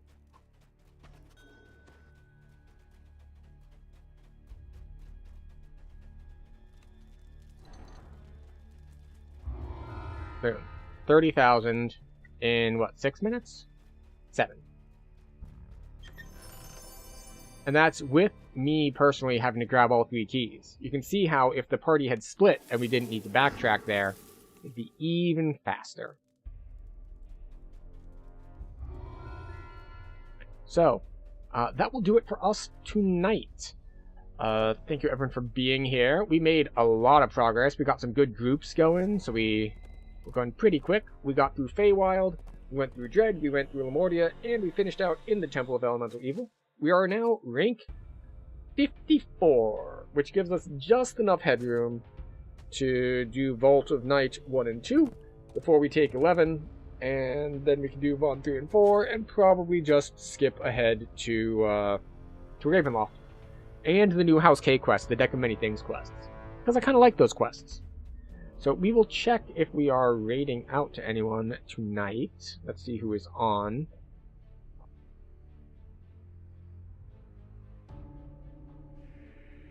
Let's see.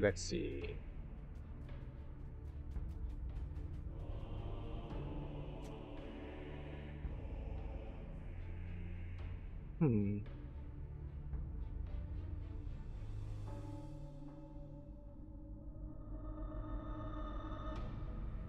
know what? I think we'll toss over to Nomad Dog. Probably. That seems like a good idea, right? I don't think I've raided him in quite some time.